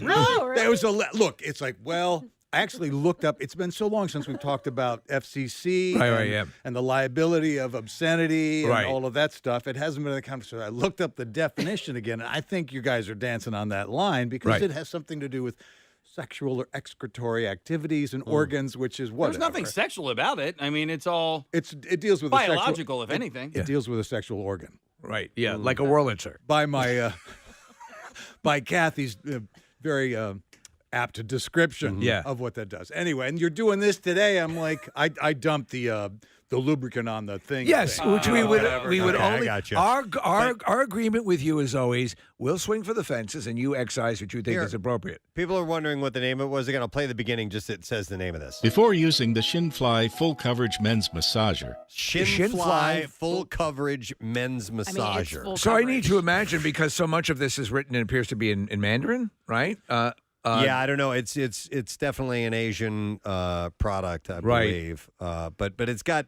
subtitles, which brings us full circle to the conversation we started. Says great for dads and grads. Oh, jeez. Okay. All right. So yesterday, today's discussion just kind of brought me back to those good old days where we're really working the dump buttons. But good. Yeah. So by maybe the way, a Preston Preston and Steve logo in the merch shop, in the rock shop. We could make some money on this. Yes. Right? Yeah. Okay. Again, and you could be the narrator. Bill's a great narrator, by the way. Yeah. He does wonderful narration. I get all. Wait, hang on. Let me sell. All body parts in contact with the massager and the massager itself shall be fully cleaned. I think you're better than this guy. Yeah. I don't know what you want from me. Santa's got to go. All right, I'm going to go. Santa's got to go. All right, so you need to see this thing. You need to do a search on the. Hold on, what was the name of it? I mean, it'd be easier to go out and get a girlfriend. Yes, by far. Just putting this thing on, just all the straps and hooks. And various things you need to put together to put this thing on your body is more work than going out and trying to get an actual relationship. And what do you think? It's like, you're at the office. Can I come in? No! Before using the Shinfly Full Coverage Men's Massager. Shinfly Full Coverage Men's Massager. Marissa? We're sharing it on all of our social media Okay. accounts. All right. So You can got to find the see link this there. thing. There's nothing full-on graphic No, about everything the is, animation, but I mean, it's suggested. It's certainly suggested, but I've never seen anything like this product before. I mean, there has to come a point about 3 minutes into using it where you just feel like the lowest scum on earth. Or you finally found the greatest thing. Yeah. WMMR Hurricane. Rocky like a hurricane, of course. 10:39. Coming to an end of a program, a Thursday morning Preston and Steve show. It's been a fun program today, and we are very much in no sad bro mode as we head into Friday tomorrow. Yay. Yes, it is awesome. It is. May I just quickly thank everyone who came out to the mutiny last night, Preston? The event, you allowed me to push it, and I just threw this last second, but it was a wonderful event, and you were wonderfully generous people, and can't thank you enough. And, of course, Pierre was walking in the room right now, was there, and can't thank you enough, Pierre, for being there. It was so much fun. And there was even a dog to pet. Yes, yeah, 1 or 2 dogs. Yeah. And so many, I can't believe how many prizes you get. And Steve is really patient. There were 50 raffle items that you went through. Preston, in the charity thing, the baskets and the raffle items, they reign supreme. Well, yeah, and you call the number, and then you wait for everyone to check all their tickets, and it takes a little while. But I'd seen you do that a couple of years ago. I said, I could help you with it if you like. So we tag teamed. I think we were damn good. Various items. Yeah. Yes, thank you. It's a new P&S, Pierre and Steve. Yes. Pierre and Steve in the evening. Yeah, it certainly won't be. Not going to be in the morning. Real quick, I would like to thank some people, too. I want to thank our guests. We had director and editor William Goldenberg in the studio. Yeah. Wasn't he great? Man, oh, man. Man, has that guy been behind some amazing films. And his directorial debut, he's edited all these amazing movies like Heat and Seabiscuit and Argo. He won an Oscar for that, and just on and on. The list, Pleasantville. Yeah. It goes on. And now he's got a directing credit, Unstoppable, and it's in theaters in December. And he's a Philly native, so it was cool having him by. And thank you to actor Michael Cudlitz. Another good one. You may have known as Abraham from Walking Dead, but also he is Lex Luthor on Superman and Lois, and they have their series, final season wrap-up of the series this year. It's on the CW. And thank you to Red Robin Yum. for coming by here this morning. I have one last giveaway, but I'll do it after we find out everything from Pierre. Got it. And get that done. You want to do the letter of the day? Sure. All right, let me see. Is this set up? Yeah, here we go. Preston and Steve on 93.3 WMMR. Now, the Daily Letter. All right, the Preston and Steve Show is brought to you today by the letter E as in elderly. All right, we have one more letter to go, and tomorrow we'll give away a $500 Joseph Anthony Retreat Salon and Spa gift card, the ultimate destination for all things beauty and wellness. It's closer than you might think. Treat yourself to a day of relaxation at Joseph Anthony in Glen Mills, Springfield, and Center City, Philadelphia. Book today at josephanthony.com. That's josephanthony.com. And what do you want to highlight today, ma'am? Well, we just found out that they've actually opened the voting in Pierre's polling place for the various 20 bands already. So if you go to WMMR.com/Pierre, you can vote even now, one vote a day. But workforce blocks of Metallica and Fleetwood Mac, and we had the band Nothing More, another amazing band at the MMRBQ. For a lot of people who hadn't seen them, very entertaining, very colorful, very vibrant, and we interviewed Johnny and Daniel before the show, and we'll run that conversation in a block of Nothing More about 1 o'clock.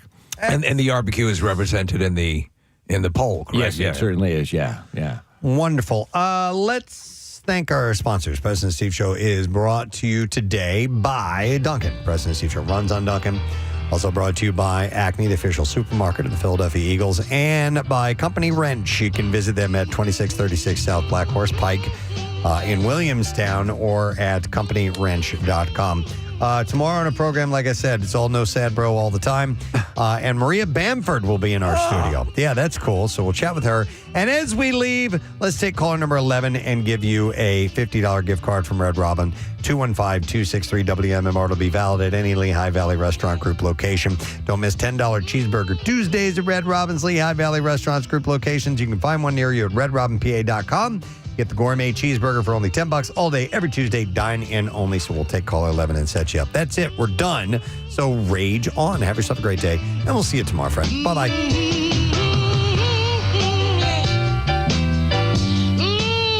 Preston and Steve.